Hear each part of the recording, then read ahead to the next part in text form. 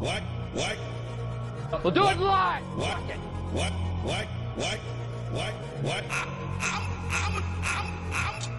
Why can't you? I've never had my flabbers so gasted. This is sick shit. He's looking down the end of his little nose. Open the fucking straight, you crazy bastards. Why can't you? And with a mighty peacock roar, the headliners have returned from a long weekend, and we don't work Mondays. Yeah, I don't work Mondays. We don't do Mondays around. We're like Garfields of the modern age. We are your proxy Garfields. We are your guardians of the galaxy. We're your grumpy cats. We are Grumpy Cat 1 and 1A. We are your retribution. No, we're just the headliners. I'm Mikey. I'm Tim. So before we went live, we were having a bit of a kerfuffle. Not really. I'm just doing this for a bit. I hope you guys can play along. So I was screaming at Tim's stupid face. We were talking about Pokemon. And the early episodes of Pokemon, we were casually mentioning anime. Don't know if any of you guys have heard of it. And then, anime? Yes, it's not a lady's name, not Anna May. It is anime. It is a Japanese art form that uses animation rather than live actors. Who could possibly like that? A billion people. Yo, you know what? All right, I'm sidetracking my own sidetrack, bro. Just wait till China gets their anime game together. They could have a new episode out every 12 hours. I mean, speaking of which, like all these Japanese anime studios are going out of business. Like they're going to Korea. Yeah. The Koreans are our favorite show, Solo Leveling, is drawn in Korea. Second favorite show, but yeah. What's better than Solo Leveling? Banki. Banky. Banki. And this is like a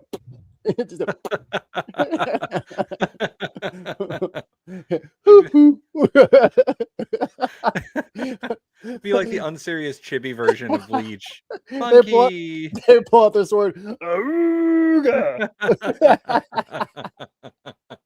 all the old sound effects from Hanna-Barbera. And the sword's like, it's a living. Oh my! So here's what we need: somebody in the internet take Hanna-Barbera sound effects and put them on anime.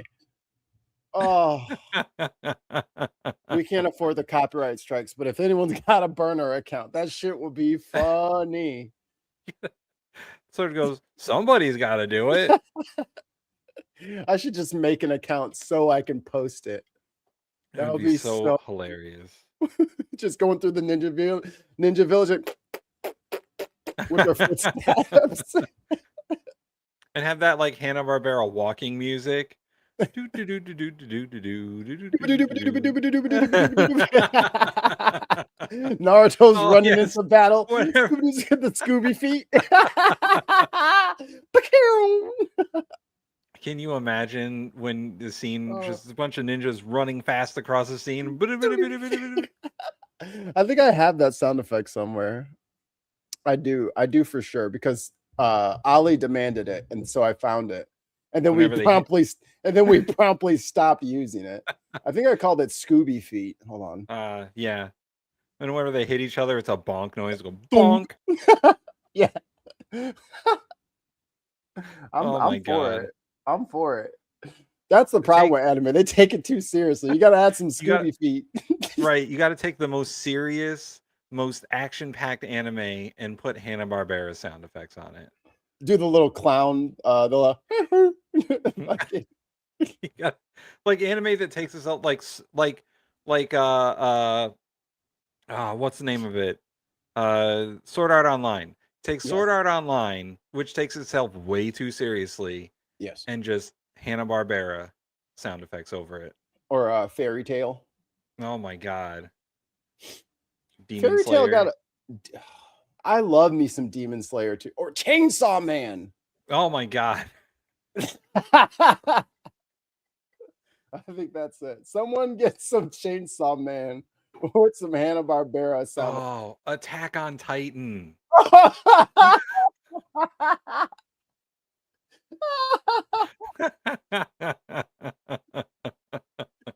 The fucking Titan's coming out. Oh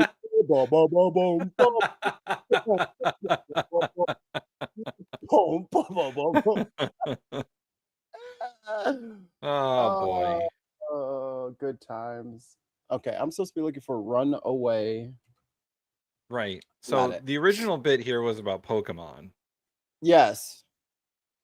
Oh, we don't have space. What is this? Lumpy pillows, kiss my ass. Put that in the book. Oh, we gotta get rid of one. Hold on. Let's see. What one should we get rid of? Granddad's not going anywhere. Boring, Huey. How about? I am full, but I can't pass up this great opportunity. Well, how much? It's been long enough.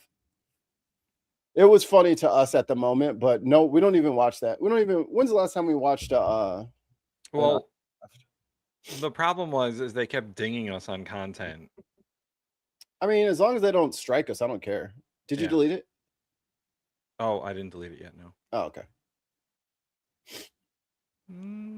Here we go. Action delete. God, that was so funny. Ugh. Oh boy. Right. Deleted. Yeah. Imagine that on a ninja going super speed or a Bleach character using flash step. Or what's that? What's the one with the swords? Not your show. The newer one. Demon Slayer. Yes. So he was doing like the breath things. Second form, fire breathing.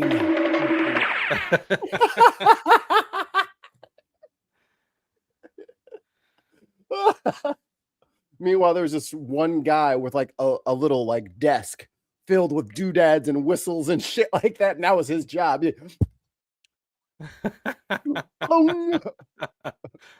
A person doing gaffing effects, yeah. Yeah, the little Foley guy that they used to have for like talk radio and shit like that.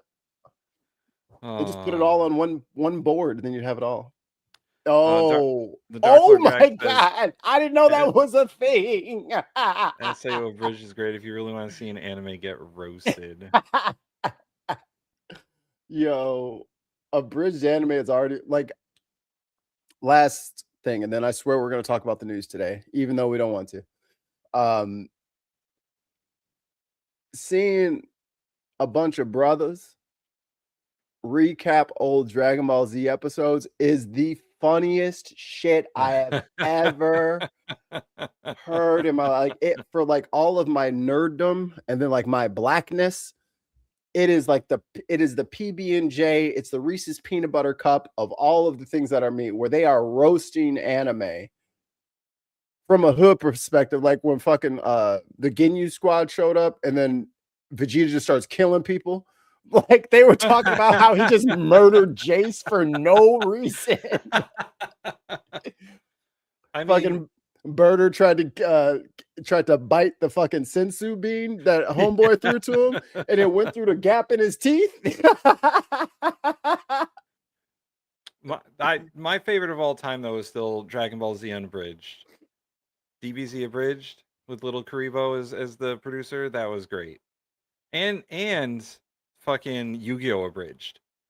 Oh man, Yu-Gi-Oh! I loved Yu-Gi-Oh! But now I understand that the way network television works is I probably only saw like the same 8 episodes like 10 times. Because they never fucking went in order or anything like that. They just showed you whatever the fuck they wanted. I was like, wait, there's an order to these episodes? What? They just gave us bullshit. Motherfucker will be at the end of the castle. Next episode, oh look, the castle. Let's try to get inside. I'm like, well, I guess it'll be another week before we get in this bitch. Yeah, syndication is not great for serialized shows. That's not fair. It's not great because the same thing would happen to like DBZ or something. They'd show you like the same 10 episodes over and over again. They're still constantly on Namek.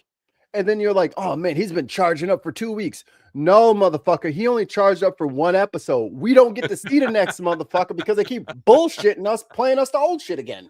I very much like how the producers of the show are like, yeah, they do a lot of that charging up stuff. Let's edit out some of that and we'll re-release it as another show. We'll call it Dragon Ball Z Kai and it'll be shorter. They would literally, like, the new episode will come out on Friday, right? So then Monday, you would get the 2 episodes before the new episode. Wednesday, you'd get the episode you saw on Friday. Yep. A filler episode on Thursday, and then a new one on Friday. So you didn't actually get shit. You've watched the same shit you watched already. Yeah, exactly. 3 days of turning Super Saiyan.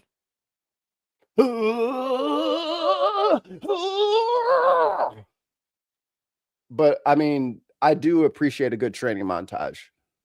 Oh yeah, the training montages in DBZ were peak. Okay. Let's say hello to the people. Out. Who was first here today? It's gone now. I think it was Person Impersonator. Person Impersonator said it first on the vertical, but it disappeared. What the fuck is that? Diz. Hi, Diz. Lumpy pillows, kiss my ass. Put that in your book. Adams. I doubt it. Billy. Hold on. Oh, they all got Billy. Fettuccine, linguine, martini, bikini. P.I. But you can't sing. Reading quickly. There she is. She wants lumpy dumbass. No, she requests lumpy pillows. She wants lumpy pillows. Lumpy pillows, kiss my ass. Put that in your book.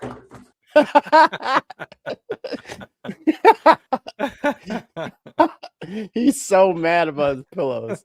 Chrissy. It was the first time that in my recollection I've thought about it recently.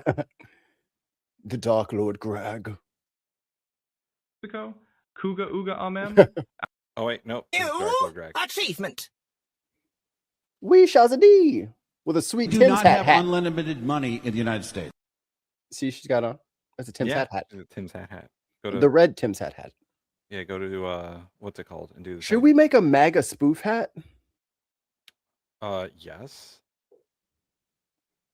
We should. Make Alien gory again. Make Amadeus gorgeous again. Make Alderaan great again. Make Alderaan great. They blew that up, right? Or no, that was Dan Tooney. No, they fucking they blew it up in A New Hope. That's right. That was literally the first thing that happened in that movie was they fucking blew up Alderaan. Oh yeah, it's like, all right, let's go to Alderaan. Fucking shaking around in the ship. I'm sorry. It's the second thing that happened because the first thing that happened was capturing Princess Leia, and then they blew up Alderaan. Yeah. After she lied. Yeah, she did try to. She tried to save him. They're on Dantooine. Cool. That's too far away for us to check. Blow this up. Let's head to Dantooine. I was like, what the fuck? Yo. Can you imagine, all right, I know that we're long in the tooth here. Can you imagine the implications of blowing up a planet and then having to restar chart that area? Like, let's say you're an intergalactic smuggler, say a Han Solo type. I'm listening. And you have to transport some people to a planet that you didn't know wasn't there. I hear what you're saying. They're like, we need to go to Alderaan, and he's like, okay, let's go. And then you hyperspace to Alderaan. What Like if I your do. calculations are like slightly off and you just end up in the minefield that was Alderaan? That is literally what they did, and they didn't die. Right. They should have died. Oh, he teleported into an asteroid. There's an Right. asteroid in the ship. The hull has been breached by asteroid. You hyper. We saw this in the sequel movie where they tried to hyperspace into a whole fleet of ships and everyone got killed. So Yeah, that fucked everything up. why didn't he hyperspace into the former planet and not die? Harrison Ford wouldn't have it. Harrison was like, I'm not dying in a fucking... No, I'm living. Actually, I'm going to land on the thing. So while you were saying that, I was thinking, if you were able to blow up a planet with a Death Star laser contraption,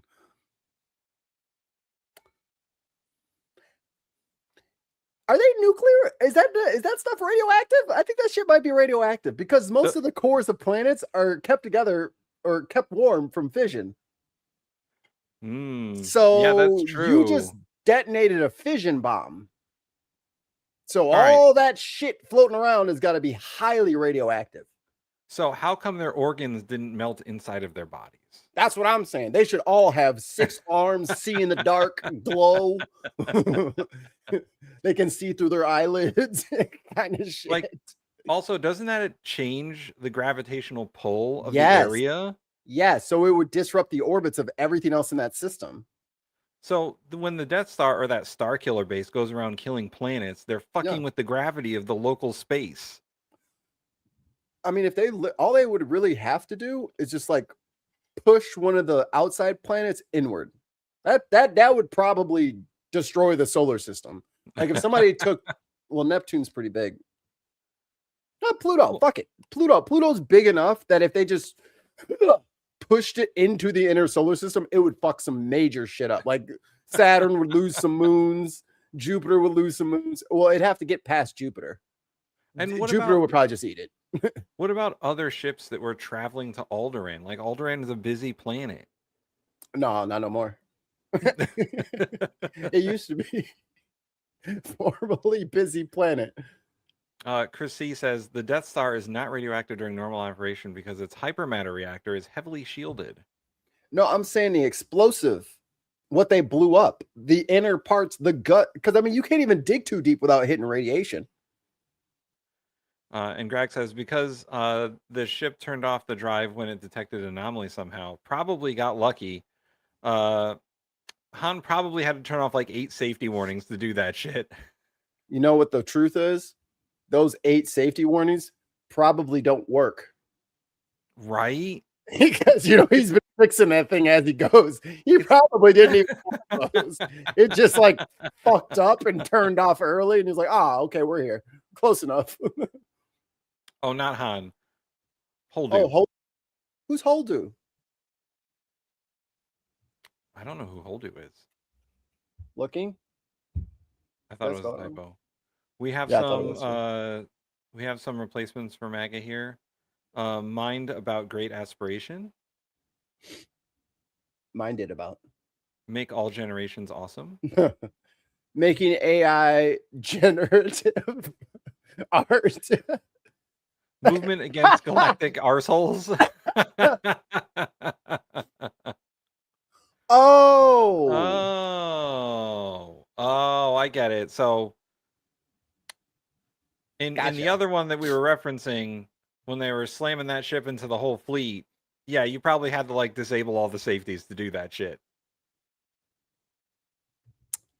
No, it's real.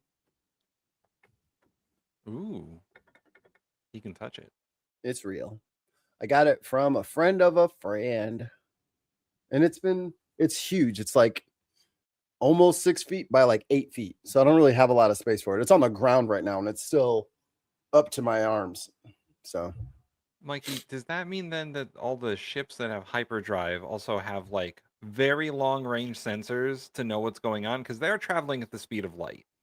Because so what I'm thinking, the only way that they're able to travel like that is there must be some sort of whether it was set up by the Empire or what. There's got to be some sort of like beacons or like sensors, like we have like the AccuWeather forecast and shit like that. They got like on top of all the schools, they got like weather instruments.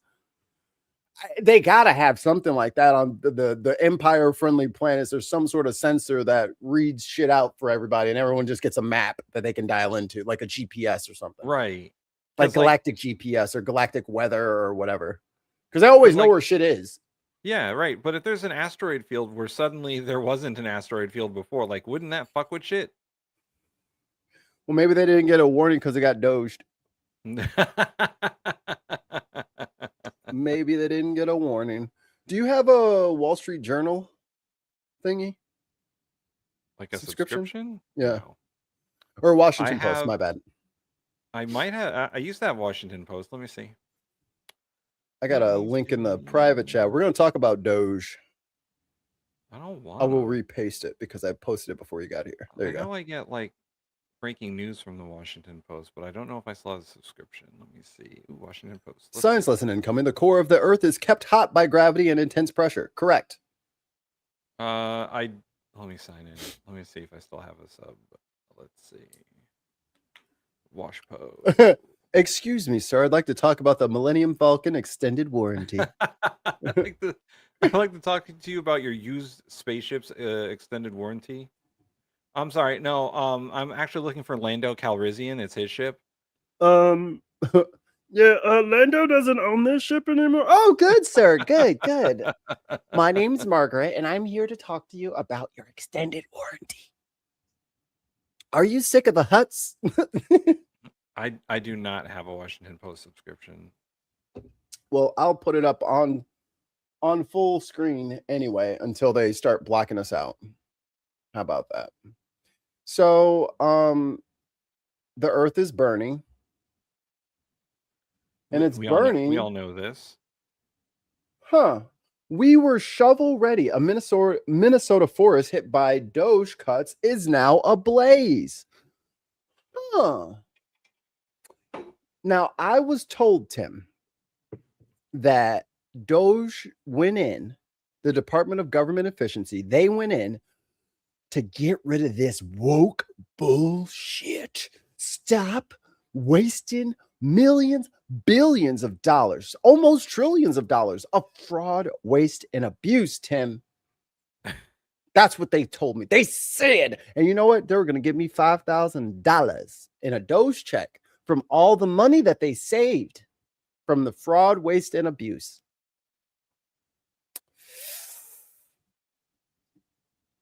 Well, I don't. It's going to kick me out of here real quick, so I'll read as much as I can before they get me.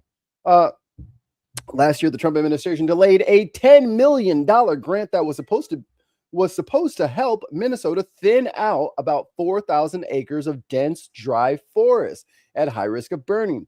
Most of that work never got started, according to the 5 people familiar with the situation in a document reviewed by the Washington Post. And now some of those areas are, you guessed it, on fire. In 2024, as part of a $100 million initiative to tackle the nation's wildfires, the Biden administration, fuck you, Joe Biden, awarded the Superior National Forest, where about 24 lightning spark fires have been burning since early July, $10 million for projects that would have removed decades of dead trees and undergrowth, creating breaks in potential fire fuel around critical corridors and remote homes. The funding would have also paid for fire prevention efforts along a key 36-mile gravel road known as the Echo Trail, months before the ongoing Sioux Fire jumped it, threatening residences. So, guys, we literally had the plan ready to fucking go, and douchebag went in there and said, give me an email with 5 things that you're supposed to do, or I'm cutting all your money. I've never had my flabbers so gasted.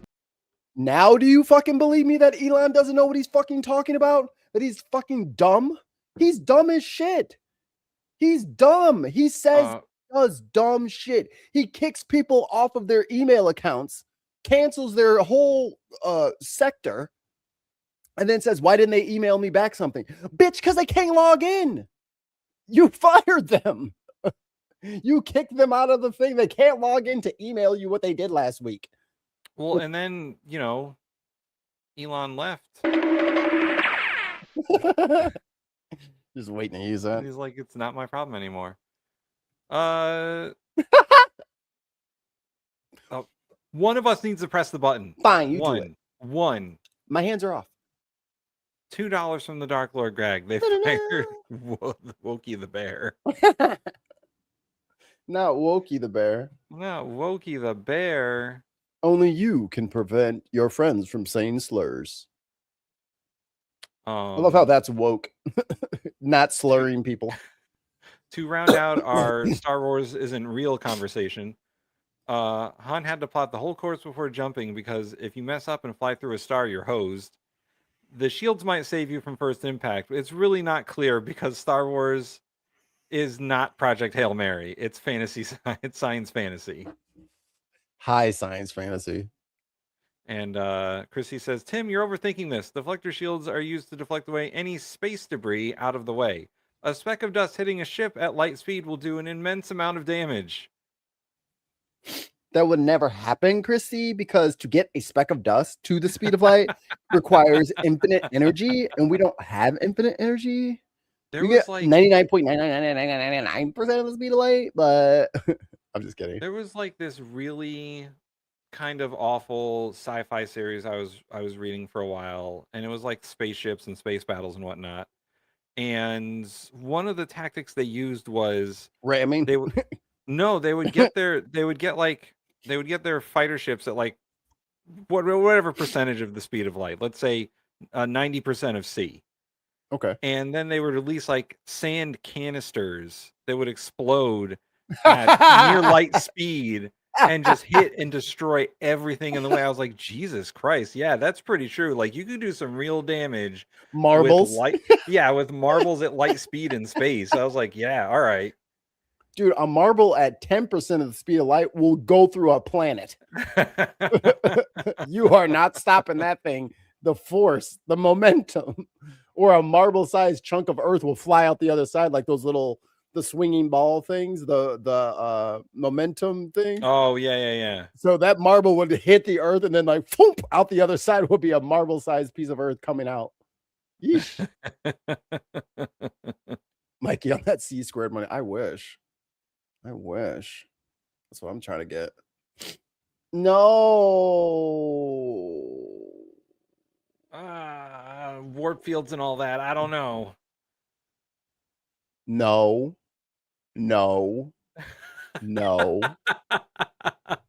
Hell no. You think they'd have a lightsaber? No, they have like a lightsaber hatchet. A light axe. Oh God, a light hatchet, a light dual-sided hatchet thing. There's a jub coming out of the fucking trees, just burning people. Nah, I'm good. may the yum nub untini be with you. Stop it. Oh, check the damage caused by the speck of dust traveling 15,000 miles an hour.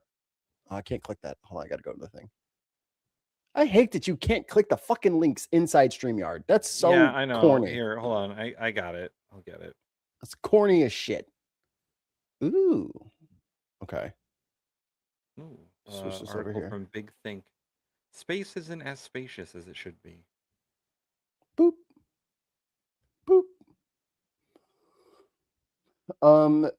It's full of space debris, small amounts of scrap, trash, and machinery that humans have abandoned on the Earth's orbit.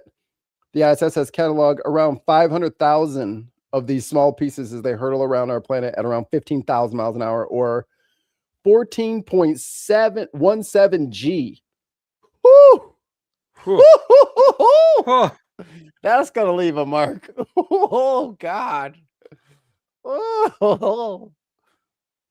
Anonymous users on Reddit who claimed to work in the aerospace industry posted an image of what a half ounce of space debris can do to a block of solid aluminum. Jeez. This test was done with a light gas gun in close quarters to show how much damage even a tiny amount of space debris can do. I mean, granted, aluminum is not very tough, but it is very light, which is what you want in space because you have to get it off of the big, fat, greedy, hungry Earth that wants your mass next to its mass. Yeah, where is Naruto? Or that wall Boruto. That wall got Bankied. Banky. I'm Pretty never scary, gonna huh? not hear that now. Thanks. You've ruined Bleach for me, Mikey. Great. Amazing. Well, you said something that was like Naruto, but off. Yeah, I said Rasengan. Yeah, Rasengan. Like there's E's in there instead of A's. Well, you're a nor'easter. That's all you got. You guys have all E's and Rasengan. I's in your fucking Water. Yeah, R's, E's, and I's in all your words. The whole thing. Hey, at least we don't say aluminium. Well, that's because you can read. Pretty scary, huh? I'm kidding, guys. Jesus, don't come for me. It should be noted that although this looks enormous, the crater is about 5 inches deep. Jesus. Having said that, it caused something that is actually about the size of an eraser at the end of a pencil. Wow. Jeez. The ISS is about the size of a football field and thus an easy target for space debris. To solve this, it has to move its orbit to make sure it doesn't get hit. Every once in a while, the ISS gets hit by a piece of paint chip, and the crew needs to repair the ship for weeks. Jeez. Question, how much more shit can we send to space before it's like, hey guys, we can't actually travel to space anymore? There's too much debris roaming around our orbit. It's funny you mention that. There is a theory. Well, it's more or less an equation. Dexter, what do you want? I'm not talking about the cat equation. Get out of here. No, because I'm gonna start showing him. Look at this. Get out. Go away. I'm allergic to you. Go. So there's a limit. So let's say we have easy math, 100 satellites going around the Earth. If one of them should break or gets hit by some space dust, guess what it will do? Also break and create space dust, Right. which will hit another one, which will hit and create space dust, which will hit. And you see where I'm going here. Right now, I think there's about an 8-minute window between when satellites know something's coming and when they necessarily have to get out of the way. As more things go up into space, that window gets smaller and smaller. We might end up getting trapped on this planet because it'll be too dangerous to go into space, because it will literally be a fucking shredder in space. And the more things that go up there to try to get out, if they get clipped, they add to the blender blades, the garbage disposal blades that will be above our skies.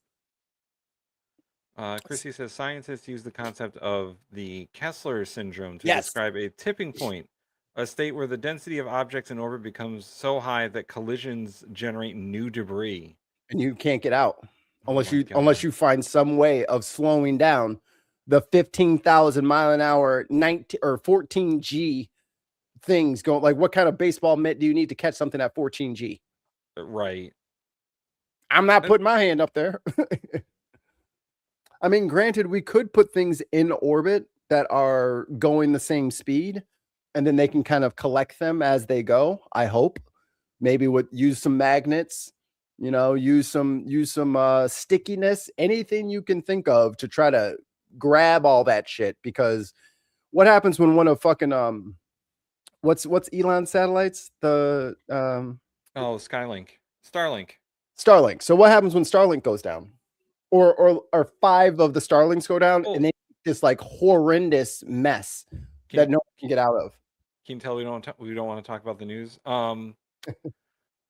But I was under the impression that some of this stuff was like controlled descent, like the Mir space station where they crashed it on Earth at one, they crashed it in the ocean, and some of these satellites where they crash them in the ocean once their orbit degrades to a certain point. Right. But is that not happening enough? I'm saying, like, what you're talking about is like a planned thing. So what happens when it breaks in space? Oh, I see. So if it's up there doing its thing, it's got 2 more years of life left, and then it gets clipped by a space rock, and now it's in 56 pieces going 15,000 miles an hour. Now, how do you clean it up? So let's say like a satellite gets smashed by a space rock. What happens after that? Right. You get more space rocks, more space debris, till eventually you have a fucking death net.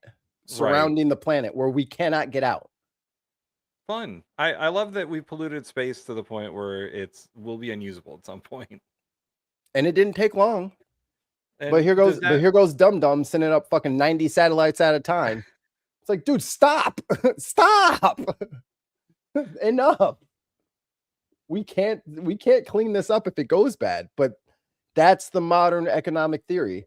Don't worry about if it goes bad. Just do it. It's somebody else's job to clean it up, not yours.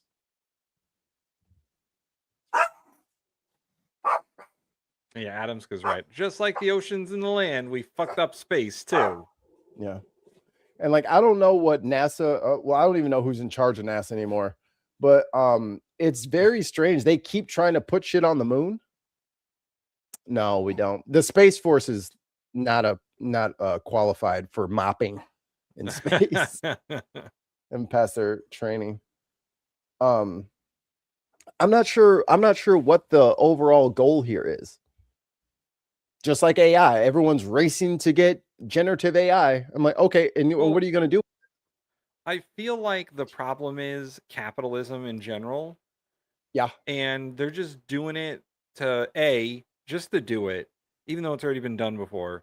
B, space tourism for the wealthiest of the wealthy people and William Shatner. And I want to go to space. I'm not going to lie, guys. If they told me you have to give up your show, you have to fucking make fun of all of your fans, and then you can go to space, I would dog you guys out so fucking quick. I would I would make fun of each and every one of you individually, specifically. And I would say this show sucks, and I would delete this channel. If they told me I can go to space, y'all will forgive me. I can make it back into your good graces, but I need to see the planet. I need to know where I am. Reagan Elite is correct. Several years ago, Newt Gingrich promised me a fucking base on the moon. Is he alive still? I don't know. And he promised $2 a gallon gasoline. How's that going? Both of those things. It's $2 a gallon on Mars. Go get it. I want a goddamn moon base. Why? Why do you want a moon base? So we can have a moon base. For what though? So Mystery Science Theater 3000 can be a real thing. Like if they wanted to put some sort of like telescope up there on the dark side. Oh, that'd be so awesome. If they wanted to put a telescope on the dark side, that would be great. Is that what they're talking about? No. So no, you don't get anything. I don't know what they're trying to do, but no. Because at this point, it's Elon's idea. And if it's Elon's idea, I don't think it's a good idea. Let's all get together as a world community and send Elon to Mars. That way, he doesn't have to fucking bother us anymore. He wants to go. He wants to go. Let him take all of his money, put it into one rocket, and pack his bags and take his 98 children with him. Yeah. Send them all to space. Send them all to Mars. Say good luck. Have fun. I hope you can terraform the planet by yourself. Which will never happen, by the way. And let me disabuse any of you who think that we're going to reclaim the solar system as our planet, as our backyard and all that. We were evolved to live in the ocean. And then we evolved to live on the land. Another land is not an option for us. And there are no resources there to speak of. Dust? Did you need dust? They had a moon base in a Godzilla movie, Destroy All Monsters, based on the far future of 1999. Oh my God, I can spend an entire day talking about broken promises about futuristic sci-fi, including at this point, Ready Player One. Didn't see that or read it. I should have. Should I? I think I should have. Yes, but for different reasons. You should watch the movie because it's better than the book, but the book also has some cool stuff, but the book is kind of gross in parts. But the movie is way better because it cleaned up all the bullshit from the book. But there's a lot more pop culture references in the book. From the 80s. Stuff that we would like. I am an 80s kid. My wife is always talking about how she's an 80s kid. I'm like, 89? Yeah. 88 is not an 80s kid. I was 87. Okay. So I pooped, peed, walked, talked in the 80s. I got you beat there, Mikey. 86. Whatever. Oh, are you threatening the fucking president, Tim? How fucking very dare you? But Right, speaking and- of, oh yeah, And then they came out with hoverboards. We're supposed to be hoverboards, and they're not really fucking hoverboards. They just called them hoverboards. hoverboard with 2 big ass wheels. Yeah, right. Okay, Y'all guys, some whatever. hoes, man. Y'all some punk ass hoes.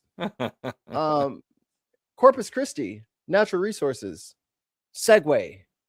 It's like Republicans on the federal level. Republicans here in Texas can't govern. They can't. Oh, and I have an overarching thing for today's show.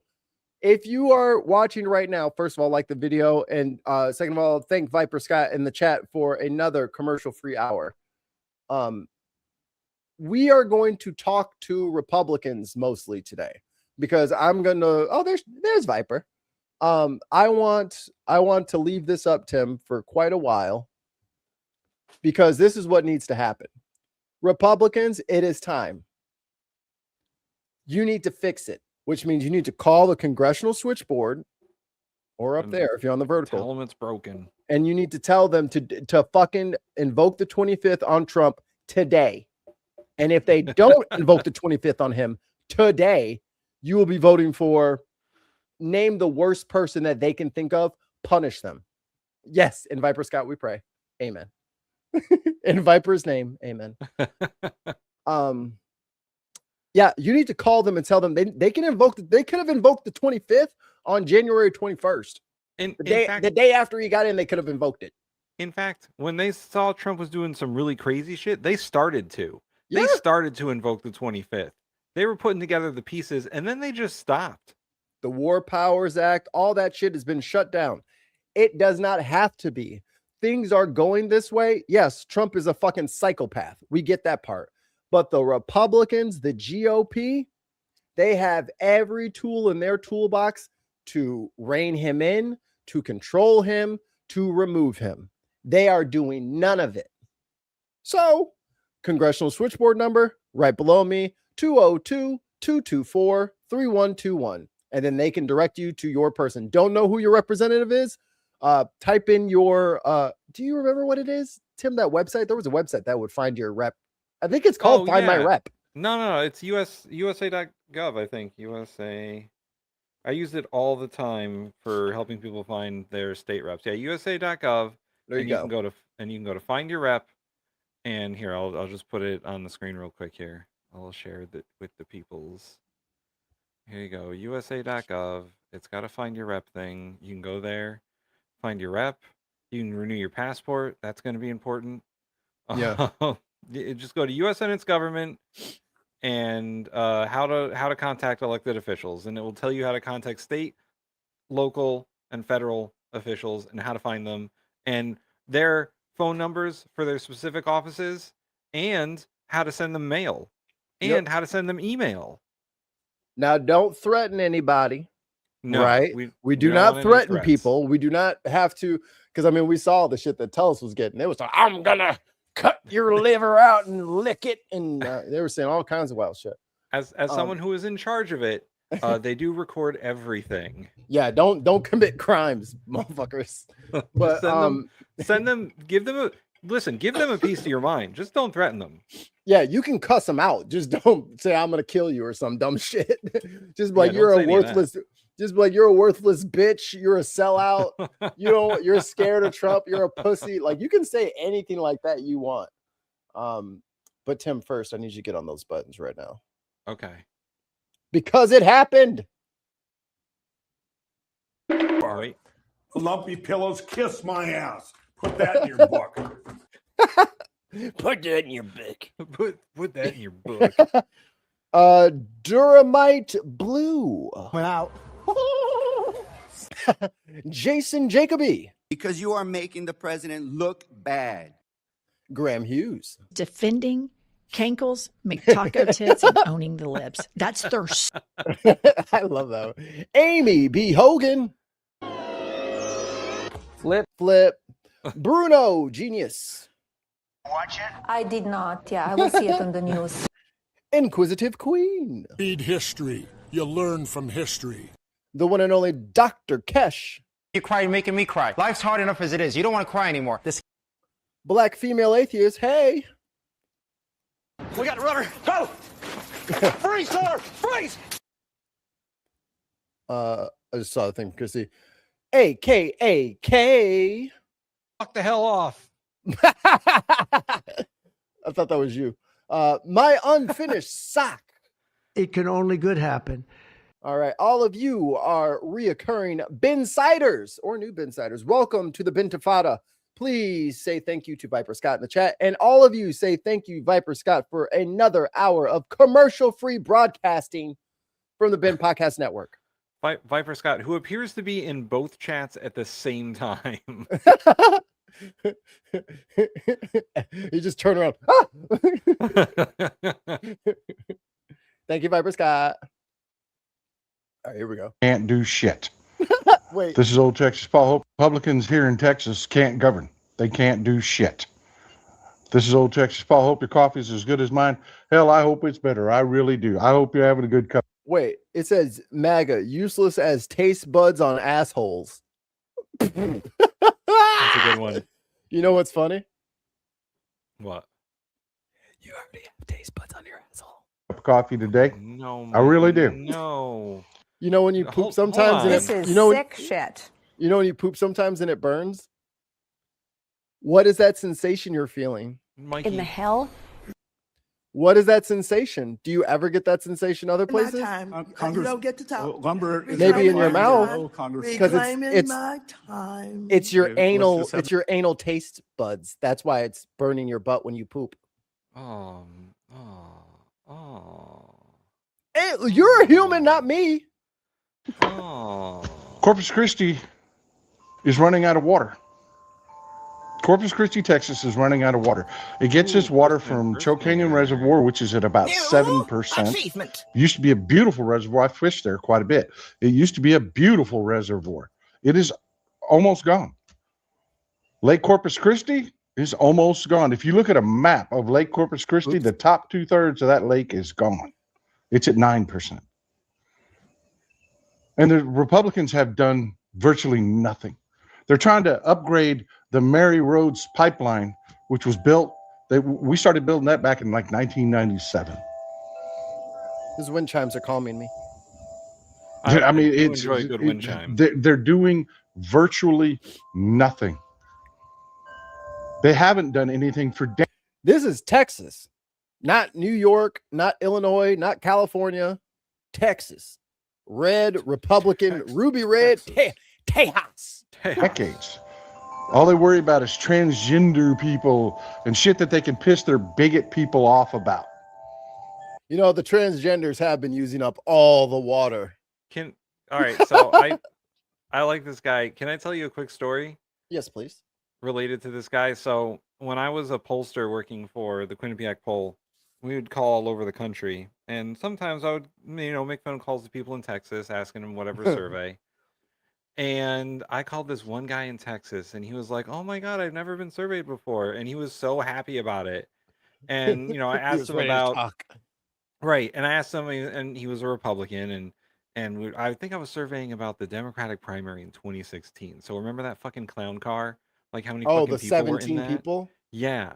So I had to list all the names, and I just learned how to pronounce some of them because some of them were fucking wild. Bernie Sanders. Have you ever heard of this Gavin Newsom? Joseph Robin's Egg Biden. I But saw anyway, Robin's Egg on the ground yesterday when I was walking the dog after the storm. I felt bad.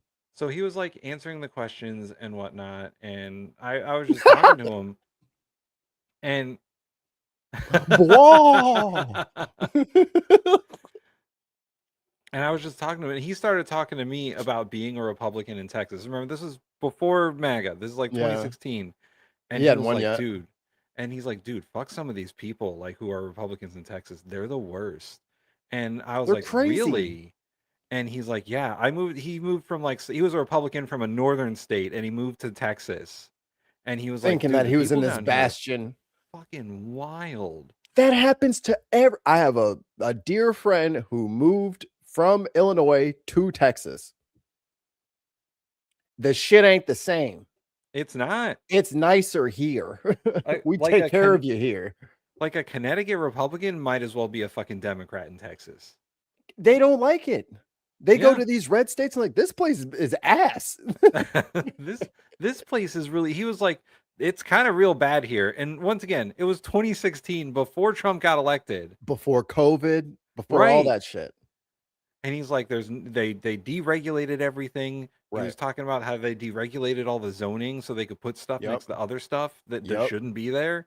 And I was like, that's crazy, dude. And he's like, yeah, that's why I'm not voting Republican. Like, if it's Trump, I'm not voting for that guy. That's what Abundance wants to do, but everybody keeps telling me like they're not blue MAGA. Yes, the fuck they are. They want to put fucking little tiny homes in the fucking warehouse district. No, bitch, get these landlords the fuck up out of these homes. They can't keep shit forever. That's anyway, the problem. That's what this guy made me think of, because this guy I was talking to was like, the Republicans in Texas are the worst. What is his name? Texas Paul. That's his name. Texas Paul. That's it. They don't govern. They don't do anything. Been telling y'all. Whether it's flood control and people getting killed in the hill country, or this water crisis in Corpus Christi, we've been predicting this for decades. This didn't sneak. It's okay. The Democrats will clean it up once we're finished. Sneak up on us. This is something we've known has known is coming. The predictions have never changed or wavered. And the Republicans have done nothing. And their reactions to it now are virtually useless. It's like 10% change in their drought policy. They're trying to update the Mary Rose pipeline. Right. They're robbing Peter to pay Paul. They're trying to take water out of Lake Texana to move to. We're going to be, before people finally learn their fucking lesson. And that's a yellow-bellied, no, that's a red-eared woodpecker in the background. I can hear it. We're going to be, before people finally learn their fucking lesson and stop electing these bigot-ass, greedy, corrupt motherfucking Republicans, this country is going to be a complete disastrous fucking shithole. I mean, why, people? Why does everything have to be fucking destroyed before you figure out to just vote Democrat? That's all you got to do. You're trying to get an S rank. Election day comes, you walk in the booth, beep, beep, beep, Democrat. That's it. And they'll do the fucking rest. What's it gonna take? Why y'all got Paul excited like this? He's trying to enjoy his coffee, got the wind chimes going. Y'all pissing Paul off. Which is shit. Stop. So angry. I like it. But this is what needs to happen. Therefore, everything that I want to happen needs to happen. You motherfucker. When these little motherfuckers start asking me if I'm a Trump supporter, I'm giving them your fucking home phone number. How about that? But this is what needs to happen. White people, sorry. Like, the black people can't vote this. Like, as much as we vote Democrat, it ain't us that's the problem. Even some of them that splintered off and went to the MAGA side of things is kind of a negligible number. Because, I mean, if white women would have voted with Kamala, then we wouldn't be talking about this. We'd probably be, bored, trying to find something to talk about. trying to stretch out the show because there's not a lot of news going on. Everything's going fine. We're bored. But that's not our life now.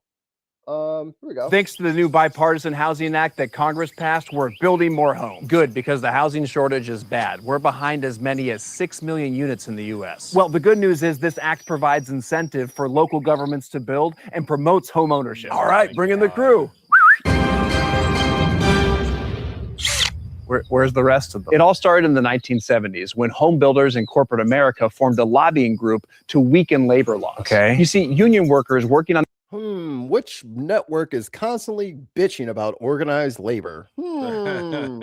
These construction sites were paid well and had great benefits. So what happened? They went after the unions, and ultimately the unions lost. So more and more non-union labor crews were on these construction sites. But how is that affecting us here today? I'll take anyone in this crew, union or non-union. I'm getting there. So at this point, young Americans looking for work saw that there was less union work, and that union work had less benefits and less pay and less opportunities. So they started looking for other jobs that weren't in construction. Then who took those jobs? Immigrants. It was a steady job and became even more viable in the 1980s thanks to— They're taking all our jobs. They're just taking them. They're taking the jobs in this sector. They're taking the jobs in that. No one's taking the jobs. You guys closed up the unions. Right. The organized labor was given up by the people hiring for the gigs. They could have kept paying for union labor, but that costs more money. Also, they don't want to pay you. I have a real problem with how this fair housing whatever has been done, where you incentivize local governments to do things. Guess what, guys? The local governments, they don't want any of that shit. They ain't got the money either. The local governments are gonna fucking NIMBY their way out of everything. Oh yeah. Especially, we can build an apartment complex way out on the edge of town. way over there where all the minorities already are. Way out there where there's no public transit, no main roads, just way out there. Oh, Better I'm have a sorry. car. Your affordable housing doesn't exactly go with our town plan. No, just buy a $60,000 car and get the payment and get the $700 a month payment plus the $250 insurance, the extra $1,000 a month. Then you can afford to drive to work from your affordable housing. I'm gonna have to look this up. But if the incentive is tax abatements, fucking stop it. We don't need taxes, Tim. Nothing needs to get paid forever. The incentive is tax abatements for contractors. Stop it right now. You are ruining the tax structure of these towns by doing this. President Reagan's pro-immigration policies. Ronald Reagan, the actor. Reagan was pro-immigration, and George H.W. Bush took— What? I said Cody did that joke better. Yeah. Took it a step further. Well, Cody did that joke 19,000 times. And yeah. Signing the Immigration Act. It was the Back to the Future joke. Ronald Reagan, the actor? Yeah. Of 1990. So by the time of the housing boom in the early 2000s, immigrants looking for work made up more and more of these construction crews. In a literally was on those crews. Job that now paid less because of the union busting of the 1970s. Fine. I made $125 a day. Where are those workers here today? This new wave of immigration enforcement is scaring them away, which is directly affecting the building industry. I don't mind immigrants working on my construction site. Sure. Yeah, but they might. But ICE agents keep showing up to construction sites, so it's not worth the risk for a lot of these workers. Okay, I guess we'll make do with you for now. Oh, I'm not working this site. I just found this drill on the ground. But I do make news videos. Subscribe. Yeah, his was funny. You should subscribe. This young man, shit, what was it? Was it this one? So this guy has a book out, and he's on his media tour. Zateo. I love me some Zateo. Zateo is one of the few places that I still follow on Substack, because Substack is a nightmare of notifications. I was thinking about starting a Substack for us because I have a lot of okay, real quick. Unfortunately for my wife, she has to get the early version of the show first because I am constantly talking about all this stupid headlines and stupid shit that keeps happening to us. So I have noticed that this show, and more specifically the talks I have with my wife, are 2.5 days in front of mainstream media.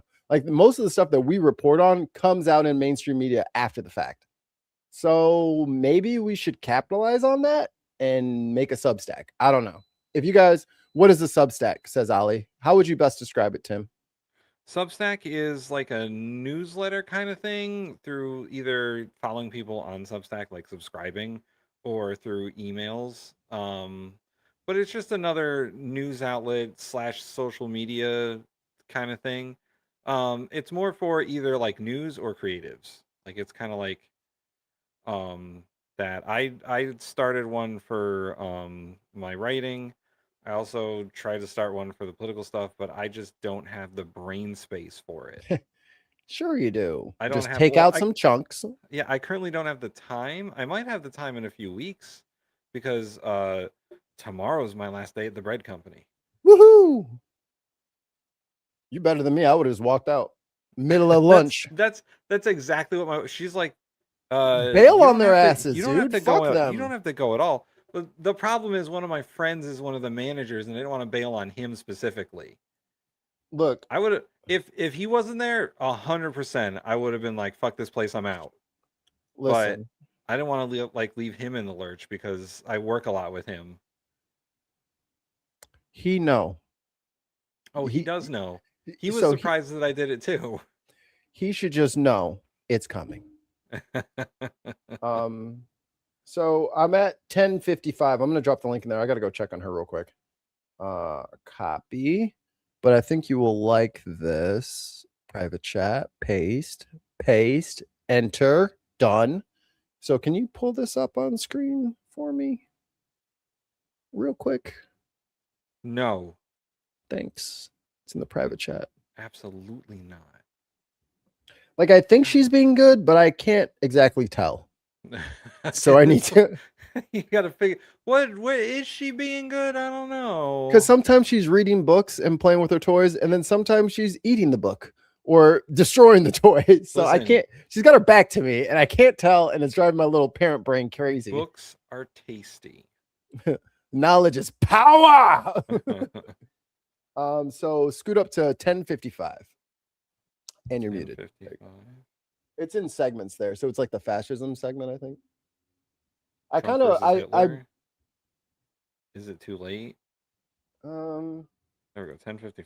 It's going to take a massive, progressive, substantive. So, you might really like his book. Is kind of why I was like, oh, Tim would love this guy. So that's kind of why I found him. Of the Republic. Is it the book that's directly behind him? I think so. I think I've almost bought that book, so I might.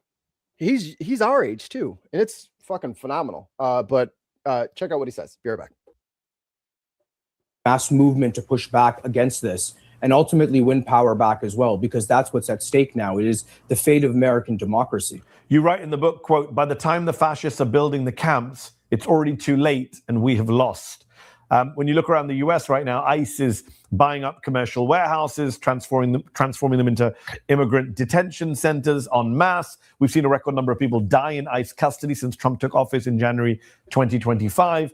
How close are we to what you write about in the book, where it's already too late and we've already lost?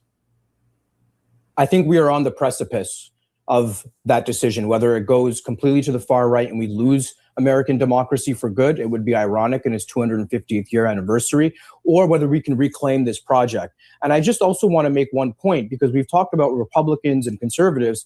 Liberals and Democrats played a huge role in the paving of Trump, the erosion of democracy, and the rise of fascism. Whether it was the trade deals we talked about, whether it was the status quo politicians who weren't able to win a majority of the vote, whether it was being beholden to a consultant class that clearly is outdated. I mean, you speak to folks of my generation, people who are younger in Gen Z. Oh, yes. I've read a book similar to his book then.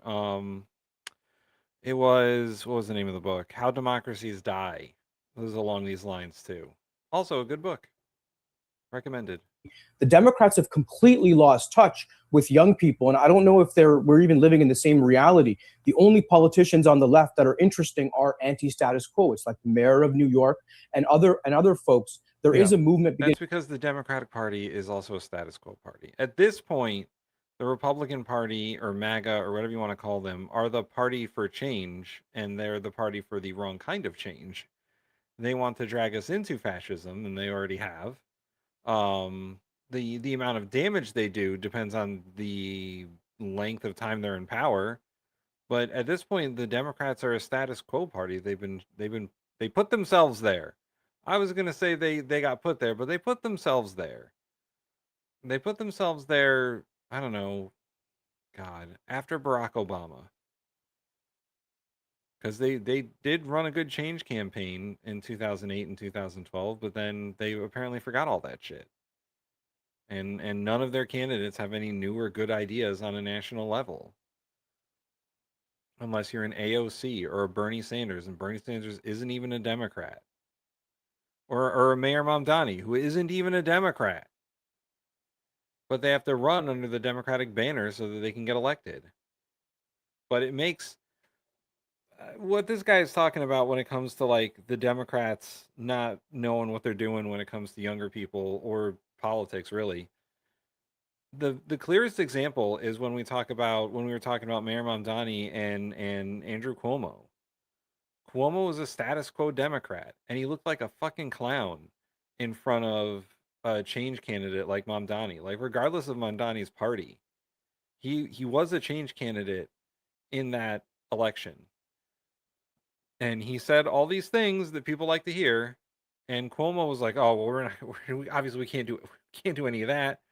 And he's like, "I've got this proven record of being, a Democratic governor and all that other bullshit." And turns out he was corrupt as fuck, right? So, what are the Democrats bringing to the table at this point? Is the question. What are they bringing to the table that people want to hear? And if it's just these outsider candidates like Mamdani or Bernie Sanders or a couple of the other more progressive Democrats who are out there, then maybe the party should change. Maybe they should embrace some of that stuff because those people are winning elections and they're not. The Democrats are not. To emerge and coalesce. But let's be clear here that Democrats are equally culpable, I would say, in the rise of fascism, and are going to have 100%. The Democrats are equally culpable because they're not fighting. They're not doing anything besides, oh, guys, we got to trust the process. Maybe if Trump's numbers get bad enough, we can hit him on it. They're not actually doing anything about it. And we've said that this entire time. Fucking Chuck Schumer isn't actually doing anything about it. Hakeem Jeffries isn't actually doing anything about it. Hell, they barely work half the year. So what are they doing besides fundraising? What are they actually doing?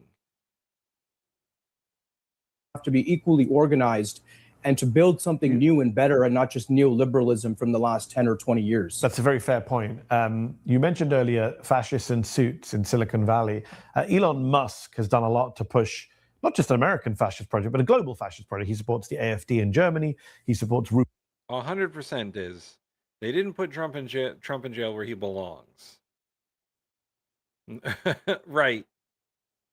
I mean, the Democrats are at this point the wait and see party. They don't do anything. Was she doing something bad or not? We were all waiting with bated breath. No, she's not actually being bad, but she's in position to do bad things. She's ready to do bad things. Standing back and standing by for bad behavior. we were just talking about that. So we got to the part where he was talking about how the Democrats are culpable for some of this because they're not fucking doing anything about it. Correct. And I went on a mini rant about, what are outside of the progressive candidates within the party and not within the party, what are they doing about it? Well, we're going to talk about what they're doing about it because we got to talk about Haley Stevens and Abdul Sayed. They had their debate last night. Whew, what a stinker. She stinks. A question from the chat. Do you think if the Dems win 2028, do you believe they will release the Epstein files in full or fuck off with the idea? You can go first. They'll do whatever is politically expedient. It depends on which Dems get in. It depends on which Dems and if Trump is still alive. Yeah. Because, I mean, we'll talk about it a little bit later, but these guys are largely on the same team.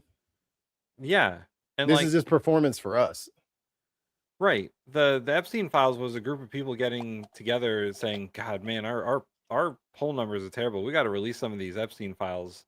Otherwise, we're going to look like real chumps. We're going to get this heat off our back. Yeah. And it turns out that, like I predicted, nothing will be ever good enough for the conspiracy-minded MAGA crowd. Right. Who have already actively flipped on their own conspiracies 3-4 times. Right.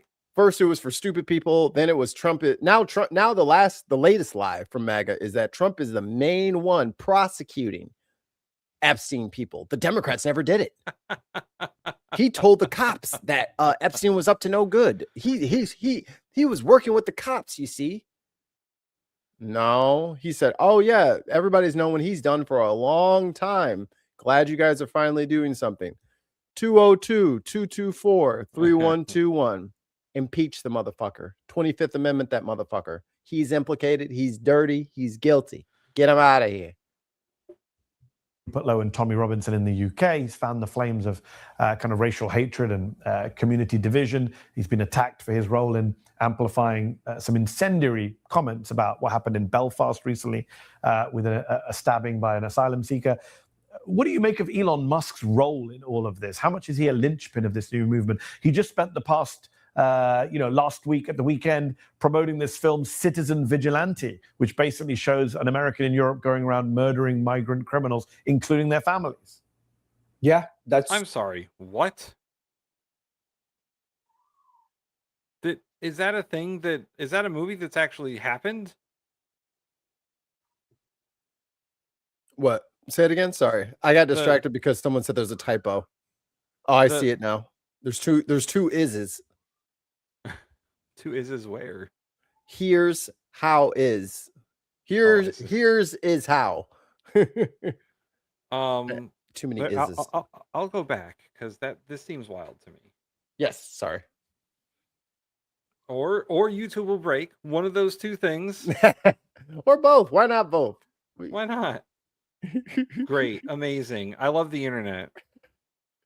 Been attacked for his role in amplifying some incendiary comments about what happened in Belfast recently with a stabbing by an asylum seeker. Yeah. What do you make of Elon Musk's role in all of this? How much is he a linchpin of this new movement? He just spent the past last week at the weekend promoting this film Citizen Vigilante, which basically shows an American in Europe going around murdering migrant criminals, including their families. That movie's fucking real? Someone made this movie? Oh yeah. Yeah, it's real. What the fuck? They like this shit. They like it. They're fucked up. They like it. It's you know what? Send Elon Musk to the moon or Mars, wherever he wants to go. Send him there, and then we can be done with him. I say we put together a committee to start the process. I vote we put him in prison because he released hundreds of thousands of CSAM images on the internet with his little grok. That's a fucking crime. Go to jail now. Well, I mean, he should go to jail for the whole Mecha Hitler thing. Bye. Have fun in jail. France ain't playing. They're pissed off about the fucking CSAM shit, which America should be too. But I mean, Todd Blanche is the fucking DOJ who just got done fucking licking Ghislaine Maxwell's fucking toes. Now that he's done doing let me not say anything inappropriate. Now that he's done servicing Ghislaine, I mean, I guess someone else is ready. Yeah, I heard Todd Blanche might not be AG. I heard he might. There's enough Republican senators who are like, this guy's he's too MAGA for them. He's too bad. Bro, he's literally 2 hours away from setting Ghislaine loose. I know. Just completely loosing her onto the world so she can get the train started, get the band back together. Probably just use Jared Kushner this time instead of fucking Epstein. I don't think he's been confirmed yet. No. I think that his confirmation vote hasn't happened yet because the Republicans don't have enough votes. Yeah, that's well stated. I mean, he comes from South Africa originally, and people might not know this, but before he was an American, he was a Canadian. He was an immigrant in Canada. He went to Queen. He was a Ali. Ali, you better get your boy under control. Ali, you know you're responsible for all of Canada and its citizens. Ali, don't run away. Past, present, and future. university for 2 years, and then he immigrated to the United States. And it just makes you wonder that someone who himself is an immigrant wants to close the doors to immigrants and perpetuates this. The verdict is in. It's bad. She has pulled all of her clothes out of 3 of the drawers. And she's throwing them around the room. So she saw you leave and then decided to do the thing she was planning on doing. I'm like, you're not messing with that dresser, are you? What you smiling at? Badass little girl. She just smiled right in your face, tearing shit up. That's all right. That's okay. So we were playing with the foster kid. We have a bunch of Nerf guns. So we were playing like capture the flag with our Nerf guns. And and Amanda kept winning. My wife kept winning. And Tim was camping in the corner with a shotgun. so the foster kid and I got together. I was like, hey, let's form an alliance and we'll get Amanda. I was immediately betrayed. Of course. Immediately betrayed. You're a stand peer. You have to be betrayed. I was betrayed. My reserve Nerf guns and ammo were hidden on me. And see, that's how they get you. And my flag was taken. Collusion? I think so. And this is the thing. You tried to break the rules and they were already broken. Yeah. As soon as we try to cheat like everybody else, we already lost. And I was like, we just made an alliance. Why are you betraying me right now? Couldn't you wait a few minutes? Girl power. That's what I'm talking about, man. And then my wife won again. So it didn't even help anybody. See, she's so worried about woman solidarity. She done lost twice. A man over here just counting the bucks. No. You can't just dump your radioactive garbage across the fucking border. Hell no. Wow. Ollie not only is throwing Elon under the bus, but Justin Bieber and Nickelback. I wish. Oh, Adams, if only you knew how amazing I am with a riot shield. It is my primary weapon. Everyone hates me. As I stun them and electrocute them.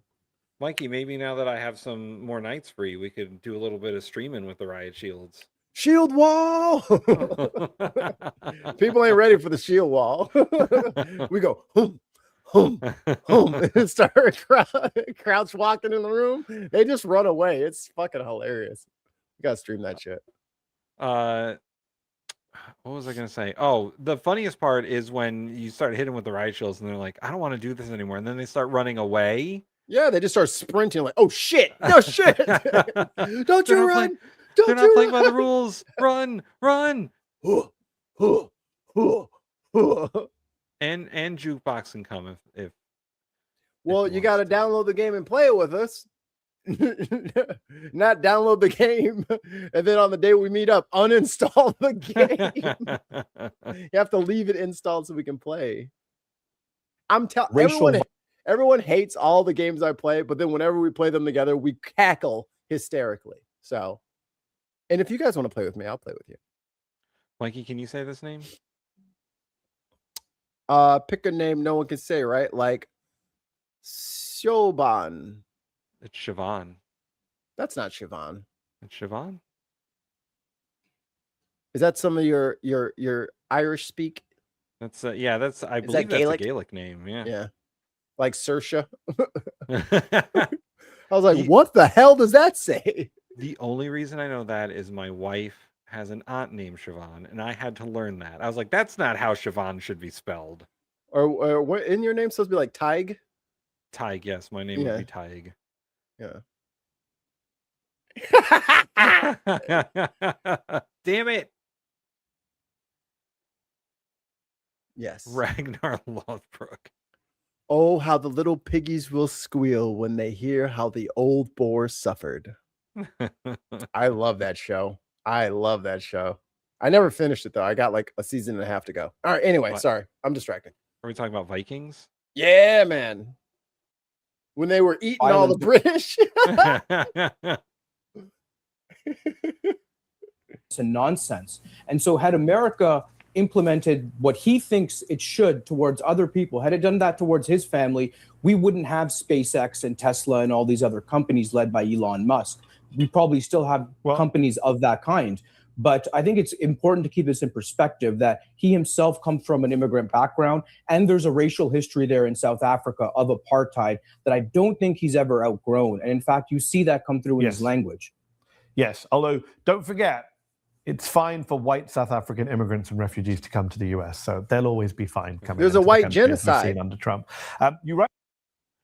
Mikey. There's a white genocide in South Africa, even though no white people have died.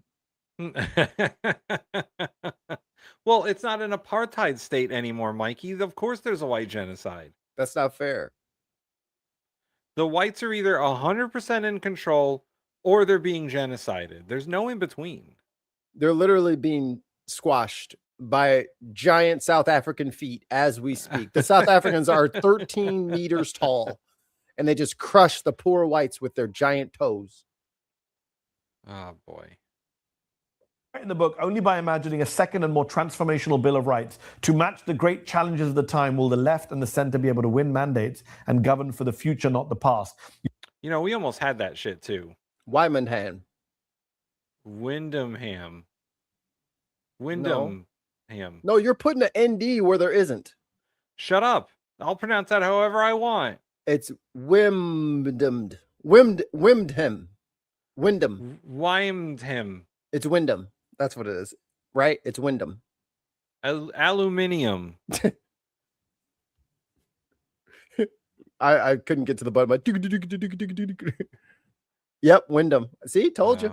Okay. They be trying to throw you off. Hey, listen, we say arugula, they say rocket, so I don't really know what's going on. I call it Arugula. Arugula. Quinoa. Do you guys have quinoa? Kenosha, Wisconsin. I used to get that all the time when the place I was working at had like quinoa bowls. Flag for hate speech. Stop adding U's. Just like, yeah, add U to color. Honor has a U in it, you know. There's a printing reason for why we spell it different in America, but I just think we saved money. Yeah, we did. America does need a second Bill of Rights. Yeah, we have a constitutional crisis going on right now.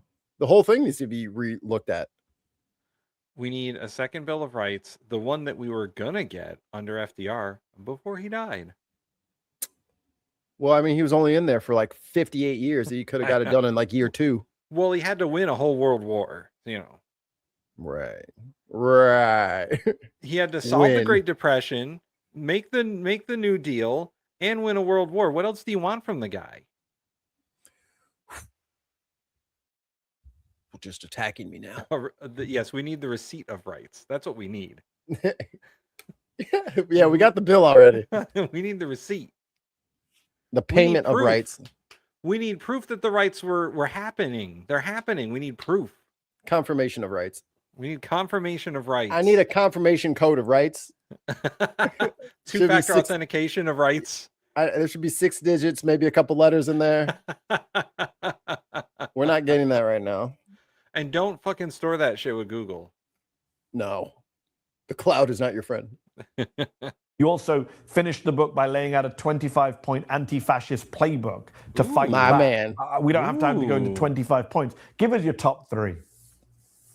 Yeah, that's great. I would say, well, the FDR point is because FDR proposed in his last year in office and alive. Fucking told you. Terms and services of rights. Just sign it. Just whatever it says is fine. TOS of rights. TOS of rights.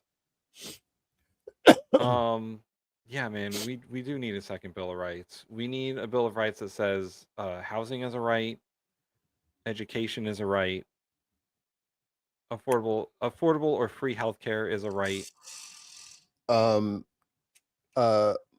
Corporate money is not speech. Yep. Gotta do away with all that Citizens United stuff. Oh yeah. 100%. It doesn't work for anyone. The NDA of rights. That's the problem. That's the problem. We don't talk about the rights. With the Fight Club of rights. Water is a right. That's right. Man, food is a right. When we grow all this food and motherfuckers is hungry, this is stupid. Like, Something's not connected here.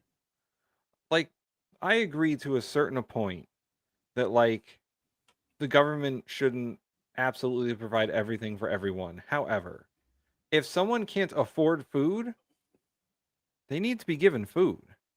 No, that's their fault. Like, you can't just keep stripping away people's ability to live.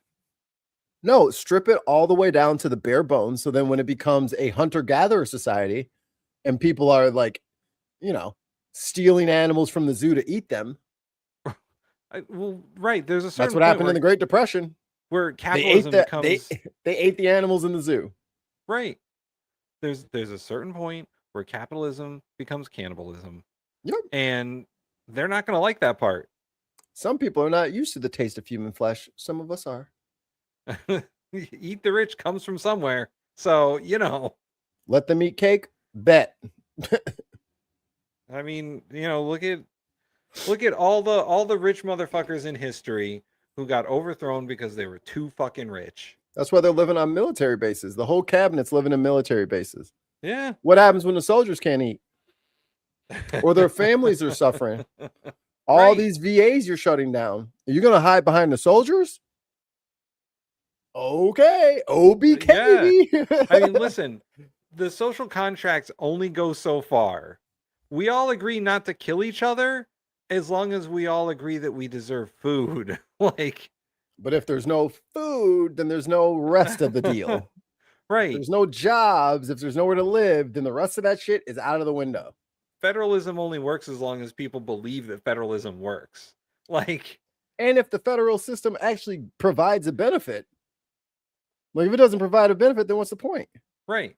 If you're no longer providing service for the people and you're just enriching yourselves, at some point, like that guy from Texas, they're going to be like, well, then what are you doing for me?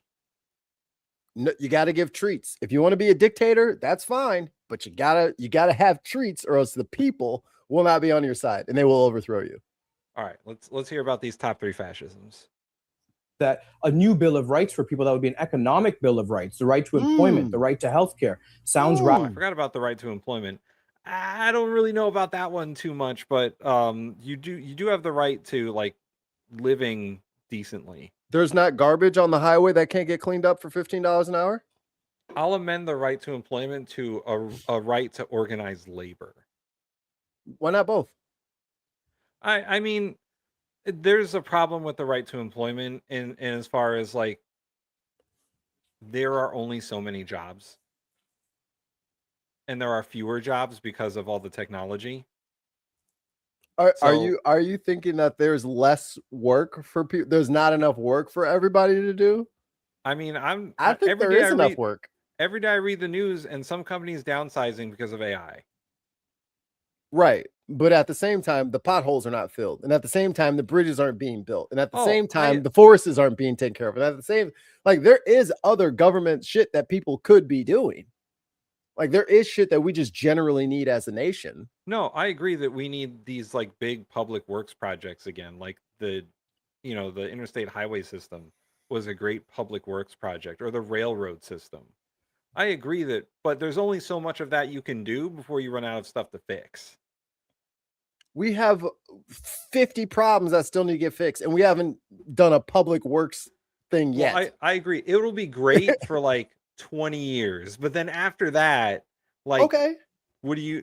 I'm just saying that, like, the marketplace of the job marketplace is not as grandiose as it used to be. Like, there's you either have highly specialized skills or you don't.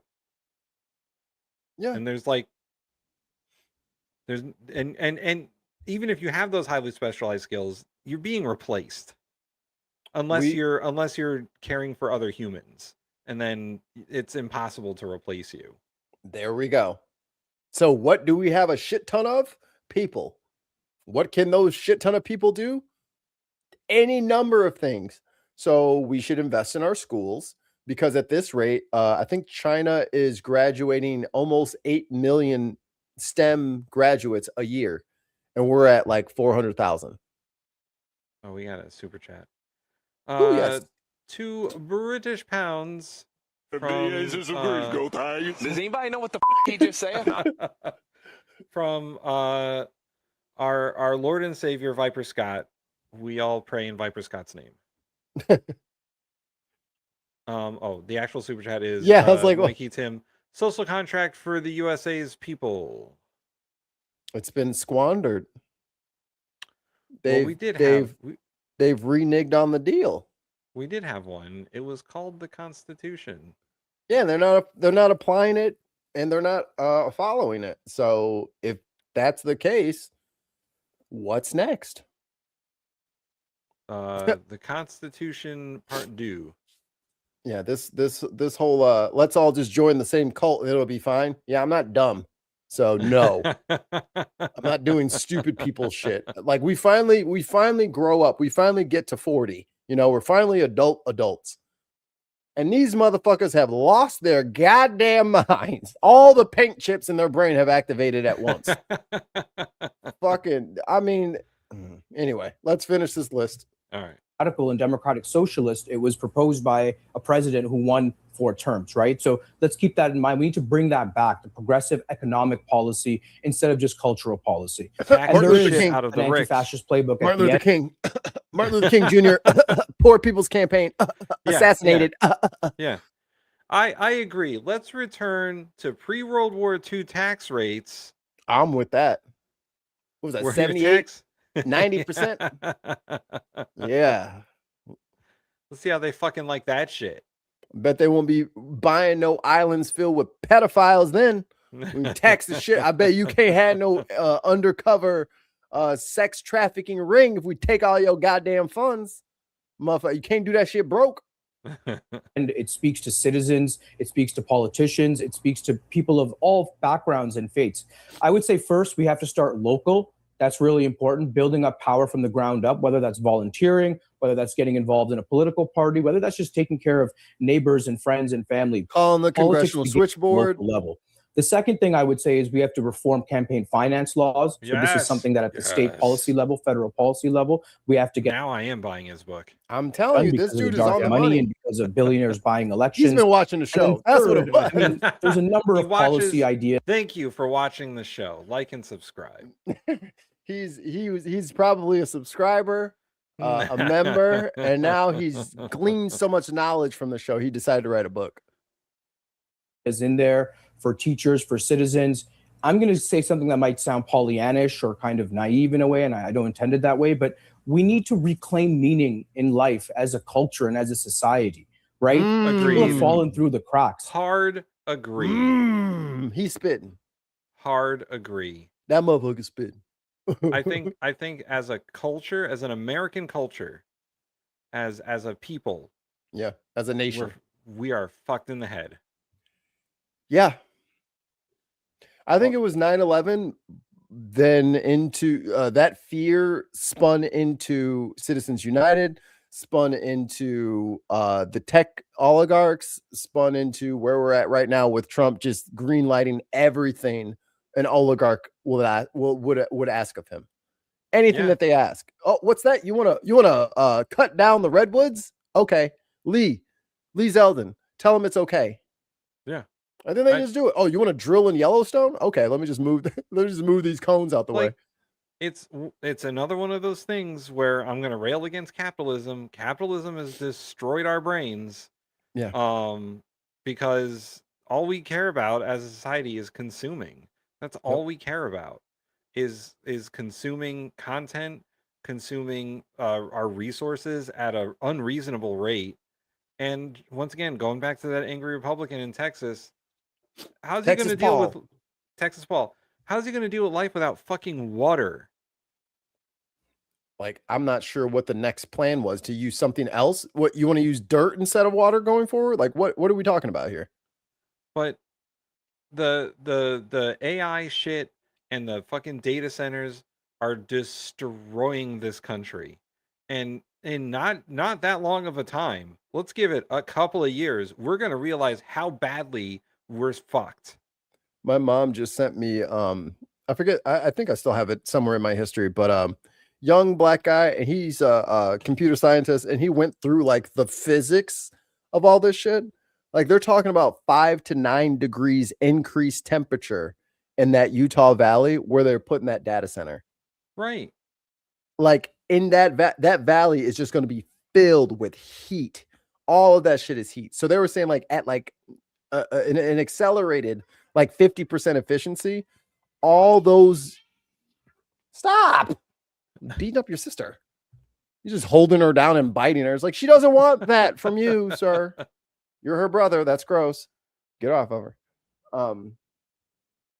But these fuck, I lost where I was going. Long story short, there's no there. Right. They're gonna all that energy that they're gonna need at 55% or 50% efficiency is gonna generate so much heat, and all of it is to do what? And all of these data centers. The chat really likes when I elongate my my words.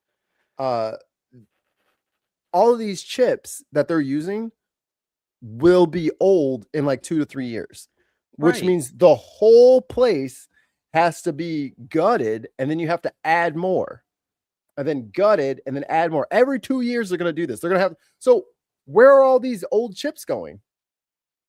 Are they going to get recycled? Are they going to sell them to us? Because I'm pretty sure they run them things until they are burnt crispy. Or are they just going in a fucking landfill? Going into your water. Yay. Well, luckily for you, you won't have any water. Right, exactly. Like this guy is right. Like what is the meaning of American culture right now? What is the purpose in our country, in our lives? And I know we all have individual purpose, and people define that differently. Yeah. But this country, like, not to like say that like this country used to mean something, but like we used to have a shared collective goal towards certain things. Yeah. We wanted to beat the Russians in the space. And fuck you, Sputnik. Yeah, like I get that some of America's reasons for doing things aren't good, but like we used to do giant public works projects. We built an interstate highway system so that people could transport themselves around the country more easily, and that the military could move around more easily. So that was the land planes and move tanks, but I hear you. No, but like it was for the country's good in general, militarily and civilian, to do that. Otherwise, the states would be left up to it, and some of those states can't even maintain the highways that well. You think them highways would actually fucking connected if we let the states do it? But even before then, the rail system, the intercontinental railroad, fuck man, they had to build a railroad across the country in the 1800s. You know what's crazy? The data centers cost more than both of those combined. Right. The highway system and what was the last thing you said? The railroad system, the Intercontinental Railroad. So between all those things that connected all of the states together, all of that was cheaper than these AI centers. Like even our power grid. If we could was cheaper. Right. If we could start a public works project to redo our entire power grid because it fucking needs it. Yeah. That it has a benefit to the military, I'm sure, and it has a benefit to the country in general. We used to do that shit. Now, they can't even pretend that it's infrastructure week. How? They fired everybody. There's like no one standing there in an orange high-vis jacket or yellow high-vis jacket to like show off the, oh, look at all the cool stuff we're doing. Those people are they're at home, or they're probably working at Amazon. Like they have bills. It's all been farmed out to contractors. It's all been farmed out to companies who are doing it for the lowest amount of money possible. And the non-union. Non-union, the cheapest work materials. Like there was a project in Connecticut to revamp Interstate 84. They had to do it twice because they fucked up the first time. How you fuck up the highway? They fucked it up. And the interstate was being repaired sideways for like 10 years. Right. It's terrible. This country needs to get its shit together, is what I'm saying. No, these white guys got it under control. We need to stop. And last thing, when he was talking about like the life and like what is all this supposed to mean? People are not supposed to be $500 from sleeping in their car. No, that is not fucking normal. It has never been like this ever, but now it is, and now it's amping up as if, well, not only will you not be able to live in the place that you're in and that you've been in, but you're not going to make enough money to qualify for anywhere else. Right. Because all the rent went up and you have to make 3 times rent to even qualify to get in that motherfucker. The wealth disparity is growing. Yep. People are leaving the workforce permanently. Yep. Because they don't feel like they have a place in the workforce anymore, or they've stopped looking because they couldn't get a job because AI is doing all the job hunting. I mean, look at doctors and nurses. Right. We've never we had not enough before COVID. And now, like, I don't know what the percentage is, but there's been a large percentage of nurses and doctors that have left the profession because they couldn't take it anymore.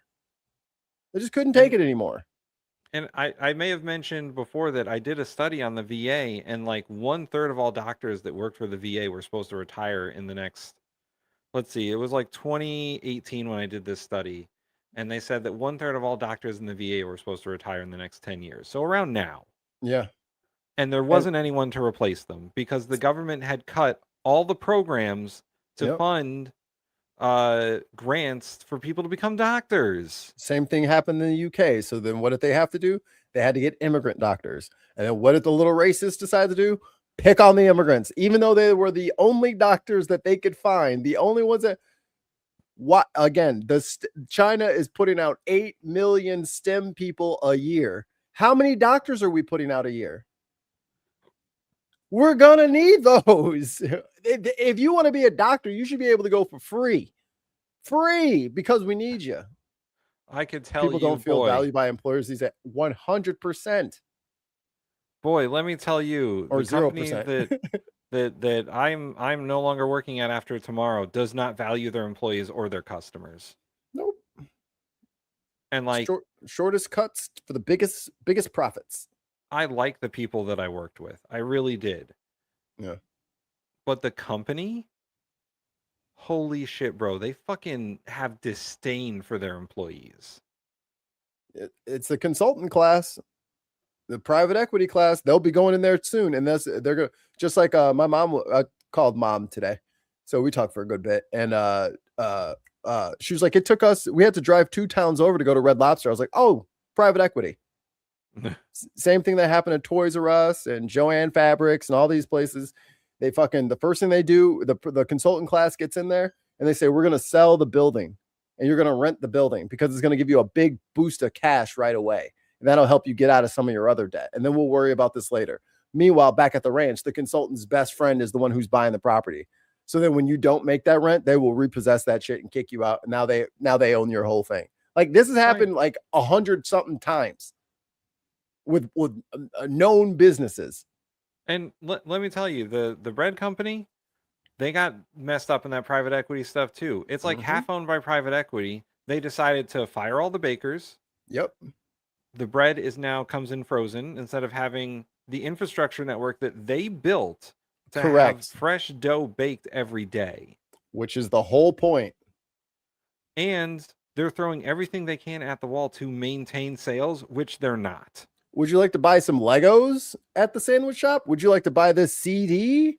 How about all this other random shit that I'm getting from other companies at a discount that I can try to sell to my customers? Nobody wants that shit. Bitch, make the goddamn sandwich and get me out of here. And then they're like, why aren't people coming to our stores? The beef sandwich has the half a piece of beef on it. That was my only joint I could eat. I can't even have that. It sucks now. Right. You want some Funko Pops? Here's our bread guy, Bready. He's in a Funko Pop now. Get your Bready Funko Pops, only $89.99. It's to the point where even the managers are like, yeah, this is bullshit. Like we don't even know we don't know what they're doing. No, they don't know what they're doing. And they're listening to people who are literally out there to just shear that sheep as close to the skin as possible. Yeah, that's what they're doing. We want maximum productivity with a minimum amount of labor. By the way, if you could do it with even less labor, that'd be great. And what are the benefits of that? You'll never see them, but we're happy. Right. Exactly. You don't make an extra dime, but you don't get any of these cost-saving benefits. We do. Don't, God forbid, don't unionize because we'll fire all of you. Don't say it. Don't even bring it up because we will close this whole place. We already sold it anyway. All right, But we're almost done with the list. And anyway, I want to finish by saying AI actually produces nothing. All those data centers are worthless. Heat makers. And this country used to actually produce things, and it no longer produces anything. Yeah. What do we believe in? Woke fault. Anymore? Just consumerism and scrolling all day? Well, if that is the only thing that's on offer, then what the far right offers, which is meaning and purpose and community, that will always be more alluring because human beings are not just economic actors. Yes. So I think this is something I would counsel both left and right, is that we need to give people purpose. We need to uplift all of us rather than just some of us and pitting people against here each for other. a reason. And that's going to come down to not just politicians, but educators, teachers, journalists, citizens, the most important office. And I think that's where it's going to begin. And if we get that right, we can build this movement and push back against fascists. But also remember, we have to build an affirmative political and economic project. It's not enough to say you are an anti-fascist. You have to be pro-democracy for all people. And that's how we galvanize, and that's how we take America back. Hard agree. Bro is spitting straight flames right now. He watches the show, obviously. He's a member. Hey, it's our girlfriend, Liz Oyer. There we go. Hi, Liz. The Department of Justice is making it possible to buy guns online and have them. Great. Great. We already can't drink anything, and it's hot as a bitch. Opening statement is already great. Oh, and she also said hi to everybody. Hey, everybody. The Department of Justice is making it possible to buy guns online and have them shipped. Wait. I have a pop quiz for you. Who do you think is responsible for this? Ooh. I will give it 30 seconds. Okay. I'm going to say that it's... Chat, guess who? Pam Bondi. Poor Pam. Pamela Joe. No, really, Stephen Miller. I think it's Stephen Miller who's responsible for this. All right, let's see if anybody in the chat has said anything. We got 5 more segundos. Who is responsible? Biden, obviously. Burden, Joe Burden. Joe Brandon. Directly to your door. And there is one person who stands to profit tremendously from this. His name is Donald Trump Jr. The former partner. I was going to say that, but I didn't want to be like Donald Trump Jr. is in charge of all this stuff. Look, this is probably some nebulous connection that he probably can't even actually impact any of this stuff. Justice. It's literally right now, you can't just buy a gun online and have it sent to your home. Online gun sellers are only allowed to ship to licensed federal firearm dealers. That means. Oh, and that's probably this is probably something that the UK people don't have to deal with often. So let's say I found a rifle, like a sniper rifle, like I want to go hunting bucks or something like that, and it's like a 30-06, not for home. You don't want to use a 30-06 to defend your house because if you shoot the intruder, you're gonna shoot through your neighbor's wall, that neighbor's wall. It's not a home defense weapon. Joseph Mama, I hate you. Not Joe Mama. So like I could order it online, but whatever the closest gun shop to me, it would get shipped to the gun shop because the gun shop has a licensed dealer and he's in charge of making sure I am who I am. I don't have any horrible shit in my background. There's a physical person that you have to get it from, or else it's not a legal sale. That's why the gun show loophole is so bad. People will go to gun shows, buy a bunch of shit. Somebody meets them in the parking lot of the gun show. They just hand over the guns to the guy. Right. Hey, Tim, go in and buy this Glock for me. You know, I just forgot my ID this time. No, I'm like a domestic abuser or I have warrants or something like that. And I would not like to be checked. Do they give for years worth of testosterone with each gun? Absolutely. But it's there's a check, just like sending money or something like that. There's a physical human being there to be like, Hey, are you doing bad stuff? They're making sure that you're not, as far as they can tell, you're not a bad person. Are you about to school shoot? Means you can buy a gun online, but you still have to go physically pick it up in person from a licensed dealer. Which means I get to see your hair sticking up all crazy and you wearing clothes from 2 weeks ago. I get to see that. Why does anyone need a sniper rifle in the first place? For hunting. I don't know about you need a sniper rifle to hunt? Yeah. Well, like, what are we talking here? Elk, deer. From a mile away? Yeah. How close do you think you're getting to a goddamn bighorn sheep? I'm saying that we just need to go back to bows and arrows.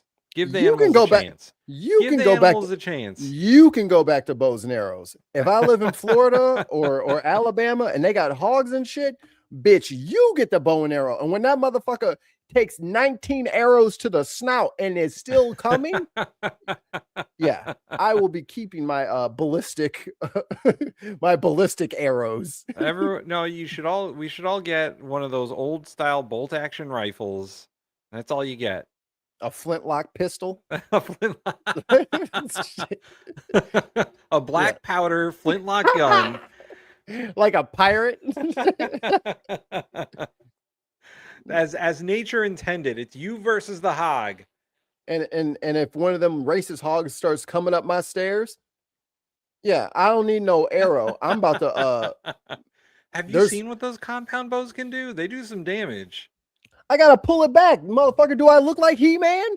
Do you see Jason? Do you think Jason you don't need the draw Momoa strength? No, the compound bows, you don't need the draw strength. You just pull, man. You still need some.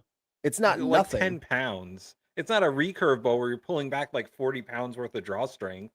How you think I'm gonna stop an intruder with 10 pounds of force? I'm saying that the compound bows transfer the power better. You pull back 10 pounds, it shoots 50 pounds. Chris C, check that out, man. I'm just saying, I'm not using a bow and arrow for home defense. Why not? What if I drop the fucking arrow? Get some like knives and we'll go like Assassin's Creed on that shit. So when they have a gun and they shoot me, should I use a longbow? Those longbows have like 60 pounds of draw strength. You ain't pulling that shit. What's the ballista? I'll get a ballista. A ballista, there you go. Listen, if you put a ballista on your front porch, ain't nobody fucking with you. You know what I was thinking about? Getting a big fucking vat of oil and putting a little fire underneath it, so if anybody should come in, oh my god! So I pour hot oil. I sent Mikey a picture of my front lawn. He's like, "That's very big. What if I do a moat, right, around the house, right, and have a drawbridge?" Did you know that most moats were kept dry? Really? Yeah. Is it like a spiked pit trap down there? It's just, I mean, how are you going to get your ladder up there? That's true. Now you're 8 feet deeper. I only brought a 40 foot. You told me it was 30 feet. And I can't even get up there. No. Look, if someone's coming in here to kill me with some racial animus or they want my wife or something like that, all this shit, brother, we ain't having no conversations. This motherfucker is done. Like, this is call the paramedics to come clean this bitch up.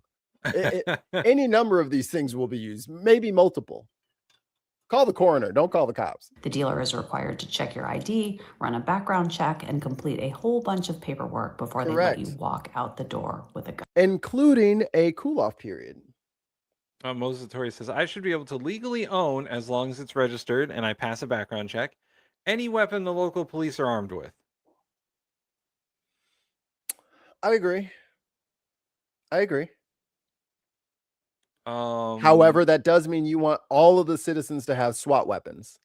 Yeah, I don't know about which is our school shooting problem in the first place. Is it's multiple rounds.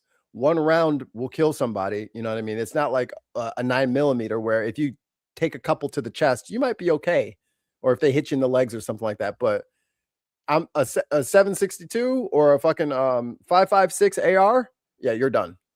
Each bullet is taking like grapefruit size holes out of you. Okay, Woo! so 5 British pounds from Viper Scott. Hold on. Went out. That's what the bow sound makes. You let it go, it goes through the air. Get one of those whistling arrows. The screamers. Tim, 90-pound longbow was what I could pull. Sadly, I hurt my shoulder, and now his max is 50. Oof. 90 pounds. 90 pounds. That'll go through steel. The bow I have, I think, is 40 pounds. That's the max I think I've drawn is 40 pounds. Look at Tim talking up bows.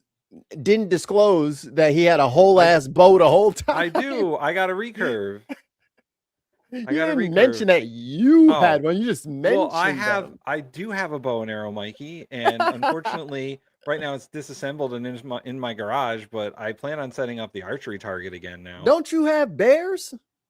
Yeah, motherfucker, you need a shotgun. Fuck that shit. There's bears in my yard at least once a week. Shotgun.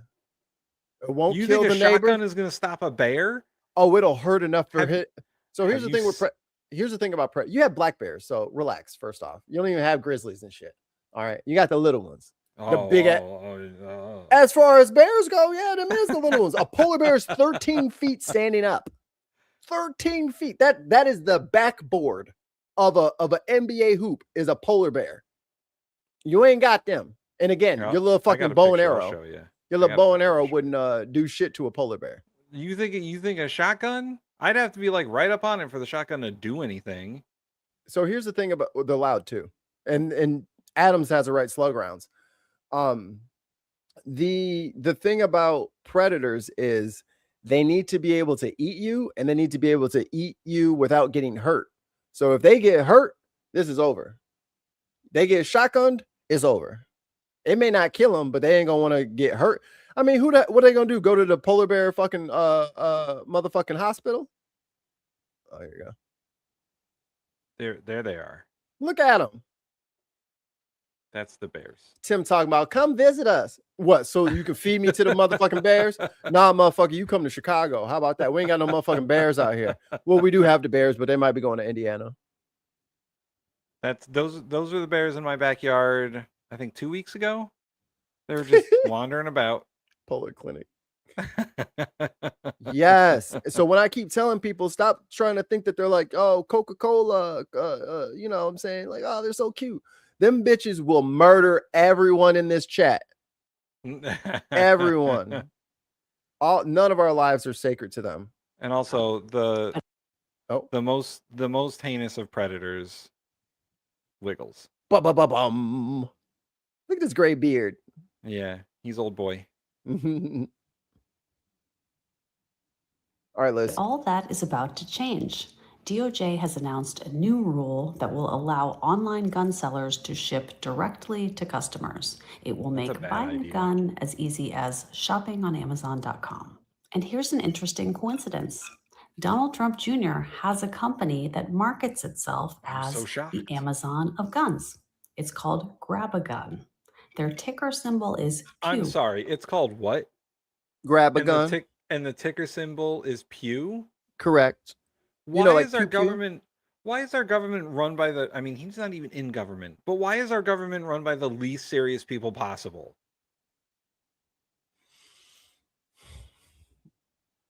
You know, the problem with the woke left is they let all these people in here hurting people, all these immigrants. Hi, I'm Donald Trump Jr. Would you like to buy a gun with no background check whatsoever and have it delivered to your So what do you want the delivery driver to do that? What's more deadly, a Tim-sized polar bear or a polar bear-sized Mikey? Mikey, but polar bear size? That sounds pretty dangerous. A 13-foot tall Mikey Famine? I could do some fucking damage, brother. like I'm mostly legs. Can you imagine a leg kick from a 13-foot tall motherfucker? Your shit is gone. Your leg is mine. Give me that leg. Kick that shit like your low jab with your kick, your low forward. If I hit the motherfucker with some of them, that's a wrap. I would if I was that size, I would kick the shit out of any fucking polar bear that came near me. I'd kick him right in his mouth. It'd be a Mikey-sized Titan. I'm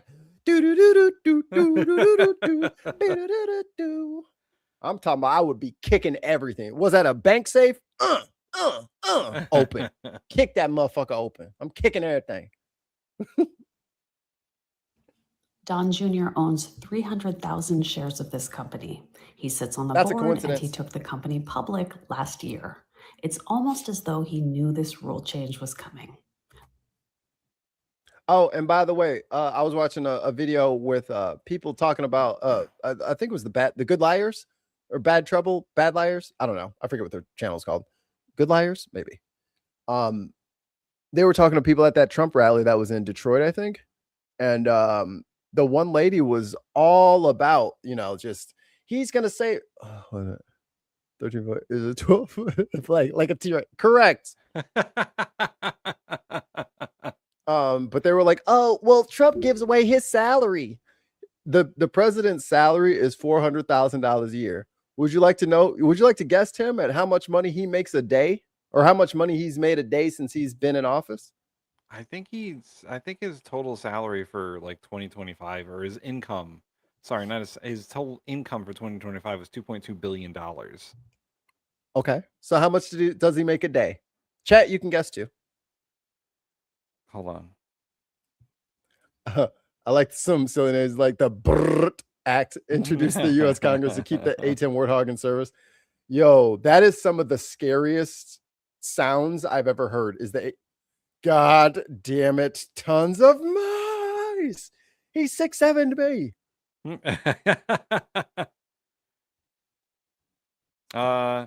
He makes $300,000 a day. 5 million. 5 million.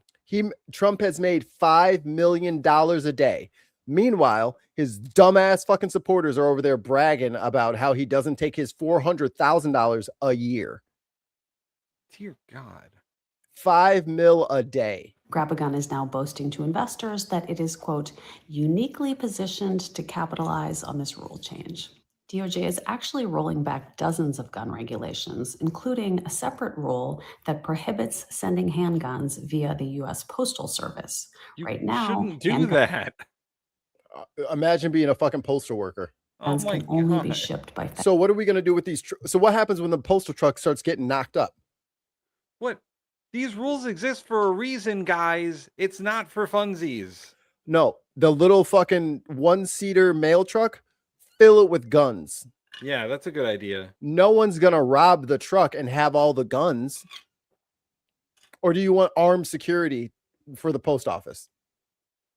FedEx or UPS, but that's about to change. Experts are saying these changes will make it much easier for guns to end up in the wrong hands. But that concern, of course. And let's not forget, Liz Oyer was fired by Todd Blanche personally because she would not give Mel Gibson his guns back after his drunken rant saying that he was going to murder his entire family. So she said, no, you can't have your guns back. He says, oh, I was just drunk. I didn't mean that. She said, I don't give a fuck. This is your 80th time of threatening your family. You're not getting your guns back. Todd Blanche fired her. Her replacement gave him his guns back. Well, I mean, he could have just waited. You can't explain that. He could have just waited. He could have bought one on Amazon. Is secondary to profits. And if they're going to do this, Amazon's going to get in on it too. Don Jr. is not the only person who stands to profit. The acting Attorney General Todd Blanche is also getting in on the action. No, not Todd. Blanche's in-laws run a company called Checkmate Industries, which sells firearm magazines. God damn it. I fucking hate this country. Considering that how convenient Blanche has final sign-off on these rules, that sure looks like a conflict of interest. He's going to recuse himself. Don't worry about it. Blanche and others are saying that these rule changes are not about profit. They are about protecting our constitutional right to bear arms. That's why I want a teenager who can use AI to make an ID, to be able to purchase a gun online with their parents' credit card and then take it to school and murder all the kids. That's what this is. It's a school shooting app. What's with the bond-like company? Because our country is run by bond villains. Correct. I mean, you're providing guns for school shooters and gang members. Good job.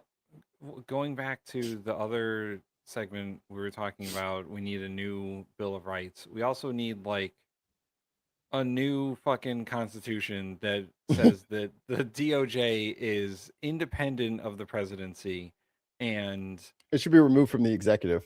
It should be removed from the executive. The cabinet should be the fourth pillar. Right. It should be separate from the president. They work at his behest, but they also are an additional check on that branch. How are we not? The crazy thing is how are we not investigating this? I know that Congress is ineffective as a branch of government at this point, but how are the Democrats not shouting this from the mountaintops? 202-224-3121. That's the number for the congressional switchboard. Ooh, I'm ready. I'm ready. Do the people or the buttons? I will do the people. Phrasing. I will do the people. We do not have unlimited money in the United States. But we do the people. Robert Platinum. That's a good Fuck name. the hell off. Ouch. Dragons in Genesis, what up? He'd come, maybe he wouldn't even come. I think maybe it wouldn't even come. You'd save your time. I like Sebastian 01. I like yours. No fucking way.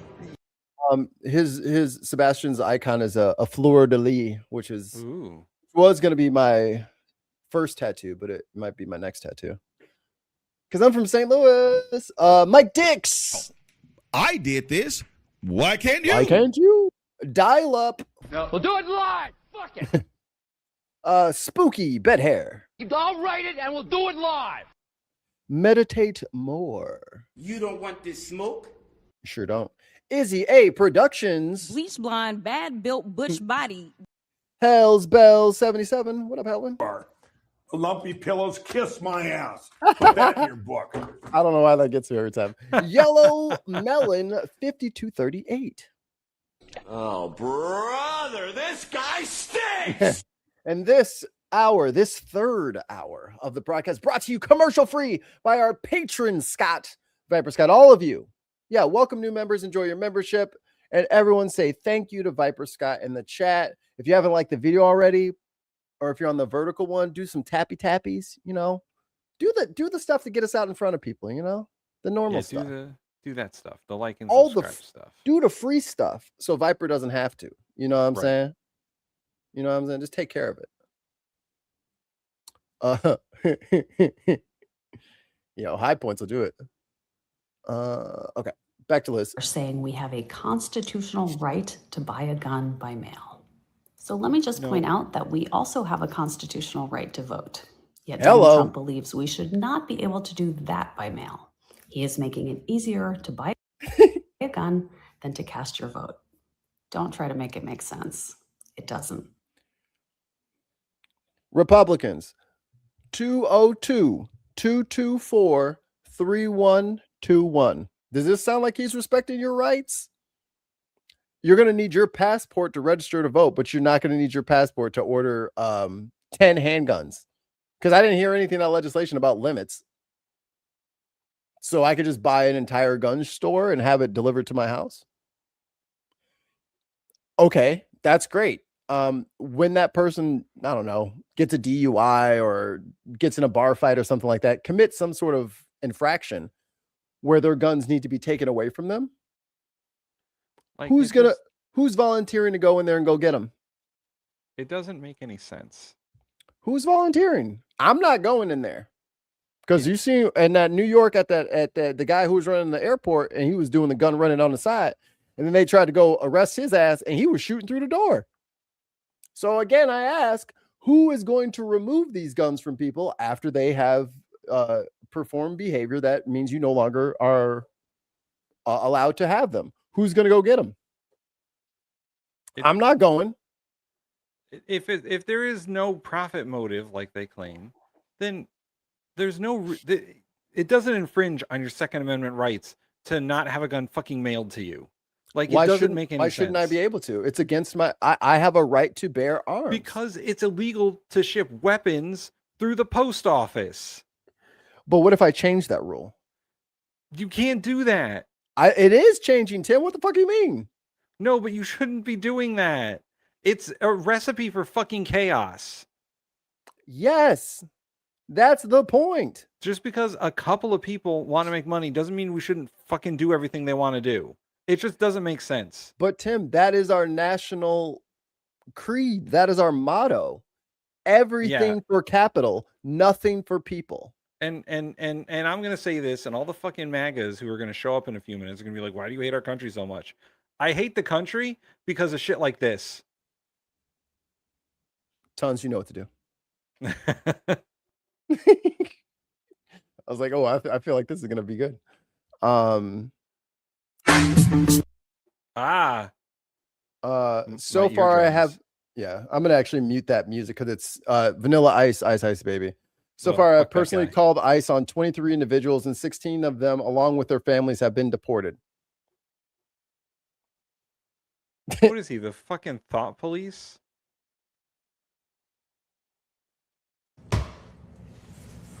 Hi, Braden. Of course, it's Braden. I noticed that cross necklace you're wearing in an attempt to sanctify your bigotry. So since I'm assuming... Wait. Did he spell adios like that? Of course, it's Braden. I noticed that cross necklace you're wearing.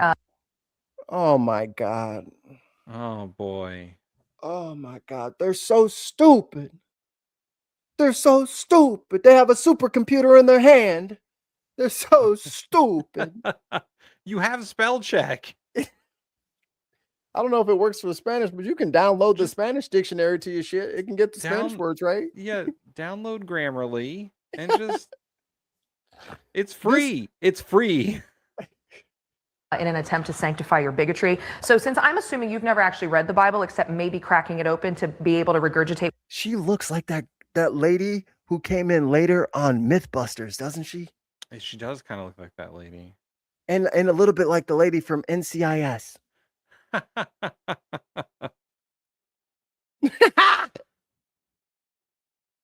I think he did make some joke about his third wife about taking two to the chest or something. What the pastor tells you. I'm going to read you some verses related to this topic, starting in Exodus 22, verse 21, where it says, "Do not mistreat the foreigner or oppress him, for you were once foreigners in Egypt." Then we're going to flip over to Leviticus.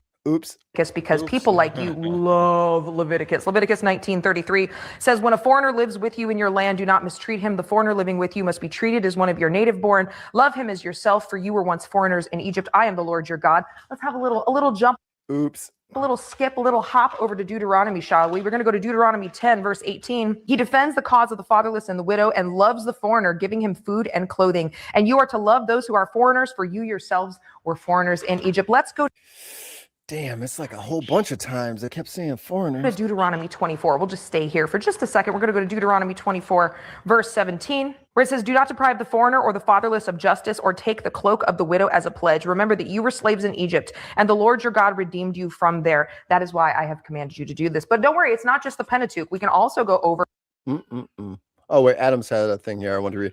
"I am a gun owner. I don't want this. This makes me feel like full-blown psychos are going to go buck wild." Yes. All the checks on the psychos are gone. 202-224-3121. We're going to hop over here to Jeremiah 22. So you can see that I've actually spent time in here. My 22 verse 3. This is what the Lord says: "Do what is just and right. Rescue from the hands of the oppressed." And I'm not gonna. All right, last pause maybe.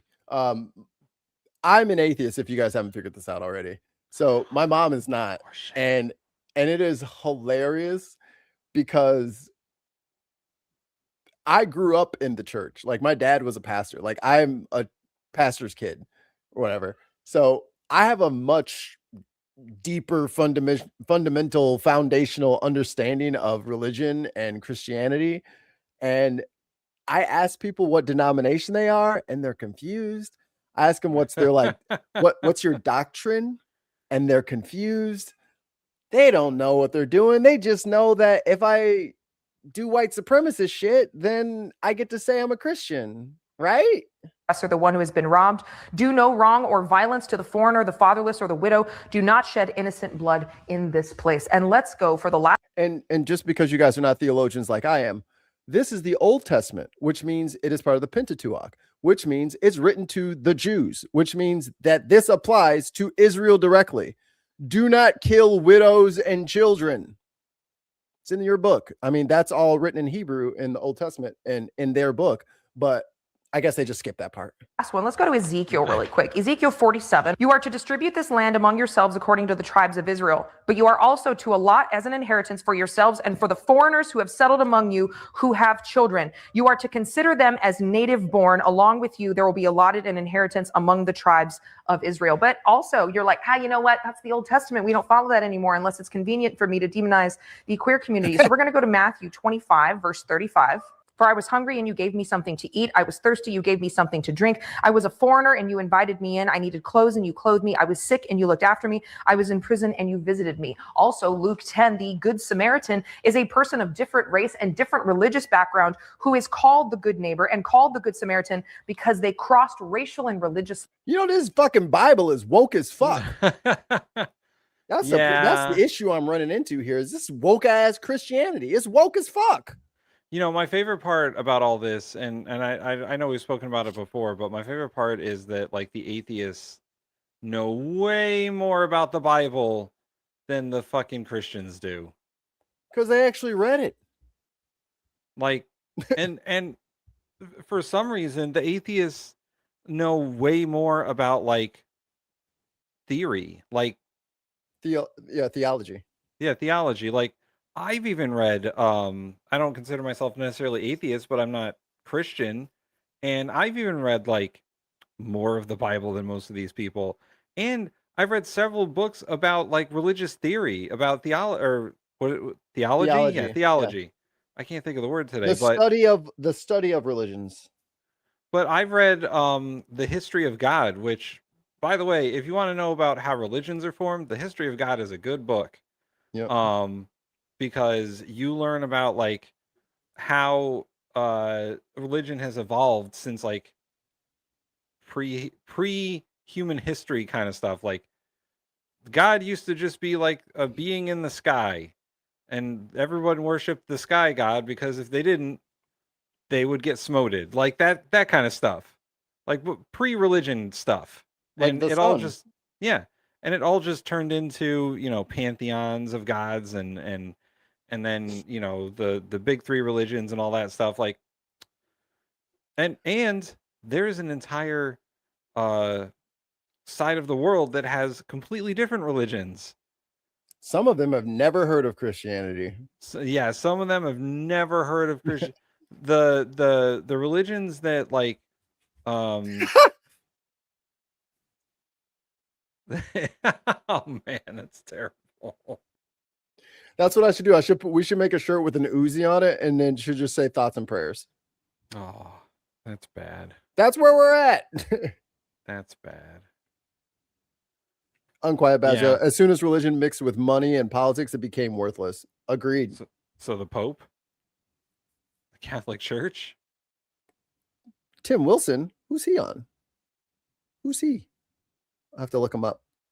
Tim Wilson. You know how Tim feels about other Tims around here. Especially other Professor Tims. I don't feel good about that. I mean, he pees on everything, if you know what I mean. Lines to help someone simply because they needed it. And lastly, Hebrews 13:2. Do not forget to entertain strangers, for by doing so, some people have entertained angels without knowing it. If you want to be a bigot, just be one. Don't sanctify it with the Bible. You don't care what it says. You called on those families because they were too brown. And not because you care about it being legal, because you same people, when people were she's heating up. Arrested at their immigration hearing, you said nothing. When U.S. citizens were scooped up, you said nothing. When Native Americans were scooped up, you said nothing. When a man was shot and killed in the street who had a work permit and a social security number, you said nothing because it was always about your bigotry. Just be one. There is no such thing as a sanctified bigot. Be 10 toes down on what you believe. Like the God you have made in your own image with the color of your skin is exactly what you want America to be like. White and look razzle dazzle. Looks like you. Hey, everybody. All right, Liz, we already covered your thing. Hey, everybody. I forgot what her name is. Monte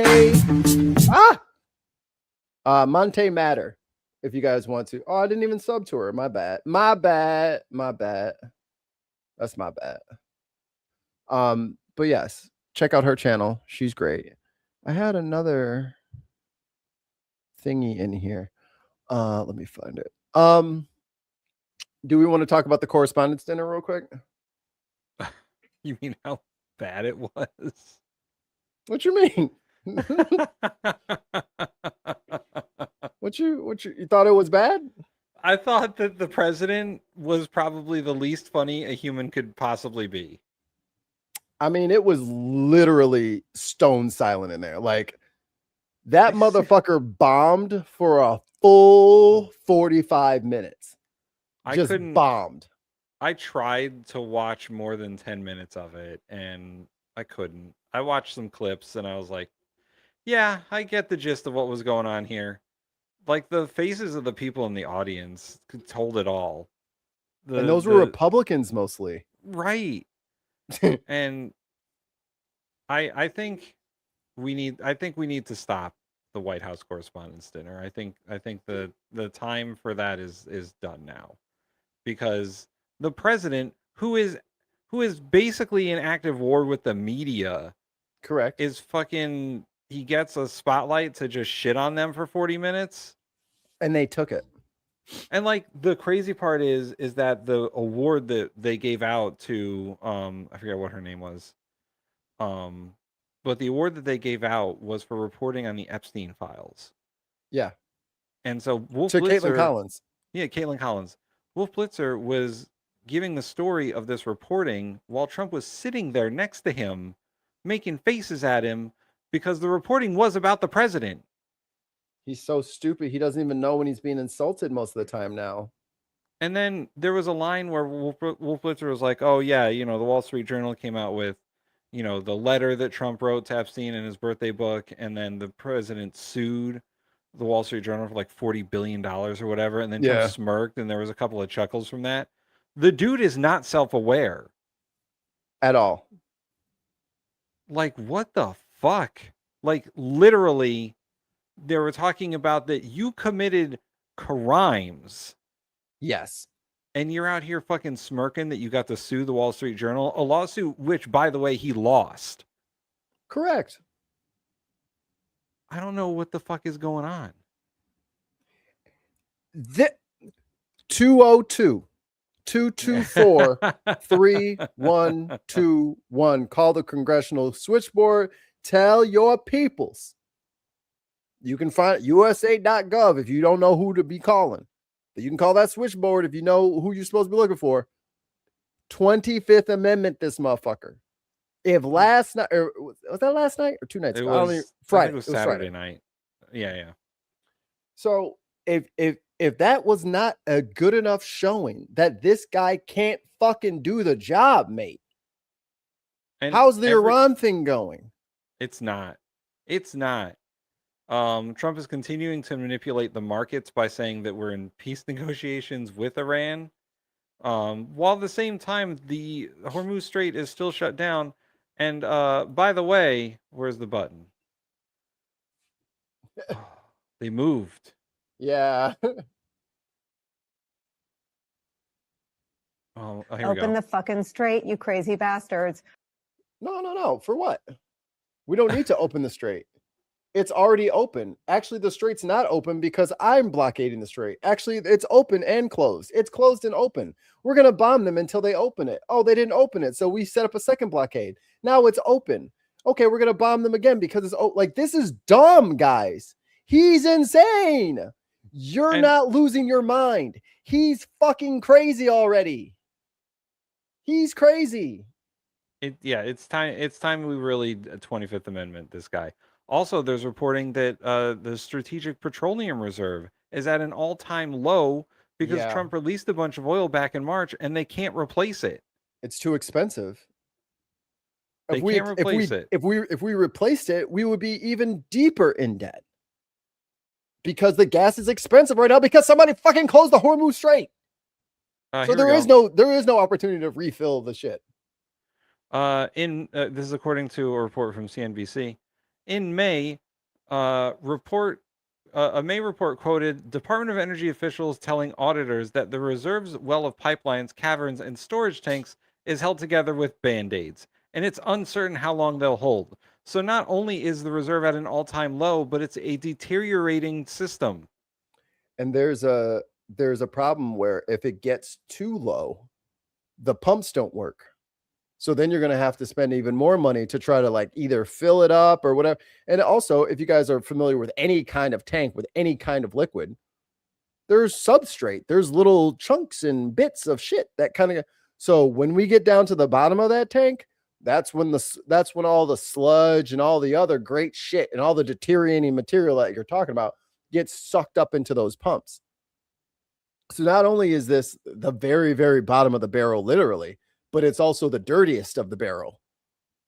And apparently, also, federal auditors found that more than a quarter of the strategic petroleum reserve was not available for drawdown due to a combination of construction outages and cavern outages. So they're just dumping it now. A full quarter of it is not available because the infrastructure is broken. That's what I'm saying. Like, it's too low. And if you go down into that sludge and shit like that, who knows what you're going to pull up? Probably a new animal. I didn't know that a bunch of it was stored in salt caverns. That's interesting. Mm-hmm. Trump's DOJ is asking for an emergency appeal to being able to block our mail-in votes. Oh, yes. That happened last night. I think I saw that the appellate court approved the appeal, but it still has to go through the court system. Yeah. So they're still trying to do that, even though the Supreme Court said they can't do that. Correct. They're going to try to do it anyway. It's not going to happen in time for 2026. It's just not. Which is, I don't understand. Speaking of dumbasses, and this weekend, do you want to pull up in your Truth Social for a second and let's look at all the AI that he posted over the weekend? Before we do that, I'll look it up. But Mikey, we got a super chat from Viper Scott.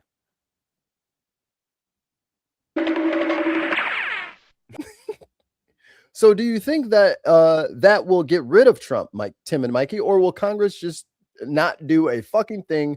Petrodiesel has up 10p in the last 3 weeks, UK. So, even though, thank you very much for your super chat. Thank you very much for your 5 British pounds. And Viper Scott, we pray. In Viper Scott, we pray. It is getting. We're in midterm season. We're about 100 days out. So instead of giving the right wing something that they could go to the people with, some sort of victory, he is not doing that. He does not give a shit about the Republican Party, and that is good for anyone who wants to run against them. Bad for the people.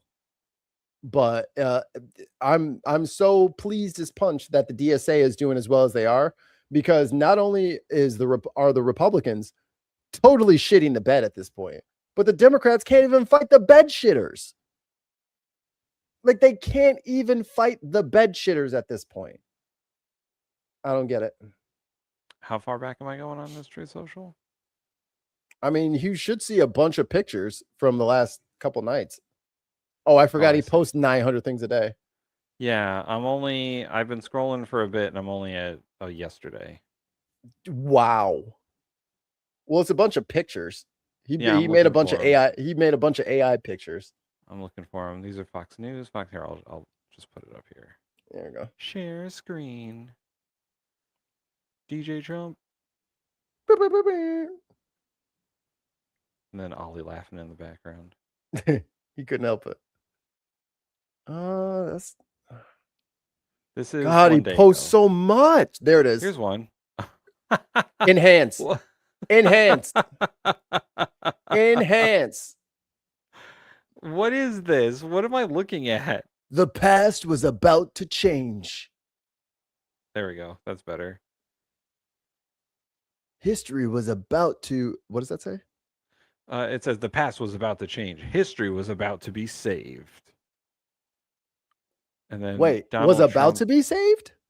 Yeah, that's what it says. History was about to be saved. But it's not? But it's not. Oh my God, it's only got 26,000 likes. There's only 26,000 people on Truth Social.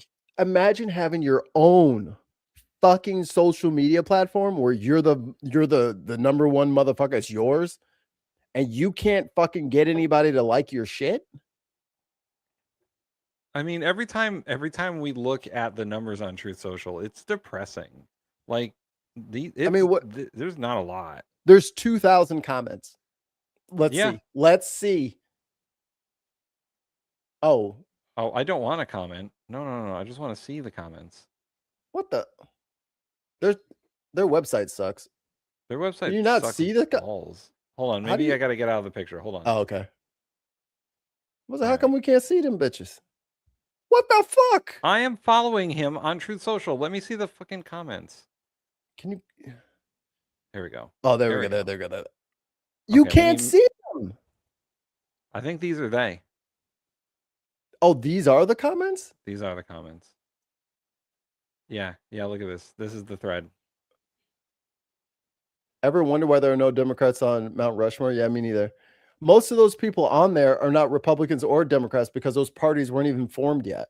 Yeah, Washington didn't believe in political parties. You fucking rube. Is that Lincoln on the right? Yeah. Okay. You know, Lincoln was a social Republican. And he's essentially a Democrat. This is Teddy Roosevelt right here. Bull Moose Party, which was progressive, outdoorsy, like Green Party. Yeah. And that's Jefferson. Jefferson can die in a fire. Thomas Jefferson also didn't believe in political parties. Fucking rapist. Huh? With American housing crisis. million. Wasn't it 22? I thought it was 10. It was 10 when he first got there, and then it was 15. Now it's 30. In a bombshell announcement, Treasury Secretary Scott Bessent disclosed that the U.S. has achieved its first June budget surplus since 2015. That's a lie. Amassing massive tariff income of $27 billion last month. That's a lie. This country has not had a budget surplus in almost 20 years. What month was that? June? June budget surplus Bessent. This is what our show should be. We should be going through Trump's Truth Social and be like, this is all bullshit. But look, Mikey, look at the top things here. Look at the top things here. There's nobody on this fucking website. No. Here's what Google says. U.S. Treasury Secretary Scott Bessent highlighted a $27 billion federal budget surplus in June 2025, driven by a surge in customs duties from tariffs. However, this surplus was temporary and heavily reliant on quarterly tax deadlines, reversing into a $120 billion deficit by June 2026 due to court-mandated tariff refunds. So he lied. He lied. This is also a lie. Has anyone noticed that if you put up an American flag, everyone knows who you're voting for? No one's flying American flags, dumbass. They're flying your fucking flag because they're in a fucking cult. Most of the American flags being flown nowadays are by towns. I did have a neighbor before I moved, because I was giving away a lot of shit from the house, and I had like this, again, from a friend of a friend. It was like America the Beautiful, written in cursive on like this prairie kind of landscape. I just said yes. I just say yes. I don't tell people offer you stuff. Oh, thank you. And I don't know what to do with it. So I just been dragging it around for years. Literally 8 years, before I met Kristen. So I was been carrying this thing around forever.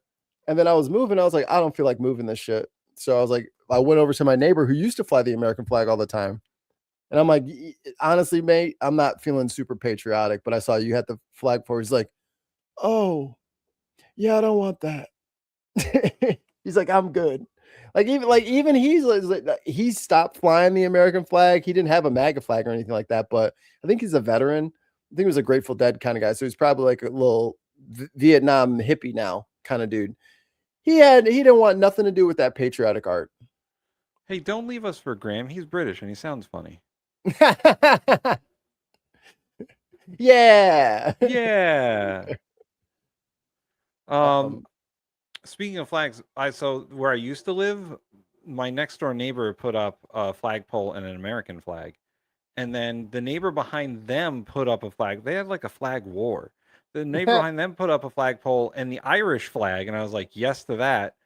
And then the neighbor who originally put up the American flag then put up an Italian flag, and I was like, what are we doing here, guys? Flying other countries' flags. What's the problem? What's the issue? Do not put Trump in fucking. Well, first of all, give Mount Rushmore back to the people it belongs to. Stop all this nonsense. There's gonna be a large reckoning, and people are gonna be very uncomfortable. That's not how Trump looks. He's much more frail than that. And he acting like his hair is like that. Right.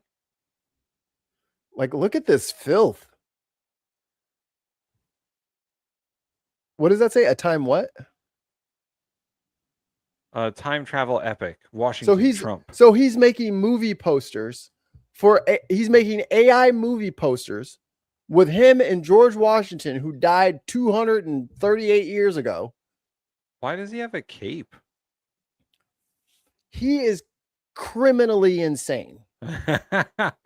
Like, I don't know what else. How much more shit do we have to prove to people? Like, how many more things do I have to show you?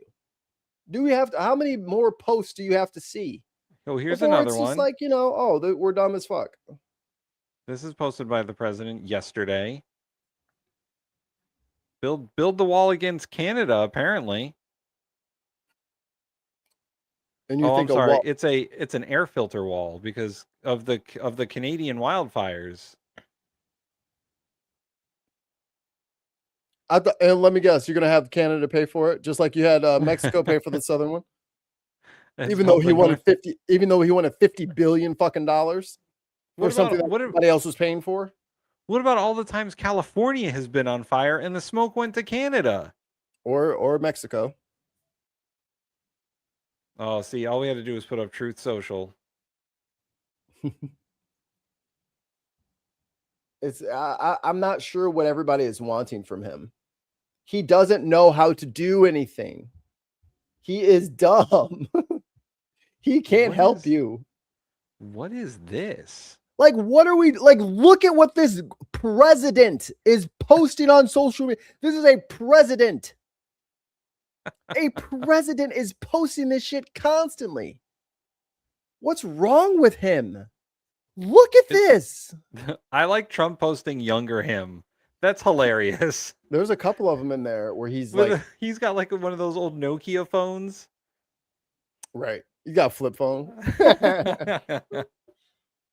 I don't know what else we have to do or show people. Let me grab a picture of Trump with JFK. What is wrong with this dude? Something wrong with him, y'all. And it's not just us saying it. Bro is literally crazy. America's He's dumb. Back. Look at this. America's back. Bald eagle, fighter jet that costs tens of billions of dollars to build, and then it doesn't work right. That's the F-22. Oh, that's not the 35. That's I think it was 1.2 trillion in the development and all that stuff. Plan trusted. What the fuck does that even mean? Plan trusted. Panic in DC. Because of you. What is this?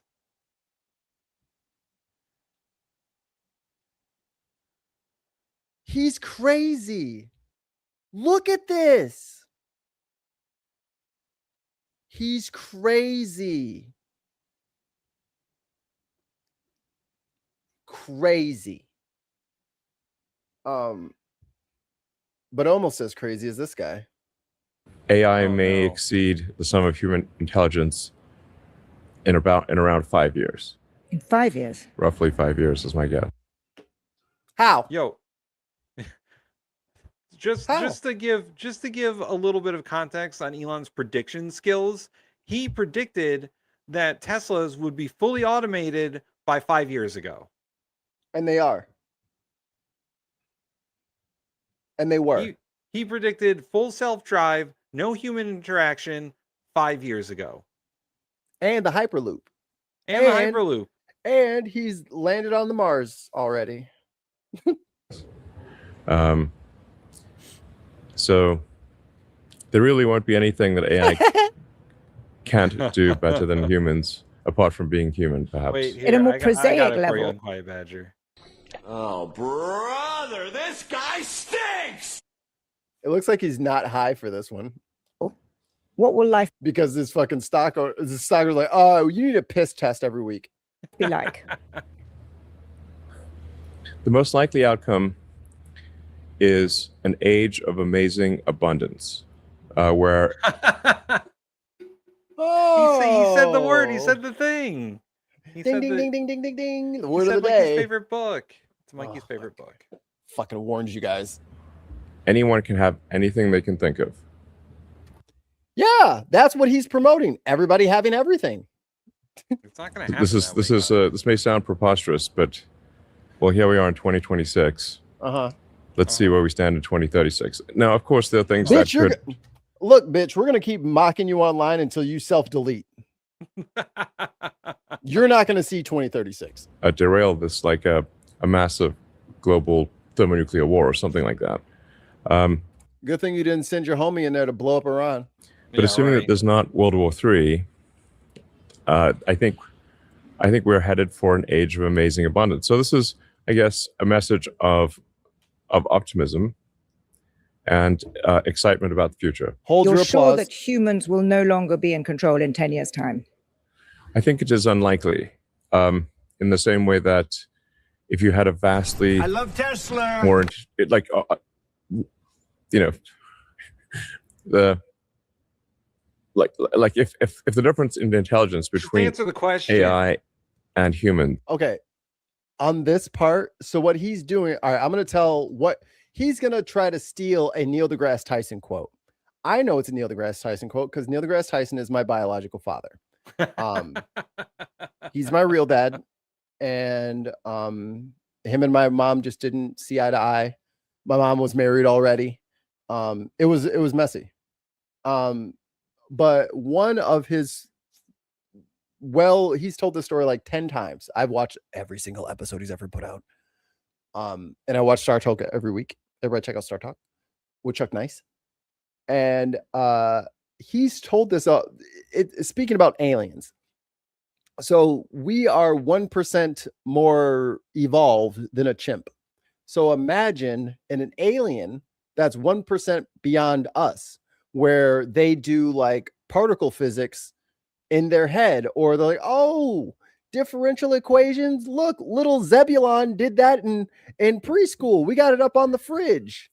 Oh, gravitational. You're trying to have what is it? Temporal gravity. You're trying to get down to the Planck scale. Oh yeah, little Jimmy did that in first grade. That's how smart they would be. He is going to butcher that quote like only he can. Like if the difference in the intelligence between AI and humans is vastly greater than the difference in intelligence between AI and chimpanzees, it's hard to imagine. Humans and chimps, stupid, not AI and chimps. Boy, this is The the chimpanzees Princess Bride quote all over again. All over again. Would be in charge. I'm really It's hard to imagine that the chimpanzees would be in charge. I'm really And struck we are by this. essentially an evolved form of chimpanzee. So it wasn't that long ago that we were swinging through the trees, eating bananas. That's not what fucking chimps do, you dumb motherfucker. You're from Africa. You know what I mean? Like, if I didn't know what a moose did, that would be on me. I live in this continent. I live in North America. I should know what my bitch, you lived in Africa most of your damn life. Motherfucker, do you see banana trees growing in the middle of the African savannah? You see a lot of you see them swinging from trees with their prehensile tail? They're apes, dumbass. God, motherfuckers don't know the difference between monkeys and apes. And y'all gave them $1 trillion. Y'all ought to be ashamed of yourself. In the jungle. And we still eat bananas. You said there was a 10 to 20% chance of killer robots wiping out humanity. Yes. So you sounded worried then. Now you seem very relaxed about it. Have you changed your drugs kicking in view? I still think there's risk associated with AI and robots. It's not zero. I guess I've come to my sort of philosophical conclusion is to look on the bright side. Always look on the bright side of life. That's what he's saying. Just look on the bright side, guys. He's going to be much richer. I'm sorry. I have to stop this right here because every science fiction nightmare is about killer robots or AIs going out of control. Like, does he believe in any of that? Does he believe in Skynet? He wasn't allowed to watch Terminator. Like 1 or 2 or 3 or 4 or iRobot, the Will Smith movie. Couldn't watch it. He's not allowed to watch Will Smith. He's black. Anything? No. Like, come on, guys. There's no safeguards against any of this. That's true.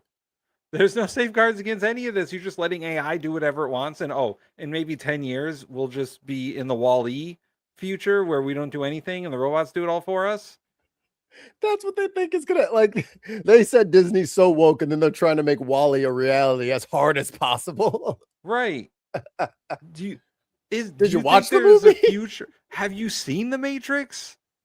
Yes, they always try to reference the Matrix, but then they're always on the Agent Smith side. It's like, why are you on the side of the machines? Remember when fucking Trump posted that fucking meme about him being Darth Vader? And it's like, bro, or no, he had the red lightsaber.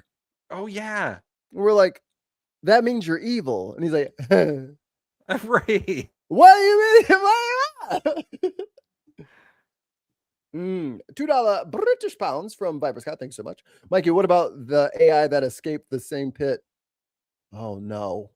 We don't need escaping AIs. Oh, right. God. Oh, God. This is going to be every anime I've ever watched. This is going to be fucking Psychopaths.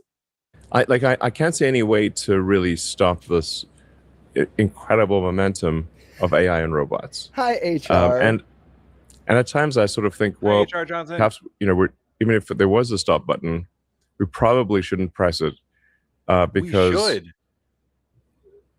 Because the most likely outcome is incredible abundance for all.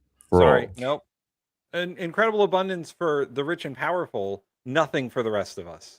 I hope you MAGAs out there are watching him literally try to justify how he wants to destroy the earth for cash that he can't spend because the earth will be ruined.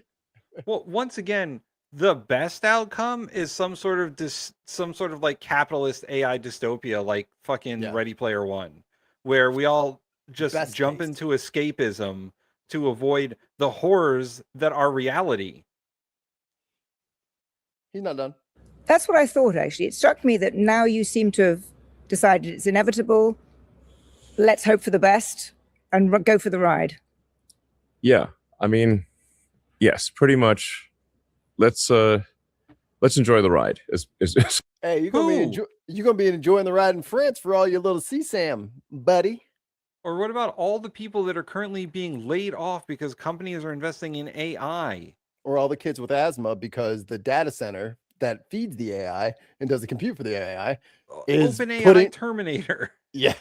And it's putting all of that fumes into the hood, into the trailer park, into the reservation, into where people they don't like live.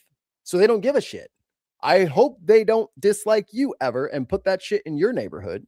Or what about all the companies that recently have earnings losses because they spent too much money on AI? Now they're realizing, hey guys, maybe we fucking spent too much money on this shit and it's not doing anything for us. I see that, Dark Lord Greg, and I won't do any more spoilers. You're right. At this point, because I mean, honestly, there seems to be just an inexorable progress here in AI and progress with what? You're doing the same thing. You're just firing people. There's no progress. There is no science fiction where AI is the good guy.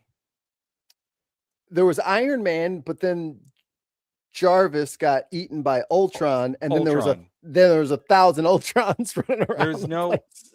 There's no science fiction where AI is the good guy. Even like temporary AI, like in Star Trek episodes, when the computer goes fucking rogue, it's never good. Computer, Earl Grey, hot.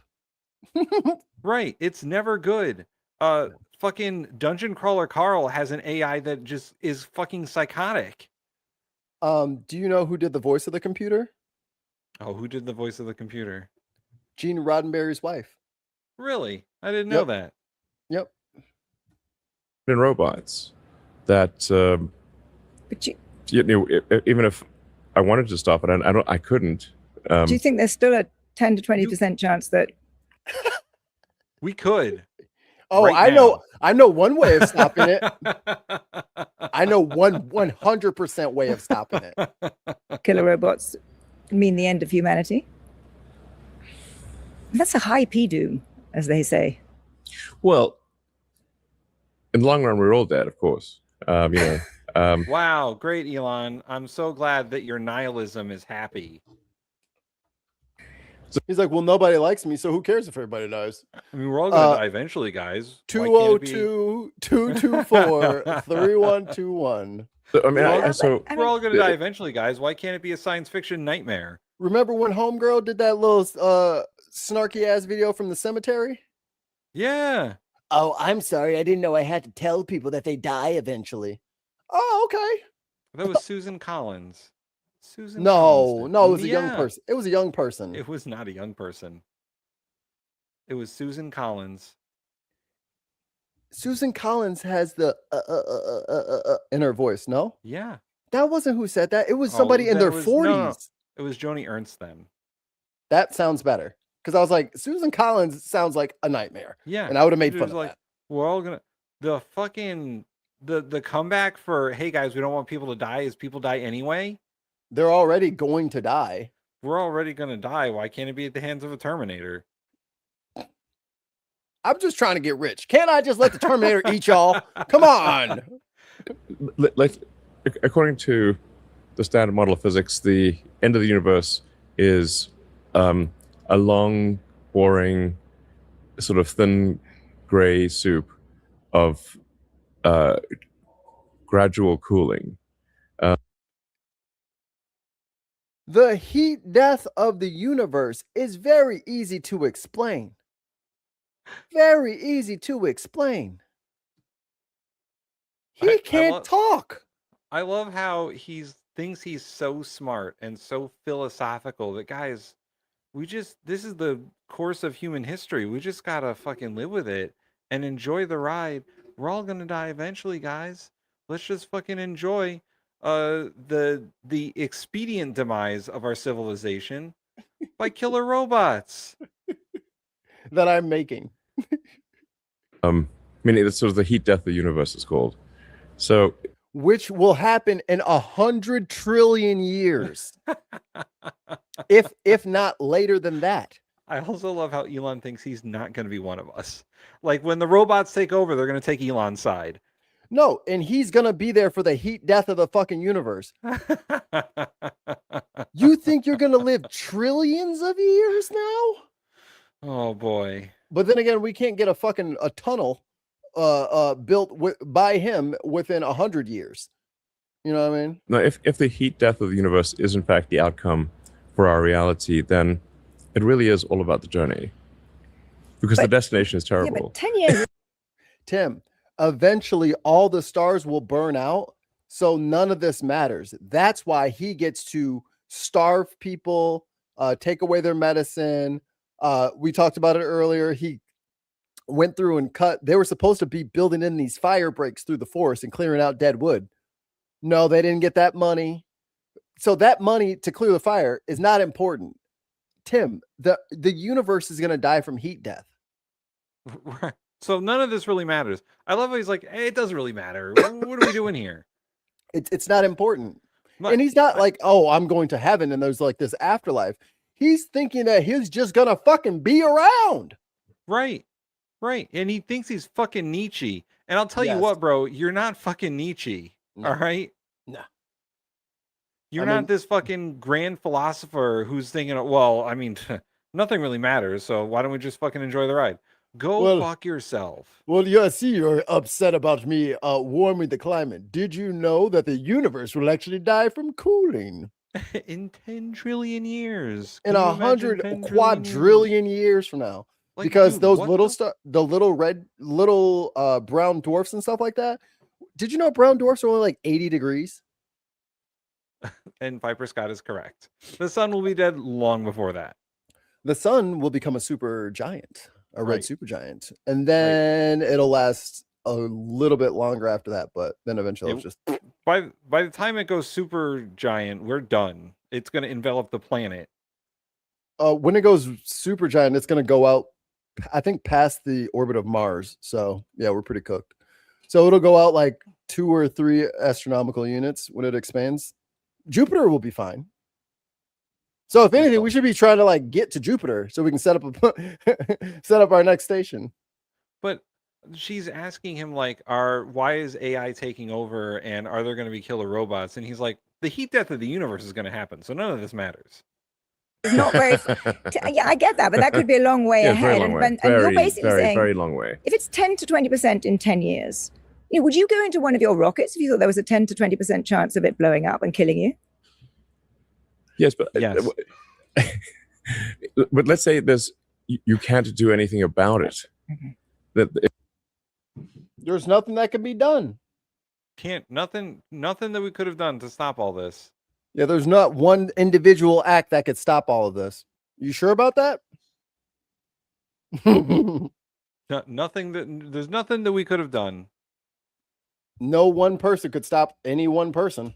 I guess the only thing we can try to do is minimize the probability of the bad outcome. But oh, I hear you. Trying to stop the intelligence in robots. I mean, for the longest time, I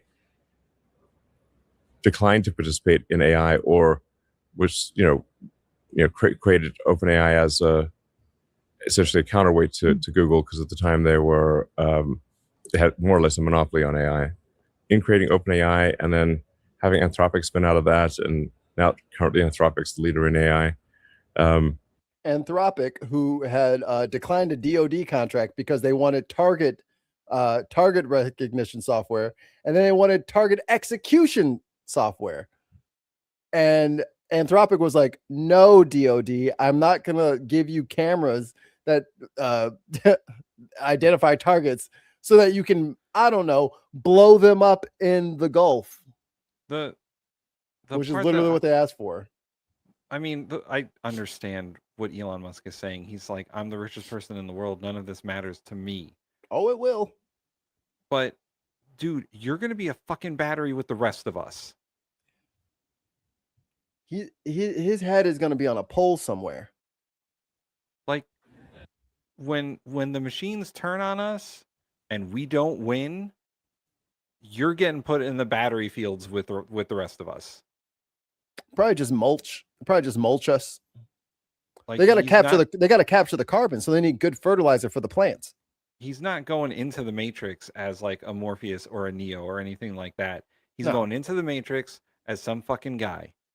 He's going to be one of those naked, shaved, dotted up like Neo when he came out of that gunk. Yeah. That's him. Yeah. But he thinks he's fucking leading the Nebuchadnezzar right now. Right. And he does look like he's wearing a still suit. Put a little hose in his nose. Is he not a dead battery? He's one of those sparking electronic batteries for his Teslas, just shooting arcing sparks into the air. I mean, these actions have actually lost resulted in knock-on effects that accelerated AI, which wasn't really my intention. So it just seems like all roads lead to acceleration of AI. So then There's I'm like, nothing we can okay, do, guys. well, you can just sort of be sad about it or join the club, I suppose. Well, you've certainly joined the club. Yeah.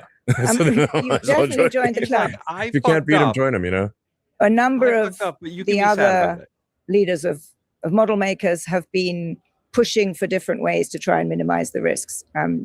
Just last week, Demis Hassabis came out with a proposal for a private public regulator. Do you think you guys should Yeah. be working more actively to get something in place to control the risks, or do you think that's impossible too? Yeah, my recommendation to Demis, because I talked to him for a few hours before he published his piece, was that the most immediate thing that we could do is to have the leading AI companies at least just meet or have some sort of call. Needless to say, that already happened. The Chinese already tried to reach out with us because they were like, just for shits and gigs, can we just agree on some things? Maybe let's get some ground rules across the board. And the Americans said no. Yeah, just like Americans. And then the Chinese matched our computing power and our problem solving abilities for $6 million. And we're spending trillions on this shit. All right, Mikey, I gotta run. Okay. I'm gonna try and find the debate thing from yesterday. So I will see everyone later, but I gotta get out of here. You know what, Tim? Get out of here. I will. Oh, should I make while you're gone, I'm gonna make fun of Trump saying goodbye to his best friend Lindsey Graham. All right. Ooh, Ossoff brutal takedown of Trump. I like that. We'll see everyone later. Bye. I said bye. I'm leaving. God. I said bye. God damn. Thank God. All right. No, not that one. How do I stop screen? Share screen. Entire screen. Audio. So you know what that means. We're back. We're back. That's what it means. We have hit the third hour, so now it is time. Everybody say thank you, Viper Scott, for another commercial-free hour. There was one more thing I was looking for. Now, what could it have been? The bite of Seattle, they had a mass shooting over there. There was the attack at Pride in Germany. I'm just going to throw it out there. I need everybody to stop thinking that everyone and everything is normal. It's not. It really isn't. And I really need people to act and move in a way that is safe for them, right? Like, you cannot trust that the regular, just ignorant motherfuckers are going to be just regular ignorant motherfuckers anymore. They're crazy. They're all crazy, and they're trying to, I don't know. Like, the thing is, here, let me see if I can find it. The thing is, like, they're so afraid of everything that they're frantically shooting themselves in the feet. Frantically. Let's see here. Oh, I haven't watched any Francesca Hong. I have to check that out. Ow. That's not it.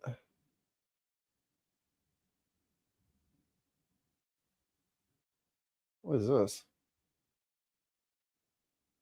Oh, I think it was one of you that told me about her. I'm not going to talk about that lady. I don't want to say her name, but it's the lady who's probably a fucking CIA agent pretending to be a fucking progressive presenter. And I don't know what's going on lately, but these progressive presenters and these liberal and democratic presenters, like, I don't know what their fucking aversion to fucking DSA candidates is and what the problem with them and DSA is. But if I hear one more motherfucker repeating a Fox News talking point, it's going to be something. Like, we have big fish to fry right now, and we have a lot of shit to do. So I'm not in the game of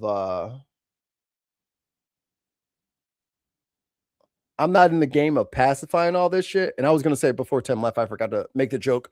But Caitlin Collins was getting abused on stage by Trump, like he always likes to abuse her. And everybody just sat there. You know, like, some of the Republicans laughed or whatever. A lot of them groaned, but they just let it happen. And let me tell you something. If somebody said, yo, Tim smells like a sewer pit in the middle of July, bitch, we fighting. Tim's got eyes like Cash Patel.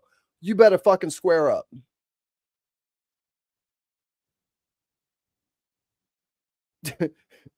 Any number of things that they said about Tim to insult him. They better not say it around me. They can say whatever the fuck they want about Tim, but you better make sure I'm not in the room or it's going to be something. Or else we're going to be moving furniture in this motherfucker. It's going to be a party up in here. But I think this is good. We should watch it. Roman senators behave the same around Caligula and Nero. It's weird. Yeah, Tim's hat is full of poop, I always say. Oh, she's got some good content. You seen this lady? I just ran across her last night or this morning, whenever it was. And this was good. I vote for a name change. We should stop calling it white supremacy and start calling it white narcissism. And I'm going to tell you why. I was reading a book called Fear of Black Consciousness by Lewis Gordon. And something... How's the audio? Can you guys hear? Clicked so hard, y'all, I had to put the book down because I just needed a minute to process. Because a lot of what we describe as supremacy doesn't actually look like confidence or dominance. It looks like insecurity. It looks like fragility. It looks like people losing their minds the second they're not centered. And that's not supremacy, that is narcissism. Yeah. So let me explain what I mean. Malignant narcissism is basically when entitlement, lack of empathy, and obsession with control mixed with aggression. It's not just, I think I'm great. It's, I deserve to be centered, obeyed, deferred to. And if I'm not, somebody has to pay. So now let's look at the real world. Right. Why does teaching history? Hey, I'm back. My window was getting so fucking laggy. I had to dip on it. I had to bail on it. And I was trying to like transfer over the screen share, but I didn't do it right. So there we go. Why does equality feel like oppression? That's not teaching accurate history feel like a personal attack. Why does someone crash a conversation about police violence and make it about their feelings? Why does equality feel like oppression? That's not the behavior of someone who's secure in power. That's the behavior of someone whose identity only works if everyone else stays small. Lewis Gordon talks about how whiteness gets treated as the default for being human. So when Black people speak from our own experiences, it feels like a disruption, like we're making it about race, even though race was already baked in. Everything is about race, everything. And that's where the narcissism shows up. Because narcissistic systems don't just want dominance, they want validation. They want to be admired, obeyed, and never questioned. Look at the Don't make me feel bad about the history of this country. I don't want to feel bad. examples. A Black athlete kneels quietly, and it's a national meltdown. Black students ask for inclusion, and it's, why are they dividing us? I say that ICE is actually modernized slave patrols. And I get white people in my comments who admittedly do not have Jewish ancestry saying, no, ICE is a Gestapo. Shut the f. That's not supremacy acting calm and assured. That's narcissism reacting to a loss of control. Malignant narcissism can't handle criticism. It can't handle boundaries. And it definitely can't handle being told, you're not the center of this story. That's why the reaction is always rage, denial, or rewriting reality. And Lewis Gordon points out something really important. When people insist that their behavior is just human nature, what they're really doing is universalizing themselves. Everyone is like me. Everyone thinks like me. So if you don't, you're the problem. That is textbook narcissism. This system doesn't freak out because it's losing power. It freaks out because it's losing attention. So yeah, I'm voting to change the language because white supremacy sounds like strength. And what we're dealing with is actually a system that can't survive without admiration, dominance, and silence from everyone else. That's not supremacy, y'all. That is white narcissism. Okay, she cooked. I'm not gonna front. Oh God, I'm out of shot now. Ooh, as I throw my monitor off the desk. There we go. There we go. We'll grab another video. And I think there has to be some sort of reckoning in white America. Look, I know it's scary. And I know you don't want to argue with grandpa at Thanksgiving, but I'm telling you right now, if you don't, your people won't survive. This place is too big and is too complicated and requires too many hands for somebody to think that they can do it all on their own and they don't need any help. You know, like, I don't like, on what planet do you think you got this? Huh? Like, it's not going to happen the way you think.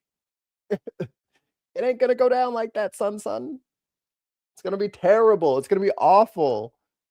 Do you want an entire generation of little white kids out picking fruit? Because that's what you're going to get. I hope it was worth it. I do hope it was worth it. Because just like these trading markets, I mean, you may or may not get those markers back.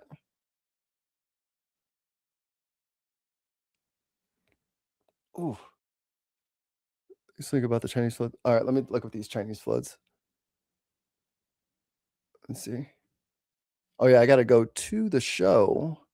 Again, I hate that I can't, because I can see all of you guys' comments on the side. Oh God. But I can't click any of the links. Oh wait, I think I'm in the wrong one. Oh shit, you guys are on the vertical. Damn it. Now I'm wrong. Okay, let me see if I can get the link now. Yes, there it is. The China show. I wonder if they're going to get me for copyright. Ooh, there's some music going. All right, let me do this. Okay. Oh, wrong one. This. Yeah. But it's horrific because what happens is they all go there and they buy all these products, tear the packaging off, and then just go back with it. So this airport particularly is always full of trash. Yes. So this is just, they don't want to wait for the lines because there's a special on makeup or whatever. So they're just going to go. Anyway, this is customs. Yeah. And I don't know about you, but usually if I go to another country and I'm standing in customs, I tend to be on my best behavior. Yes. You know what I mean? Yes. I don't want to have who the hell put all these damn ropes in the way? A reason for them to like give me a hassle. I don't want a reason. I don't want them to have a reason to do this to me. What is this dude on a bike on the escalator? I don't think this is a good idea. Like this. Well, I don't think this is what they might do.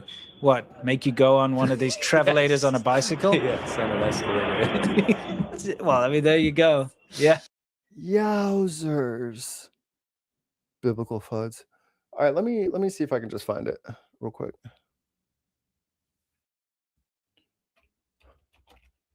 And again, all of this fucking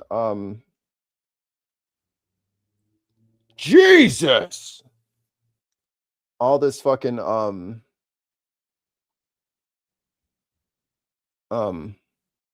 this AI and all this drilling and all this bullshit. This is only going to make all this worse, not better. Of July 26, a sudden torrential downpour triggered a flash flood at the Shuangximen Scenic Area in Weiyuan County, Gansu Province.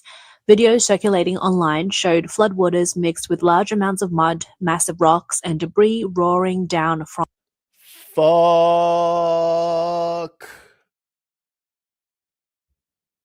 That's a lot of shit. From upstream. The powerful current swept through the.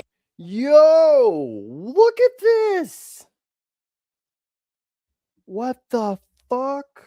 And debris roaring down from upstream.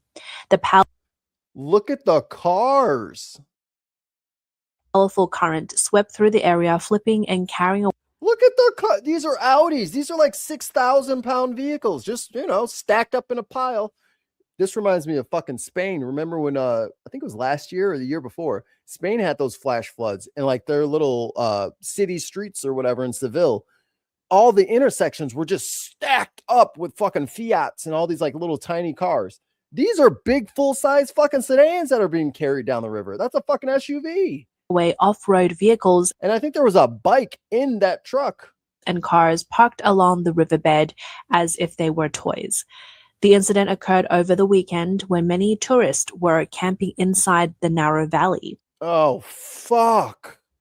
Because the flash flood struck suddenly and the scenic area reportedly failed to issue an advance warning, visitors were caught in panic. Some people were unable to escape in time and were swept away by the floodwaters. Yeah, good point. Actually, where the hell is that car from? That car could be from miles and miles away. Drone footage compared. Scott says Italy too. Guys, the climate is not a joke. You know what I mean? Like fixing this shit is not optional. It's either fix it or we die. During the scene before and after. Holy shit! Those cars were not parked there before.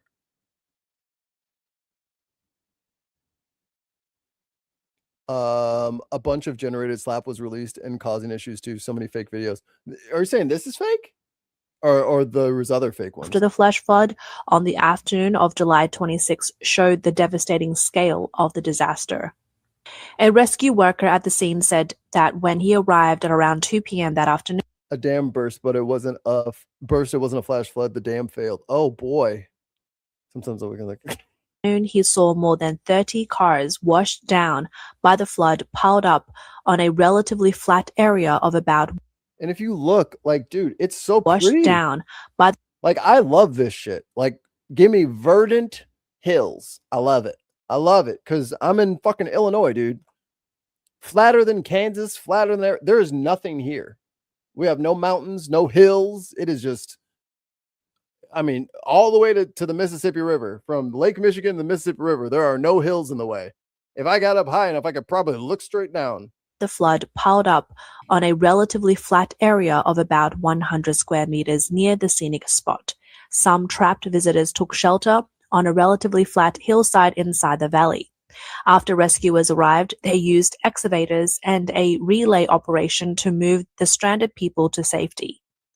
According to reports from Chinese state media, as of 6 p.m., 10 that looks just like it did in Texas with the girls' camp. People had been killed, 23 injured, and 174 rescued.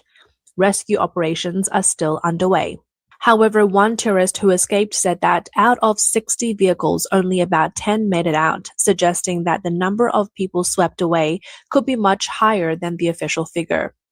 On the night of July 26, a tourist surnamed Liu, who survived the flood, said that a group of 5 people had visited the scenic area. Although everyone survived, his vehicle was washed away. He said the water was too strong. The road was washed away, so there was no way to escape. Yeah, what are you supposed to? I mean, you didn't drive up there in a boat, right? Like, I didn't boat up here, so I don't know how I'm going to boat out without a boat. Trapped up in the mountains. I finally got out at around 6:30. According to a report by Chinese media outlet The Cover, reporters contacted several tourists who experienced the incident firsthand. One tourist from Shanghai named Tang said she was currently walking down a muddy mountain path with a large group of visitors during an evacuation. Tang recalled that at around 4:30 p.m. I mean, look at that. She and her companions were riding a sightseeing like, what is this magical land bus inside the scenic area when I mean, there's snow on the ground, so I'm guessing this is earlier footage. A sudden mudslide and landslide blocked the route, preventing the vehicles from continuing. Stranded tourists were forced to get off the buses and evacuate on foot. At the time of the interview, the trapped visitors had already walked nearly 3 to 4 kilometers. Tang said she was exhausted and admitted that her biggest wish at that moment was simply, I just want to get down the mountain and go home as soon as possible. Like, I mean, do they know about a second Earth that they just haven't told us about? Is there just another one? And they're just like, it's fine. We'll just go to Earth 2. Like, there isn't an Earth 2, dude. Here's Wisconsin. The tornadoes.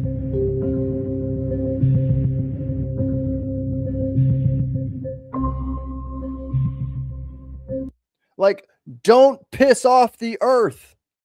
It's easy, guys. Just don't piss it off.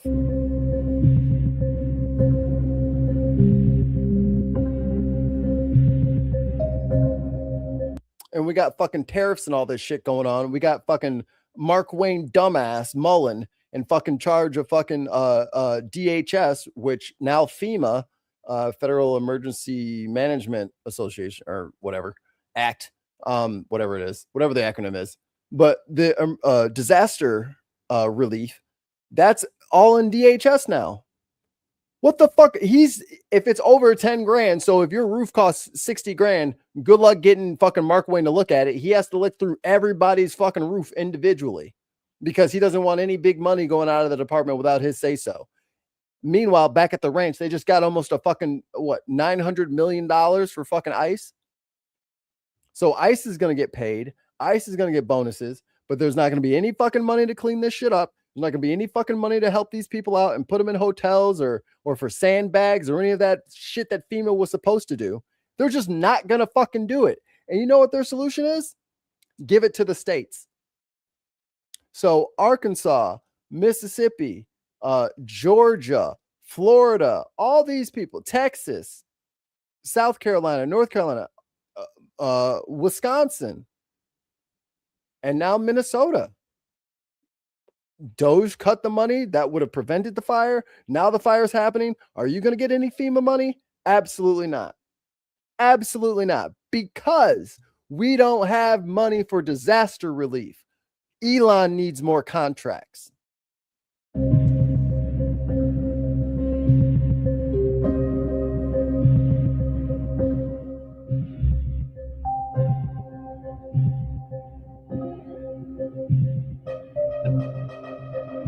And I mean, again, with all these tariffs and shit, I hope we can get in lumber from Canada.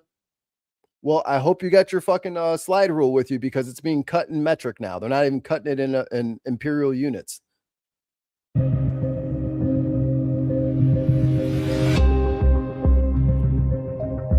This is really bad. 40 minutes into that last link to see the landslide. On the afternoon of July 26, a sudden 40. Oh, wait, I'm on the wrong link. No. Wait. Is this it? Be on my best behavior. You know what I mean? Yes. I don't want to have a reason for them to like. Okay, 40 minutes. Oh, okay, where everybody's looking. But it certainly wasn't just 28. But everybody could have been rescued if the fire engines could actually access, Yeah. Everybody that was stuck on the roofs, which, we've seen footage of what happened to some of them, Yeah. They would have been fine. Yes. Yeah, precautions are not to be skulked at. They're there for a fucking reason. I think this is it. Oh, no? What the fuck? Fertilizer precursors. Yes. Oh, no. Wow. Same thing. Yeah. Just watch. Holy mother! Wow. Wow. So this holy shit. 5 couple. Same thing. Yeah. Just watch. Wow. Airbag went off and everything. Wow. The problem is when it started to burn, people got out to go and look at it. And well, let's just hope they were all. Dear God, the fucking ground is cracked. That's like anime shit. Holy shit. Got out to go and look at it. Bye, Scott. And well, let's just hope they were all okay. But I saw pictures of people standing around the thing before it blew up. Officially, only 2 people died. Yeah, which we can't see, don't worry. No, I mean, you wouldn't be able to anyway. Yeah, they'd be gone. There's nothing left. Yeah, let's be honest. That's wild. Yeah. That's more of just a wild. Fucking mushroom cloud. Yeah. Wild freak This explosion. is in Mongolia. Again, safety regulations and all that are very lax in China, and that comes. Thank goodness that didn't happen in a city. I'm very grateful for that. Yes. I mean, we don't ever want people to get injured. That's just not the thing. But now we're gonna. Why did you even say that? Well, some people might think that we actually want people to be injured. We do not. I'm just I would hope setting. no. Uh-oh. I gotta check on the stinky butt. I think she's doing something bad. I will leave you with this for just a moment. We'll do this one.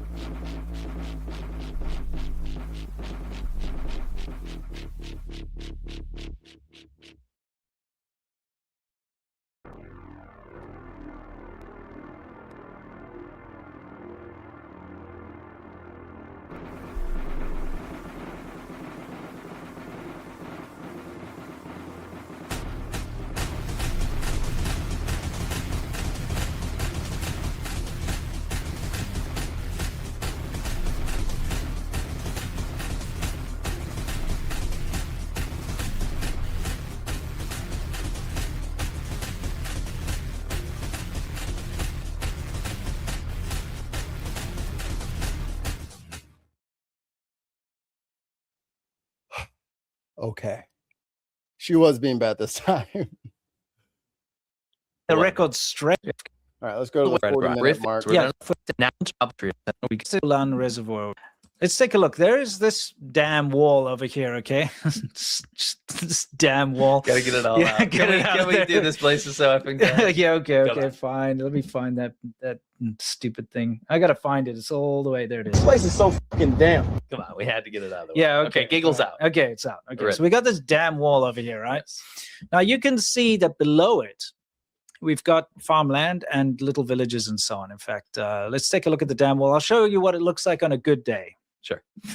Now, you have some stats about how much it costs to renovate recently. They recently it's like a brand new this. renovation. So they actually did a full renovation in 2025. So you don't need to pause it, just play it. And you can just cut me off. Yeah. But it basically cost 3.82 billion yuan for the whole area to be renovated. So yeah, let's look downstream from this. So you see this is all in a basin. Take a look at all of these like population centers here. You've got lots of houses, little I don't like where this is going. Villages, farmland, things like that. And within this entire basin, see this type of thing. Well, you can imagine what's going to happen if that dam bursts. For sure. And just wanted to show you the stakes. This entire area is littered with little villages and so on. Okay. Below this reservoir. So also, yeah, this. My dog is farting. This is people celebrating that it has been renovated. Look, I knew there was a reason he got up and left the room. Is the Lulian Reservoir in Nanning, which underwent a renovation costing 380 million yuan, was fully completed and put into use in June 2025. It boasts absolutely stunning scenery. I don't know about that last sentence. I mean, that's up to personal interpretation, my friend. Yeah, right? Someone might beauty's find in the that eye of the stunning. beholder. Yeah, it's right. maybe beer goggles. Yeah, exactly. Yeah. Okay. Well, let's look at this reservoir now. Take a look. It fuck collapsed. Okay, and this is even after this particular reservoir wall and everything even had another like reinforcement in 2009, was it? It was. They spent how much? So they've done this multiple times now, but it started in 2009, and in total it was 3.82 billion. But each one was 382 million yuan. Then another one was 73 million yuan that they put into it. Yeah. Then another one was another 604. So before everybody says, they don't know what they're talking about, in Missouri, southwest of St. Louis, out in the Mark Twain Forest Preserves, they had an above, like an open air, pretty much a divot, like a big bowl that they put up on the top of a hill, and it was supposed to be for like emergency water and storage and retention, all that stuff. It did the exact same thing. Piece of the wall, a little trickle of water gets underneath there, and before you even know what's going on, before you can drain it, before you can do anything to mitigate it, the whole wall moves and is gone. 14,000. They kept doing this and it accumulated, right? So this should be a damn good dam. Exactly. Right? So let's take a look. It burst. Okay, that dam wall that we showed you burst. Okay. Now remember, you had all the downstream. This is, guys, brace yourself. This is wild. You can see the water coming in and just bulldozing those little villages. Oh my God. And farmland down there. By the way, it's gone. No one was warned. No one. There was no warning. We'll get into it's going 90 miles an hour. Some dark stuff later. This is that damn wall that you saw earlier. Yes. You know. That's a $3 billion project if I ever saw. God. Look at the valley. 3 billion yuan. Yeah, exactly. Hundreds of also millions look of at it. dollars. It's basically just a mound of dirt. Okay. It's earth. Yeah, which we'll cover later. And yeah. Why? All right. Let's go back a second. Show that again. They spent total. It was bulldozing those was warned. This is that.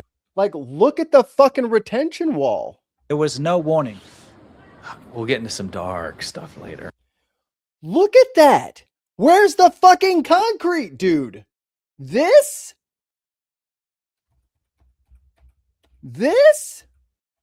backfilled with fucking dirt was supposed to stop a lake? There's no way. That should be at least 30, 40 feet thick. This is that damn wall that you saw earlier. Yes. You know. That's a $3 billion project if I ever saw one. 3 billion yuan. Yeah. Yeah. Exactly. Hundreds well, of also millions look of at dollars. it. It's basically just a mound of dirt. Okay. It's Earth. Yeah. It's which we'll cover later, and this is also unfortunately a precursor of what's to come. Take a look at this entire village down here just getting wiped out. This is crazy. Oh God.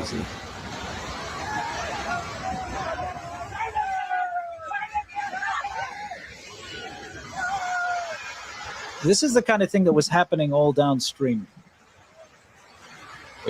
It's like 25 feet of water.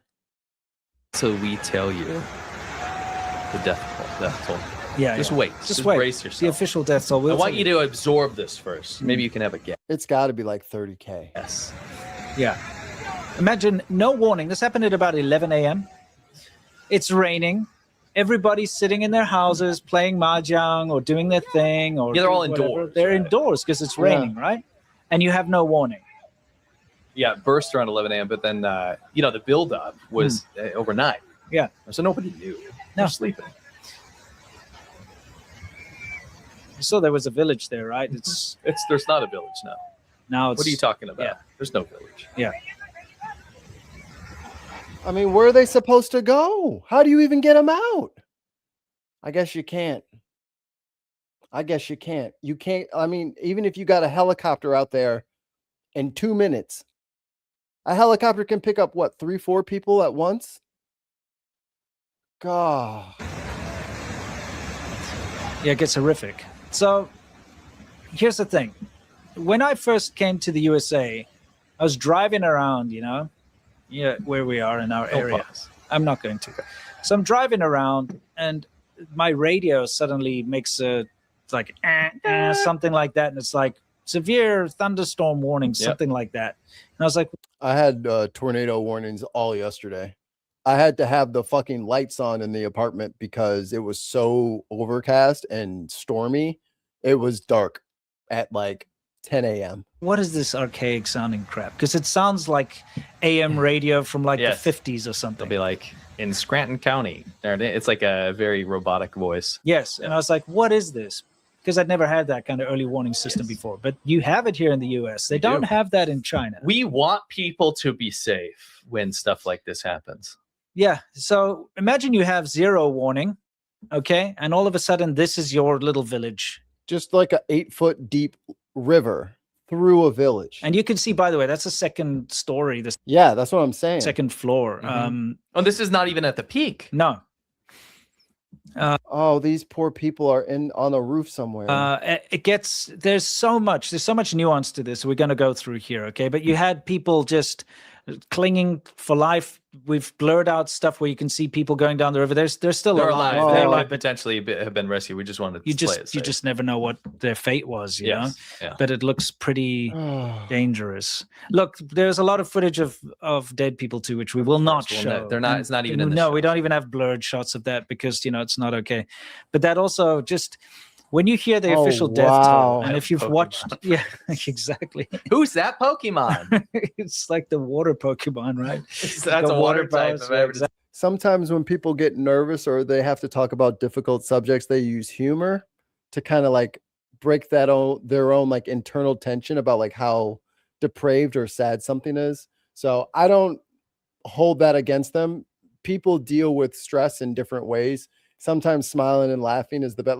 Like our show, like people could be like, "Oh, you guys don't take politics seriously because you guys are always cracking up." It's like we have to laugh because we have to find a way we have to do something with that angry, sad energy. And sometimes nervous laughter is the only thing that comes out, or jokes or dark jokes are the only thing that comes out. So I don't hold it against them, but it is a little glib, Exactly. Water's actually what is it? Lightning's really effective against water. Look at that. Isn't it insane? That's just crazy. Yeah, look, that's the top of a gas station, by the way. Yes. And you know how high those things are. Yeah. So without warning, the water goes above, everyone says, and unfortunately, the majority of people that I met in China cannot swim. Yeah. And even if you are a good swimmer, if these kind of floods, there's little chance that you that's not swimming water. That's not swimming water. If you know how to swim, you're not swimming in this Nesquik. No, all right, definitely not. Oh, I mean, you yeah. got some people there just, you know, they're hoping that it doesn't get to the top, and they're hoping that they're building stands. Doesn't just disintegrate. When I said a large portion of the province is wiped out, I'm not joking. Yeah, this dam was not just one dam. There were multiple dams that failed here. Yeah, that was just the big one. Look at this woman on top of the building. Like, you can see actual entire buildings down there are covered to the roof. Yes. Okay, so we're talking like 6 meters of water, you know, sometimes 6 higher. meters of water. Yeah. Meters. Yeah, exactly. Like way over. Now here's like no one can be prepared for 6 meters of water. No one. Something that happened as well. Some people were live streaming and the government to warn people. Government cut it. Okay. They did this in the Sichuan earthquakes. Yeah. 2008 when they cut off the cell phone towers. 90,000 people. They cut died off or all whatever. the reception. Yeah, because they didn't want people to tell each other. And This I mean, is sick. this A is sick. Like, why would you not want, if you're not going to fucking provide a warning system, you can't even let the fucking people warn each other? So you cut the feed? Oh.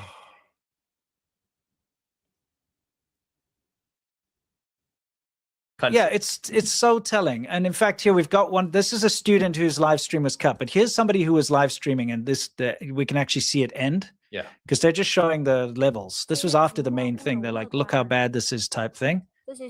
Immediately cut off. The platform actually blocked them and banned them. And this is wow. Immediately just turn your shit off. Wow. They cut off. The platform actually blocked them and banned them. Unbelievable. That's terrible. Like, that's horrendous.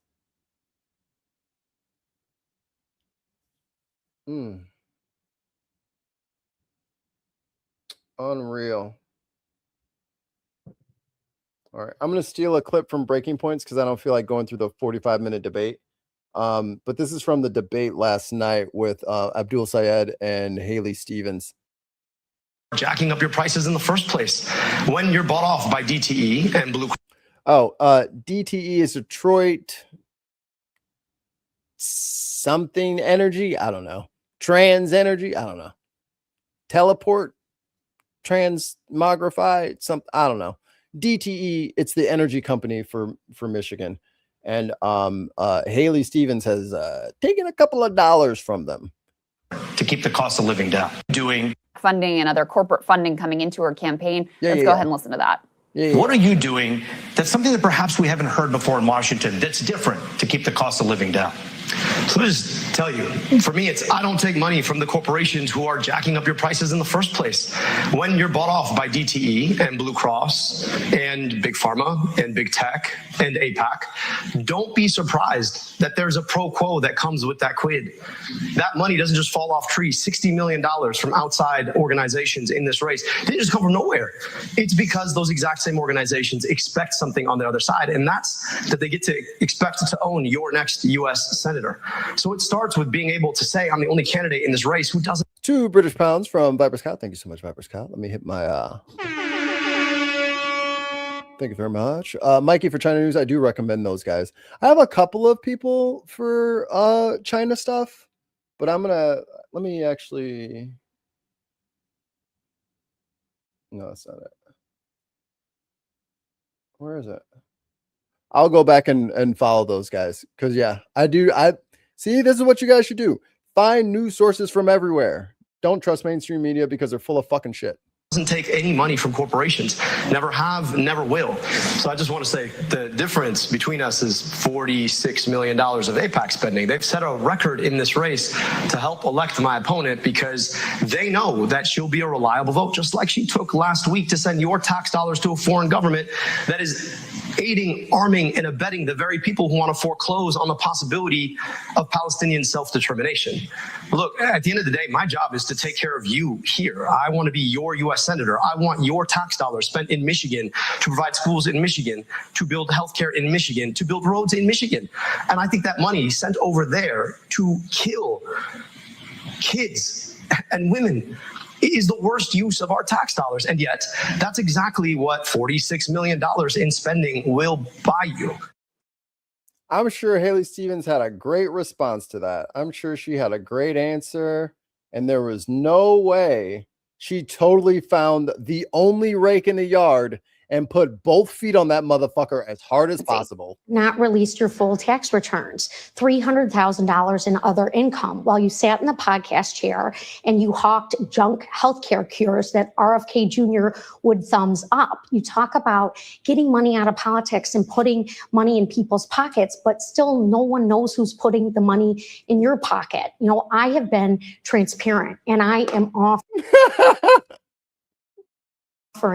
you know, real plans to address the cost of living crisis, we want to be able to tackle Donald Trump's and you're talking abuses about of what power. you did, but you also made some accusations here. Dr. El Sayed, that is a question that some people may have that Congresswoman was talking about. Talk about the money and the financial disclosures. You were going to release some. We today. released all of our financial disclosures. Again, this is a distraction from the issues in your life. But not I'd love to talk about transparency. I really would. Because I want you to ask yourself, there is this group called the Center for Democratic Priorities. They didn't exist until they popped up and started running ads for my opponent. And then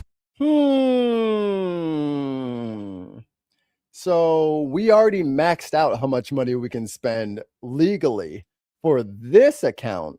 So we'll just make a Smurf account and then another Smurf account is a gamer lingo. Sorry. A Blueberry account. No, I'm just kidding. Usually teammates in a game are blue. So if you make a new account, you make a new blue, it's a Smurf. And they have a low rank. So they're little, like a Smurf. But then you fight them and it's not a Smurf. It's somebody who's very skilled, but they have a new account. So instead of like getting in trouble or following the campaign finance laws, they decided we'll just make a new pack. And that way we won't get in trouble. there's this other group called Center Forward that paid for a flight for the Congresswoman and her mother to go to Portugal. And they just released their donors. And then it's a whole bunch of shell 501c4 organizations. Hey, man, find the queen. Find the queen. Keep your eye on the lucky lady. Come on, find the queen. Keep your eye on the lucky lady. That's what they're doing with the fucking campaign finance rules. They're just playing hide the queen or hide the pickle, whichever game you like. They're the folks who are literally putting money in our pockets right now to try and mis and disinform us about this race. No concern about the $46 million+ spent on the behalf of AIPAC that should worry people about perhaps you doing their bidding. Look at her face. She's having a full-on meltdown.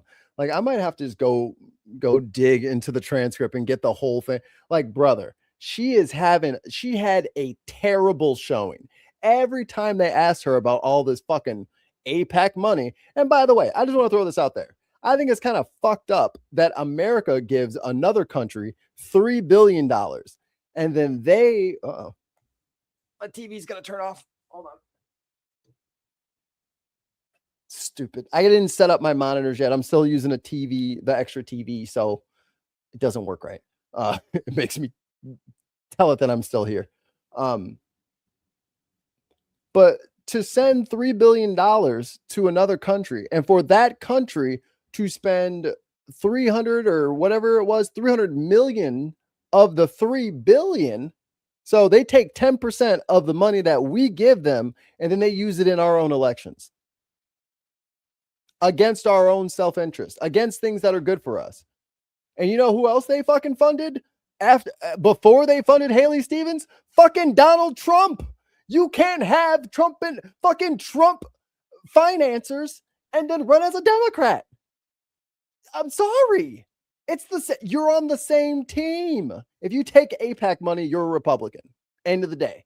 Hakeem Jeffries, Chuck Schumer, Cory Booker, you guys are all Republicans because you have the same fucking financiers. Should you win the seat? Well, I don't think there's much difference between super PACs going in for Abdul or super PACs going in for me. We have a problem. I think there's a big fucking difference, actually. With campaign finance reform. You didn't call me an ogre. No, again, for the record, it was Mr. Fetterman that was. Oh, yeah. She's been playing this whole Al Sayed is a fucking misogynist, and he called her an ogre. To be fair, he called John Fetterman an ogre. apparently called an ogre in the call, not you. That last part, oh my God, to even get started. Yeah, she just ran around the stage crying the entire fucking time about how everyone is picking on her and making fun of her Michigander accent because it's fake, lady. You don't even fucking have that. It depends on the question whether or not she has a fucking accent. If you ask her about something foreign trade or foreign policy, the accent's gone and she's back to talking like her normal self. You start talking about Michigan, and then the hell comes the Michigander accent all of a sudden. And I'm a Youper and I'm from the Upper Peninsula, and this is how we all. Everybody in the Upper Peninsula is like, we don't talk like that, and we don't know her. Her office is in Detroit. We don't even know her like that. So I don't. I think what's it called? I think they're in a good spot. I think Michigan's in a good spot. Was it Roy Rogers, Mike Rogers? He's ass, and Al Sayed will handle him quickly. Holy shit! Another fucking video. All right, let's see. Golly. This whole show is about water now. Welcome to the Watercast. I'll be your host, Water. Look at this white ring on the canyon wall. It's not just the color of the rock. Bro, I just realized that's a boat down here. Holy water loss. It's where the water used to be. This is known as the bathtub. What? That's Lake Mead? Oh, fuck me, dude. Data centers have to be destroyed yesterday. Are we joking right now? Look at the little ass boat. Are you kidding me? That's got to be 50, 60 feet. Color of the rock. It's where the water used to be. This is known as the bathtub rings on Lake Mead, and it marks the difference between the lake's current water level and its historic high point.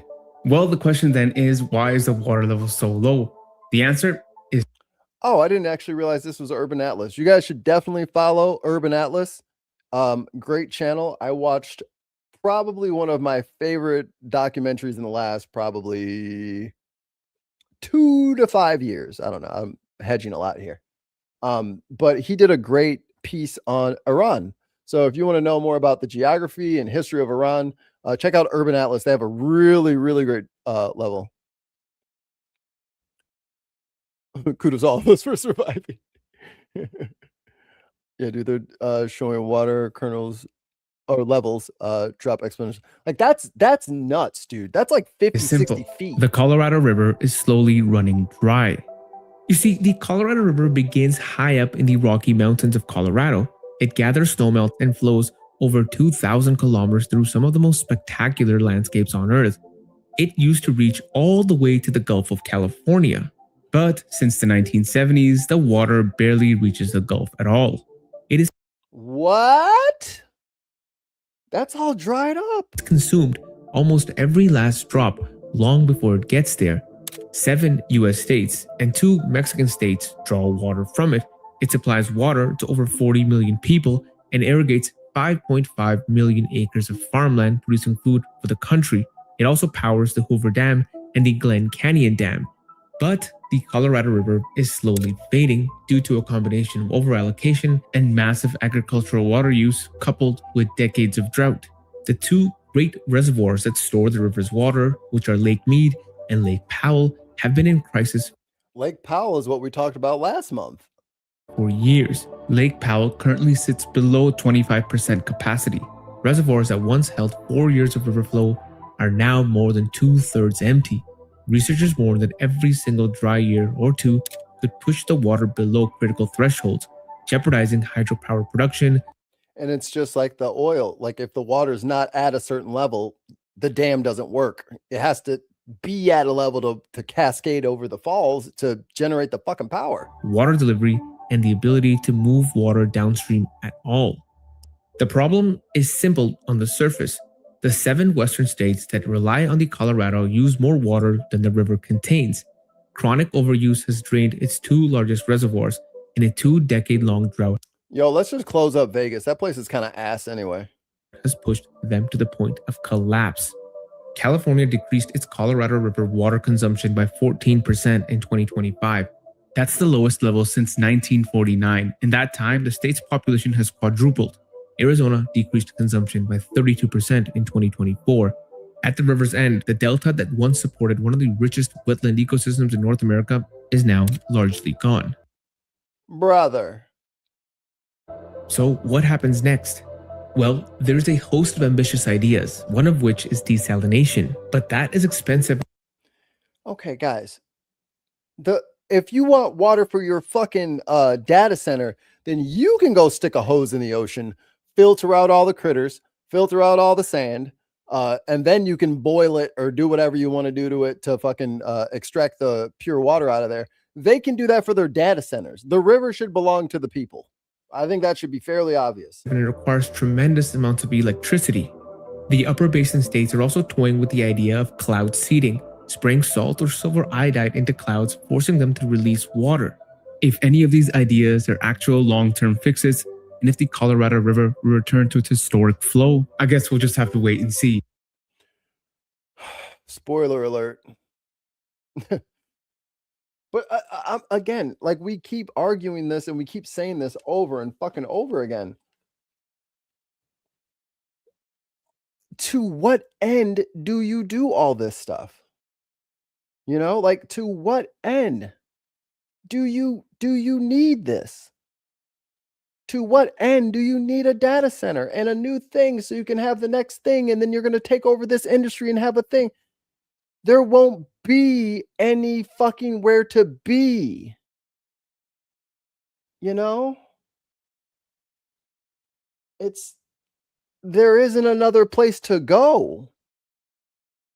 We're here. We're home already. You know, like this is it.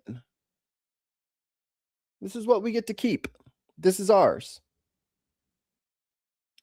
And God damn it, we're going to start taking better care of it. Or God damn it, you motherfuckers are going to be unemployed sitting on the side of the road looking for another will Congress for food. You know? Because if you're too fucking stupid to figure out that you don't give fucking blank checks to data centers and to AI companies and give them free reign to just destroy the countryside. Because they've been squawking at farmers, which we cover a lot on the show because I have a soft spot for them, but they've been squawking at farmers forever. Forever. You guys are watering too much. You're watering too much. They've been trying to follow the rules and do what they wanted, what they've been trying, they're doing what they've always done. The rain ain't coming. They're not out there fucking just burning big pits of gasoline to get it going. No, that's not them. Oh God, here we go. Democratic Socialists of America is following the footsteps of MAGA. It is unbelievable to me how Democrats are blue MAGA and they don't see it. They don't see it. I'm not going to put a homegirl name up there either because I don't want to give her more attention than she deserves. But this fucking I'm just gonna turn on everybody, and they keep saying, oh, you know, they have these purity tests on the left. They have these purity tests, bro. You can't take the school money for Americans, turn it into bombs, and blow up Iranian schools. That's not what the money's for. Okay. You can't let Joe Biden sit up there for fucking 4 years, barely being able to speak, letting everybody run everything for him. Only people that get taken care of are the fucking corporations. And now it's like, oh, how dare you say something bad about Joe Biden? Man, fuck him. And fuck you. Motherfuckers are genuinely pissed off about how things are going. People are being dishonest. Lies are being told, promises are being broken. And the only thing that they can tell us is, well, you better listen to the status quo because look how bad it got this time. What are you talking about? The reason it's so fucking bad in the first place is because you motherfuckers have no morals. So it's not a purity test. It's a test to see whether or not you're a fucking human being or not. Do you have any goals or anything? Do you plan on helping people? Is that even important to you?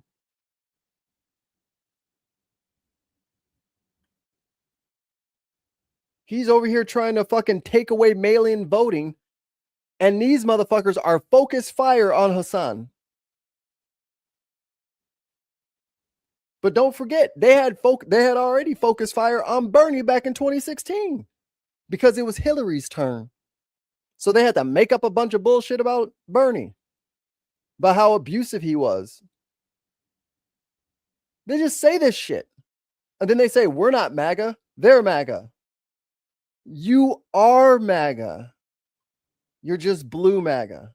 You don't give a shit about people. You just care about the pageantry of American politics.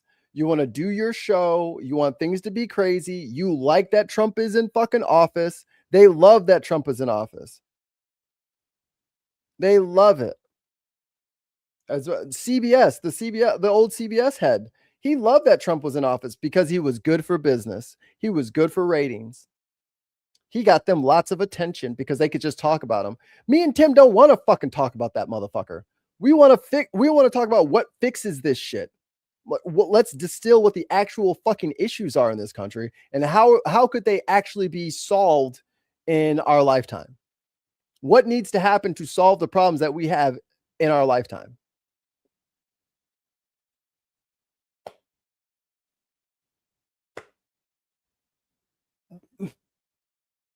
It's not that, then what the fuck are we talking about? If it's not that, then what the fuck are we talking about? If we're not fixing things, then what are we doing? If there's no plan to fix things, or if you don't have an idea about how to fix things, then get the fuck out of the way. You're Democrats, you're the only ones that are fucking nervous about fixing this place. You're the only ones that are scared about doing the things that need to be done to get things back in order. There's only one group of people that don't want people to help. Oh, I see what you were saying there earlier. I forget who said it. Survive. Shipwreck revealed as Danube recedes to record low levels. That's crazy.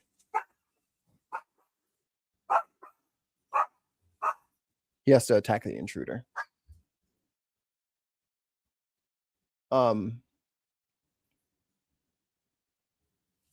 But I think it's pretty it's pretty right in front of everybody's face at this point. Like either you're going to help fix this or we're going to remove you and give you a coloring book and some crayons and you can just do that over there. Because there is nothing in the Democrats or Republicans plan of action that does anything for millennials, does anything for Gen Alpha, anything for Gen Z. What about them? What about us? What about Mikey and Tim and our siblings and my little one? What kind of country does she get to grow up in?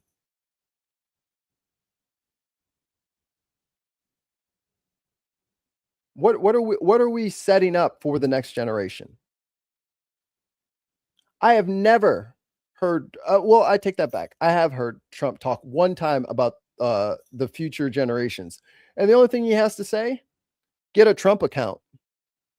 Just get a Trump account. Get a Trump account. Give us $1,000 a month or $1,000 a year of your money. We'll give it to one of my buddies and he'll gamble it. And maybe your kid will have like hundreds of thousands of dollars when they turn 18. So just give us the money now, though, okay? It's a fucking rug pull. Oh, right. Hold on. There we go. To be honest, Republican, Democrat are the left and right cheek of the same arse. Mikey, what we say about Labour and Tories in Scotland. Go and use that. Yes. Hello, Mrs. Famine. You steaming? Yeah. Yes.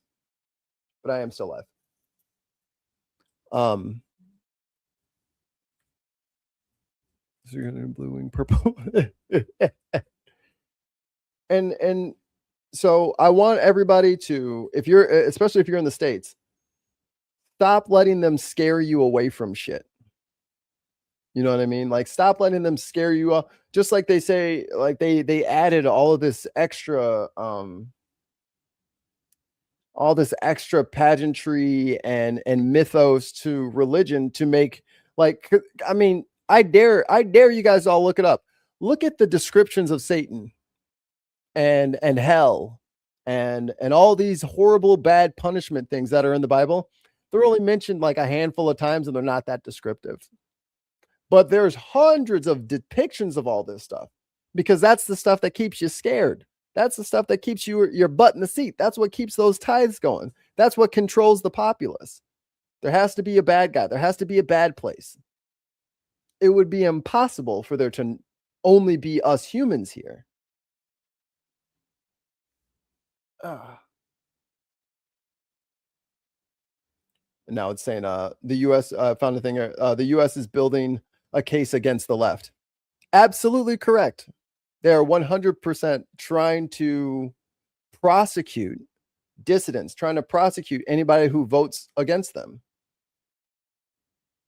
And at that pivotal moment, I got 3, 4, 5 left creators. Donald Trump, Hassan's over here. Donald Trump, David Pagman's getting made fun of. They're over there. You think snitching to the fucking Trump administration is going to fucking save you? Huh? Okay.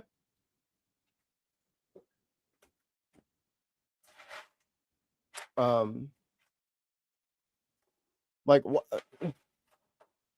I think we're almost there, guys. I said it was going to be, as soon as he won, I said this is going to suck, but we need to survive till the midterms. Go back and watch the episode. I think it was like November 18th or something like that, right after the election. It's going to suck. And this has sucked. And we have lost a lot of people. And we have lost a lot of nature and species and climates have been disrupted. But now the time is 202-224-3121.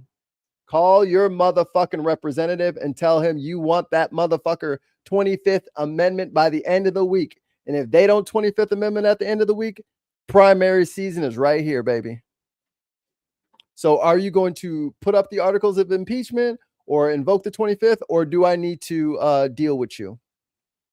Let's see. I can't even read that. That's so damn small. Let me see if I zoom in. Let's see. I think August 4th, we have a few. August 4th, we got Kansas, Michigan, Missouri, Virginia, and Washington. I think those are the next ones. Yeah, we just had Arizona. So literally, you will, because it's the 28th. Call these motherfuckers. If you do not get rid of Trump at the start of this next session, that's your ass. Just be prepared. Don't even unpack your shit. If you don't vote to get rid of that motherfucker, don't even unbox your shit. Just leave it in the box and make sure it's got good handles on it, because you're going to be carrying it all the way back down them long ass corridors back to your motherfucking Honda Civic and be driving that shit back to your district, because your ass will be fucking removed. And guess what? That 176 racks you was getting every year, gone. That sweet cushy insurance, gone. The protection detail, gone. You ain't gonna be saved. And as much corporate money as you want to take to try to win that motherfucking election, it's not gonna work. Haley Stevens is 5-1ing Abdul Al Sayed. It's a dead heat. All that money ain't gonna do shit. Motherfuckers don't give a shit about motherfucking commercials. We hate commercials. And we resent anybody who puts commercials up during our shows.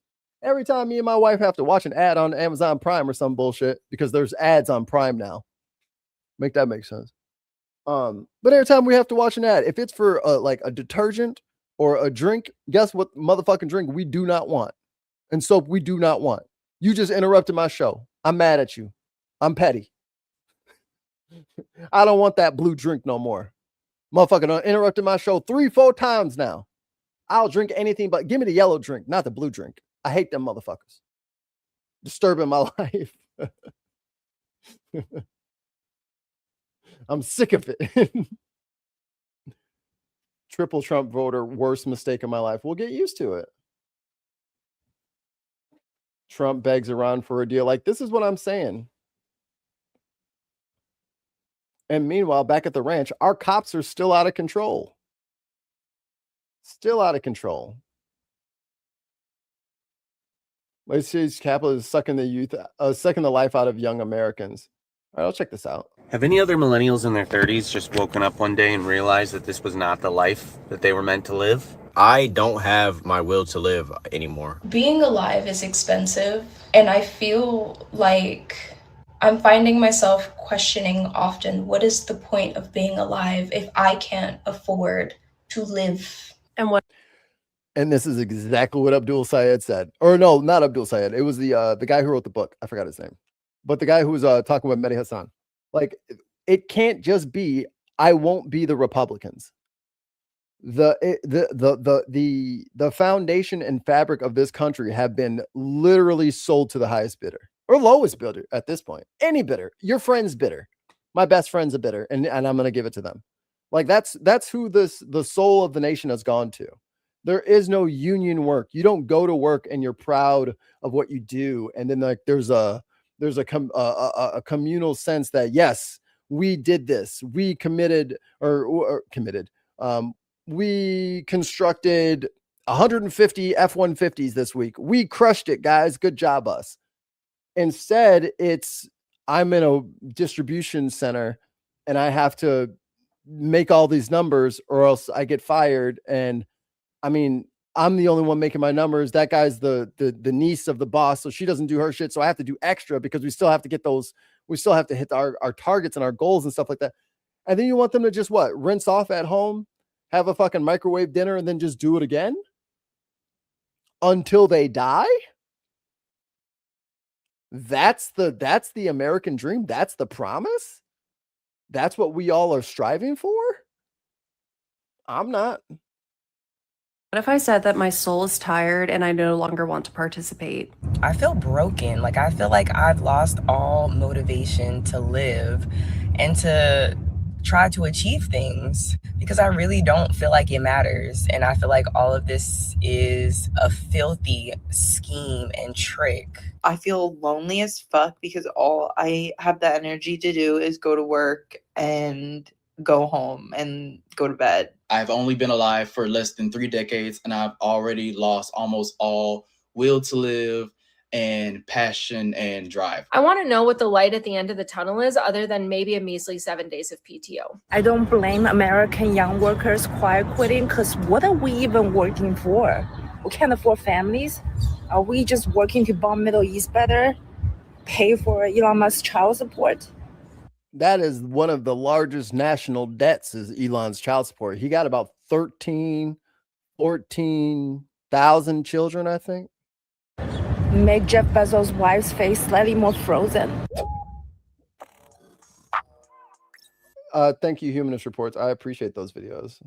Let's see what this young lady has to say. It's no wonder why so many people feel completely hopeless. And I want to play some extended portions of those videos that you saw, of some of them at least.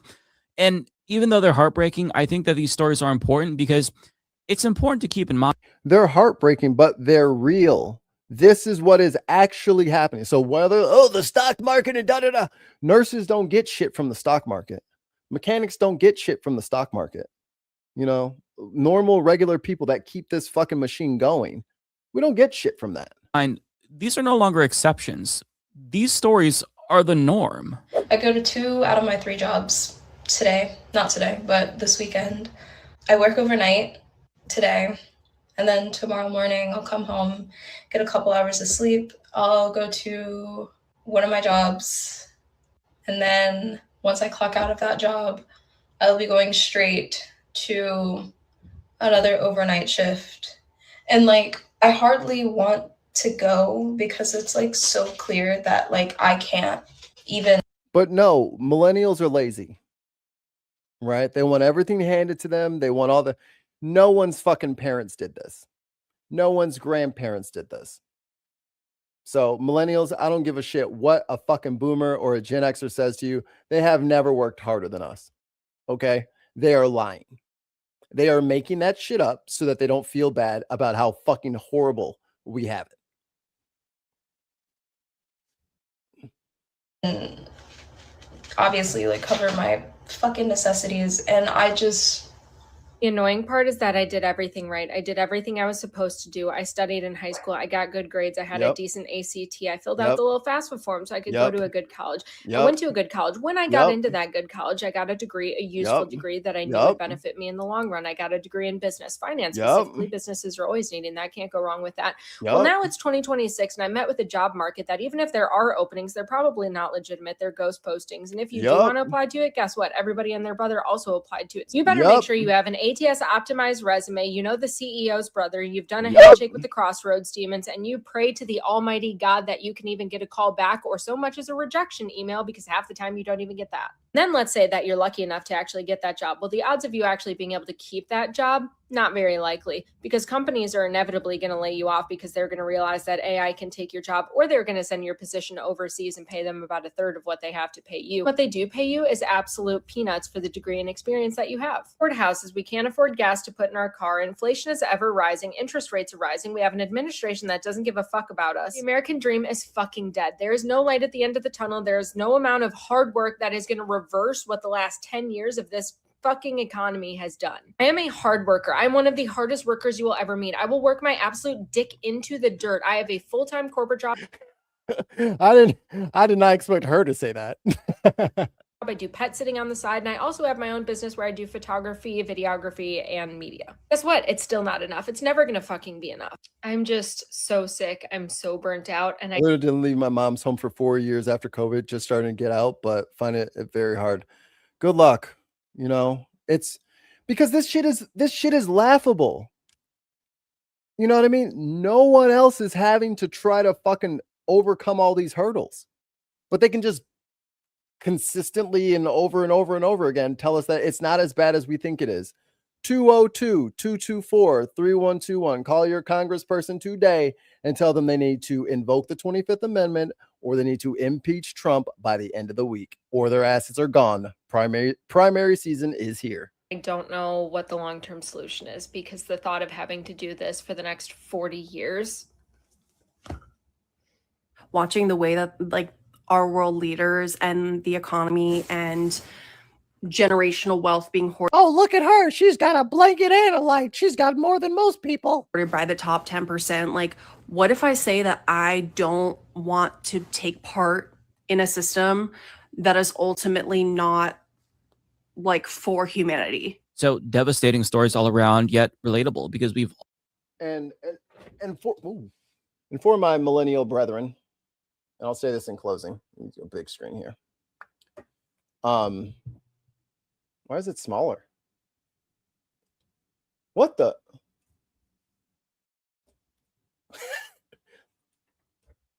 Okay, that'll do. All right, that's better. For my millennial brethrens and sisterins, there is no light at the end of the tunnel, so we're gonna have to make one. Sounds radical, sounds crazy, but they're not leaving anything for us to inherit. That's the plan. Take it with them and scuttle the ship. Burn the sails, chop the mast, scuttle the ship. That's their plan. So my plan, and I think a lot of other people's plan, is to tell them to go fuck themselves. You can't have my future. You can't have my daughter's future. You may not have it. And things don't have to get bloody and all this conflict. All of this could have been taken care of 2 years ago. 202-224-3121. Don't curse, or you can curse, but do not threaten them. But you need to call your reps. If they do not do what you say immediately, with bells on, with a smile on their face and a song in their heart, they better be marching to your goddamn tune because you're fucking playing it. And if they don't do that shit, they can fucking hit the bricks. They work for us, but only if we enforce that. Because it must be nice to just, shit, let me see. Let me do a little quick math right here. A little quick math. Where my thing at? Oh, now the calculator don't want to pop up. There it is. So 176,000 divided by 52 weeks. So they're going to get $3,300 or $3,400 a month. Oh, $3,400 a week. I'm so sorry. So they're making $12K a month. Probably closer to 13. $13K a month on your back. And you're not even going to call them? 202-224-3121. Hey, new member, Survive 2025. Thank you. Just saw that, sorry. They are literally public fucking servants. And they're taking $13K a month home. And these motherfuckers worked 89 days last year. It's 365 days in a year. They worked 89 days last year. But they deserve $13K a month. You get your ass back in that motherfucking distribution hub right now. Get in there and move them fucking boxes right now. And shut up about having a fucking future. I need to make my $13K this month. So shut your ass up and get back in the fucking fields. If that's how you like to be talked to, cool. Then I ain't talking to you. But if that shit pisses you off, 202-224-3121. I'll be goddamned before I let an 86-year-old motherfucker tell me to get back in the motherfucking distribution hub. And I should be so grateful to have the fucking opportunity. When you 86 years old making all this motherfucking money, when your ass should have been out of fucking Congress, I don't know, 100 years ago. And I don't have problems with my elders. I have problems with elders who will not get the fuck out of the way of progress. Y'all don't know how to fix it. Fine. Get out of the way before you get removed and put out of the way. Or we got to fucking work on all this fucking, oh, this person is Muslim, so he can't possibly be a Democrat. And this person is a black woman. They can't possibly be a Democrat. Like this, like they just, all the people that they're attacking and the shit that they're attacking them over. Bitch, you took $13K home a month and you didn't spend shit on the fucking neighborhood. This motherfucker wasn't even in office. Abdul Sayed, he's in charge of the fucking Department of Health for fucking Michigan. He set up the motherfucking mobile optometrist to give these fucking kids glasses in the hood. Because it doesn't matter what it says on a fucking blackboard if you can't fucking see. There's a great poem called If I Only Had a Pencil. You should check it out. But it's unbelievable that they are putting us in the yokes like the oxen, like the buffalo, like the cow. And they say, come on now, pull. Don't you want to be happy? Don't you want to be happy? Don't you get happy pulling this plow for us? I was like, how come you ain't taking no turns on this plow? How come it's only me and my friends down here in this plow line? How come y'all don't come down here? Those people are my age. How come they're not down here with us? Oh, those people are different. Those people are related to me. They don't have to do what you do. I'm not going. My congressperson is great. My senator is great. So I don't have any complaints from them. But I can tell you right now, you can ask Mrs. Famine. Lauren Underwood had to say all the right things or Mikey Famine was running. Her ass was about to be fucking up out of here.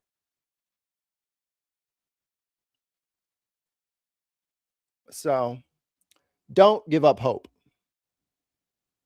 That's what they want. It is not your job to give up hope. It is your job to make them earn it. They want our future. They can have it when they pry it from my cold, dead fucking fingers. And they can also pull from my cold, dead fucking fingers my meek. Hey! So we're going to have to talk after this. Yeah, Durbin's out of here. Okay, you're in my neck of the woods then. Hell yeah.